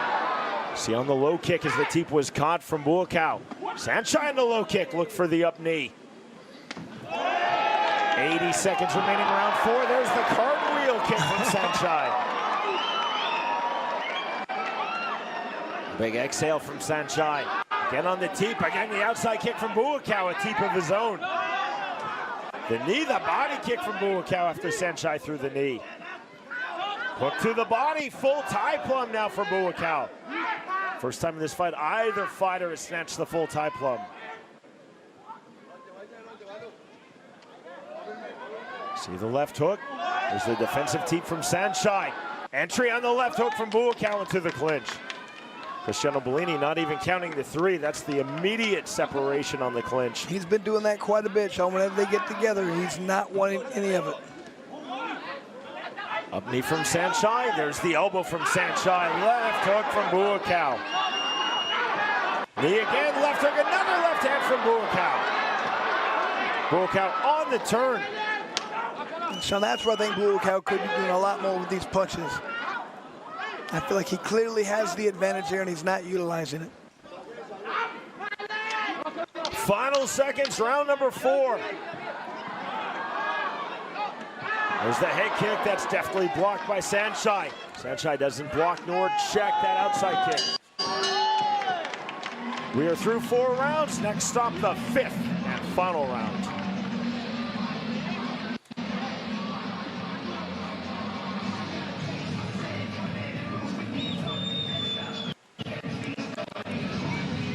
And right here you can see Bual doing some good work. That jumping kick. The attempted. Interesting attempt right there. Say there was a good left hand by Bual. I feel like he could be doing a lot more. A couple good left hands right there, followed by an uppercut. If he would try and turn this into more of a boxing match, I think he would just be dominating this fight. Saenchai is really welting up on his left thigh.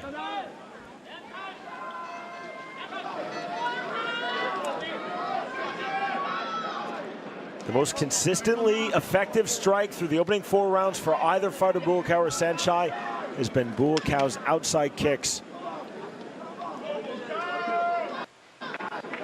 I agree. I think it could be the inside striking. He's just not using that nearly as much. 5th and final round.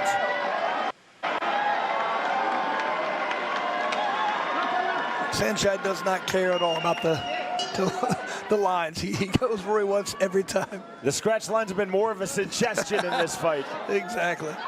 Spinning back kick off the mark. The flash, though, there from Bual. The 5th time that Saenchai has been thrown to the canvas, right back to it. Just shocked they haven't taken a point away. Quick separation from Cristiano Bellini. Feint on the outside kick from Bual. Body kick not through from Saenchai. 125 remaining, 5th and final round. On the low kick from Bual. That was clever. Body kick caught in the left hand.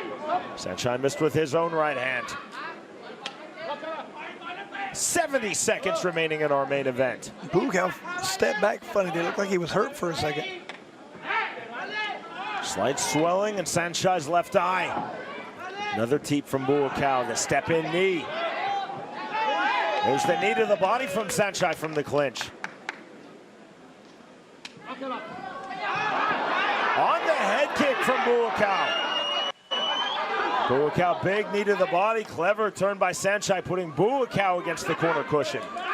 You see our strike stats presented by Bucked Up Energy Drink. You see a lot more thrown and landed for Bual here.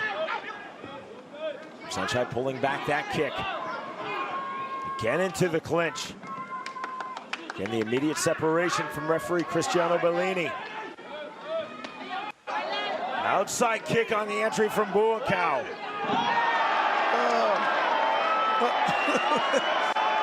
The audacity to point at him. What did you do that for? I've only done it 5 times.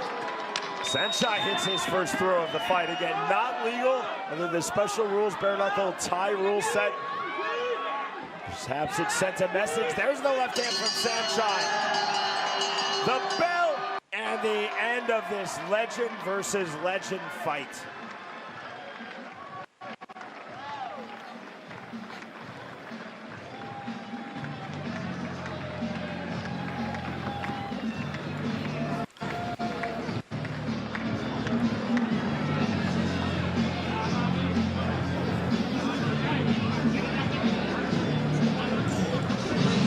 right now, Bual, like, I'm not sure if his foot hurts or something. He has a look of pain.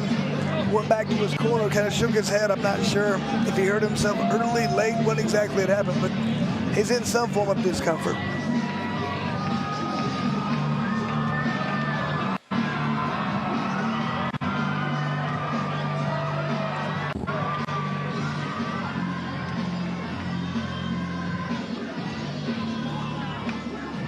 Bual entered with a combined 241 pro combat sports wins.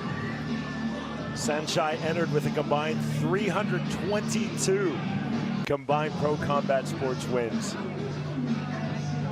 5 rounds up, 5 rounds down. To our 3 ringside judges, here in Pattaya we go.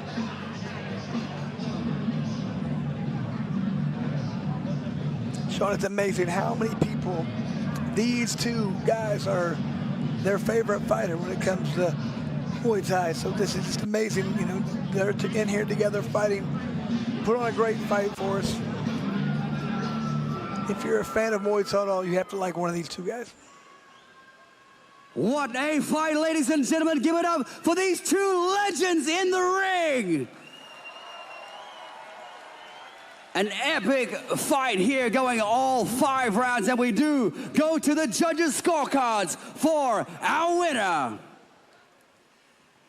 Ladies and gentlemen, in our main event of the evening, we have a unanimous decision winner.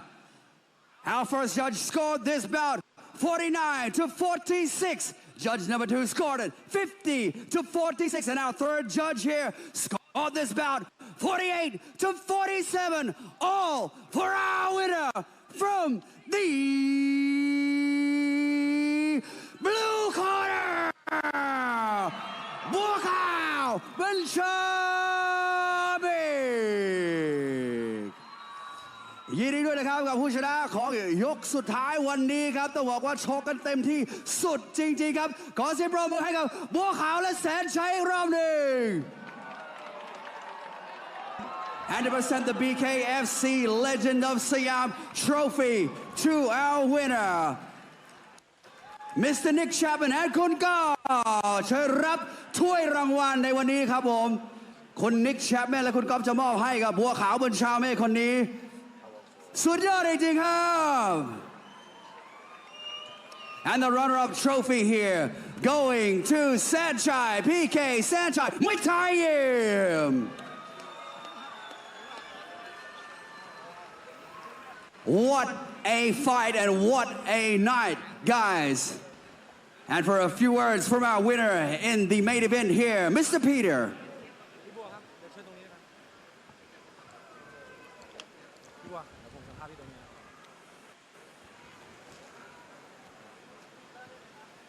Congratulations, Bual. Your name is written in the history books, a name that will never be forgotten. What does that mean to you?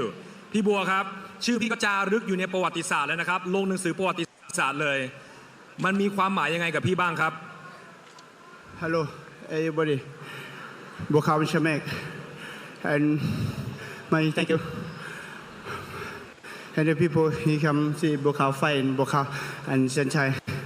ครับก็ขอบคุณทุกคนที่ได้มาดูแล้วก็ทางบ้านทางทีวีคำถามล้วนแต่มีกันตลอดทุกวันวันนี้กระจ่างหายหมดแล้วใช่ไหมครับขอเสียงหน่อยครับ He said, "Are all the questions now answered?" พี่บัวครับ You're now 2-0 undefeated in BKFC Thailand. What's next ตอนนี้พี่2-0ไร้พ่ายเลยนะครับใน BKFC เมืองไทยพี่จะยังไงอยากจะยังไงต่อครับครับก็ Thank you Nick Thank you Pick Up and Matthew ก็ขอบคุณกรรมการทุกคนนะครับหลังจากนี้แล้วแต่นะครับคณะกรรมการ BKFC ว่าจะวางโปรแกรมยังไงต่อแล้วก็แมตช์สำคัญนะครับวันนี้เป็นแมตช์ที่ผมเปิดโลกคำว่ามวยไทยเพื่อนของผมที่รักที่สุดคำว่ามวยไทยวันนี้ผมขึ้นบนเวทีอย่างที่ผมพูดแล้วว่ามันไม่ใช่เรื่องเล่นมันไม่ใช่ขึ้นมาแล้วจะ เล่นละครคอนเทนต์ให้ทุกคนได้ดูบนเวทีแล้วเลือดคือเลือดตัดสินด้วยแพ้ชนะลงไปเพื่อนกันเหมือนเดิมแต่วันนี้ผมทำให้ทุกคนและวันนี้ผมกับแสนชัยทำให้ทุกคนดูแล้วว่านี่คือมืออาชีพจริงๆมันคือผลแพ้ชนะวันนี้ครับผม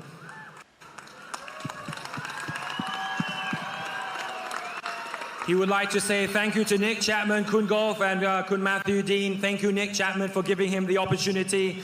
And whatever they want to present to him, he will take it. And he also says that everybody thought this was an exhibition, but there was just too much professionalism on the line. However, we're still friends, because that's what professionals do. Thank you very much. Congratulations, champ. I am now with a lot of people's idols, including myself. Obviously not the result you expected. Was it just the case of the little great man losing to the big great man? พี่แสนครับพี่เป็นไอดอลของหลายๆคนรวมถึงน้องด้วยนะครับครั้งนี้เนี่ยมันไม่ใช่สิ่งที่พี่ต้องการที่จะให้มันเกิดแต่ว่ามันเป็นเพราะว่าเขาแค่ใหญ่กว่าเราป่ะครับสุดยอดทั้งคู่แต่แค่เราแพ้เพราะว่าขนาดตัวหรือเปล่าครับเอาตรงๆนะครับวันนี้ผมได้ตัดสินใจมาชกแล้วนะครับผมก็สู้แบบเต็มร้อยผมไม่อยากให้มองว่าผมเอาตัวใหญ่ตัวเล็กมาวัดตรงนี้ผมอยากจะบอกว่าแพ้ชนะวันนี้คือผมแพ้จริงๆนะครับผมไม่ได้แพ้ด้วยเขาสรีระนะครับผมต้องให้เครดิตบัวขาวเขาสู้ด้วยหัวใจจริงๆเขาลดมา10 กว่ากิโลเพื่อจะมาชกกับผมนะครับอย่ามองเขาว่าตัวใหญ่นะครับมองเขาว่าเขาฝีมือจริงๆเขาอยู่ด้วยฝีมือเขาครับยินดีด้วยครับ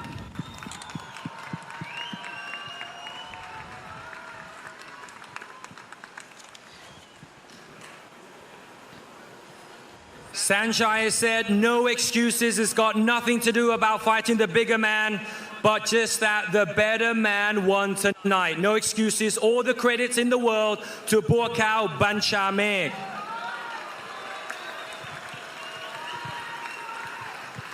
During the second round, you were having some success, but it seemed like he did the sweep, and that's a foul. Do you think it was out of frustration or just muscle memory?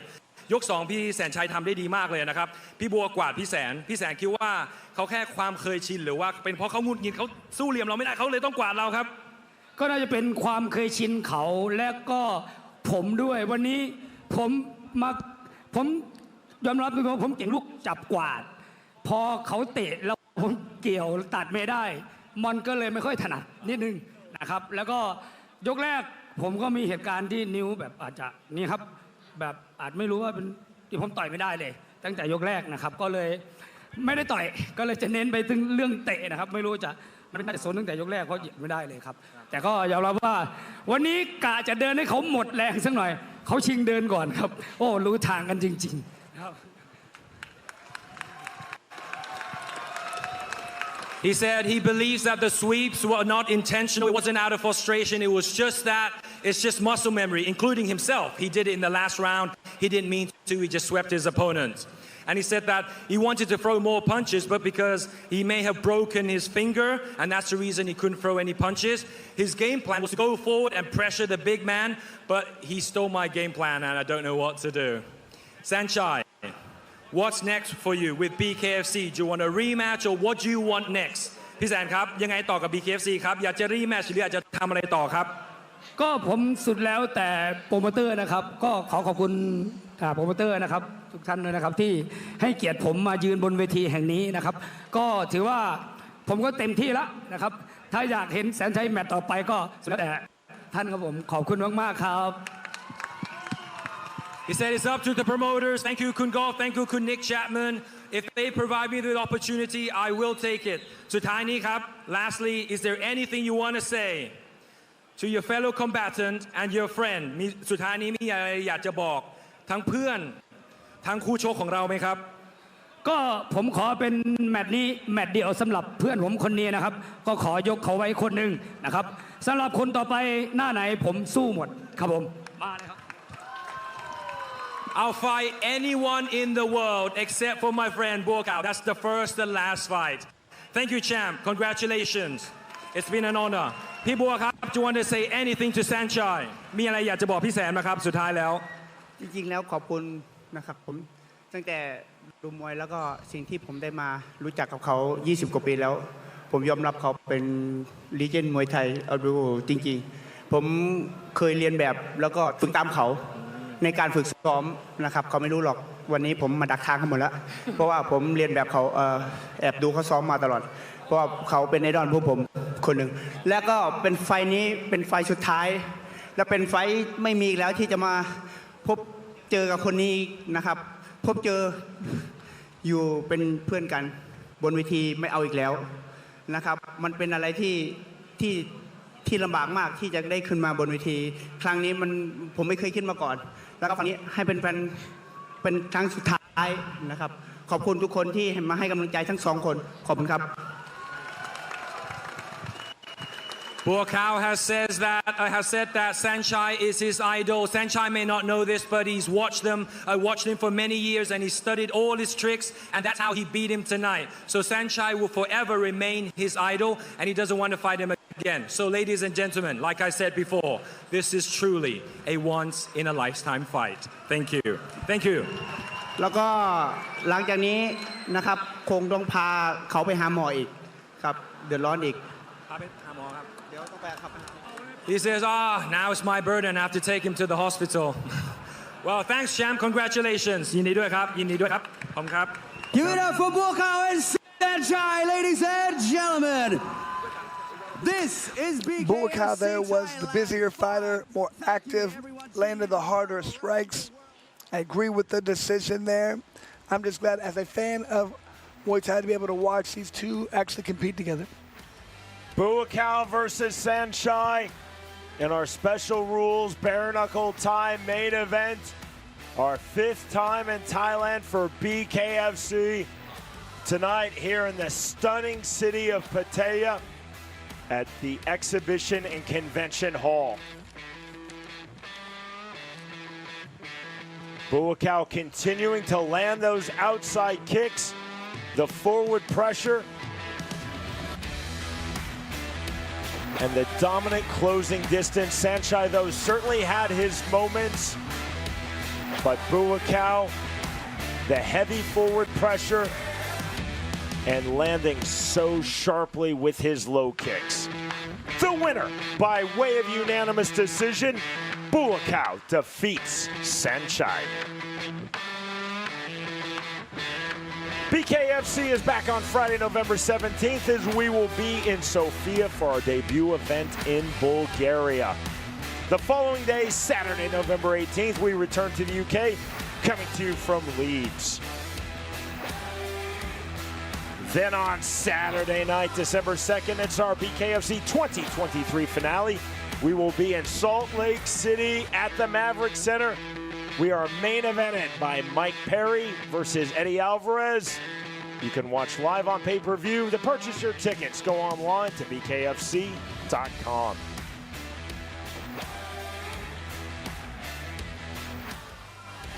Victories this evening for Tumba, Mikhail Vetrilla, Punkvasong Chongyong, Porya Rokhneh, Johnny Tello, Joe Milmiato, Andrew Miller, Daniel Dura, Christoph Kirsch, Kritsana Srisang, Po Denman, and as you just saw in our main event, legend versus legend, Wycoco defeats Sanchai by unanimous decision. BKFC live tonight from Thailand, here in Pattaya. For Chris Lights Out Lytle and our entire crew, I'm Sean Wheelock. Thanks for watching Bare Knuckle Fighting Championship.